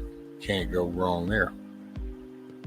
So, hey, with that, I'm going to say to smile or be the reason somebody else smiles. And I love you guys. So I will, till the next time, same bat channel, same bat shit. I forgot how that went. Just be there or be square.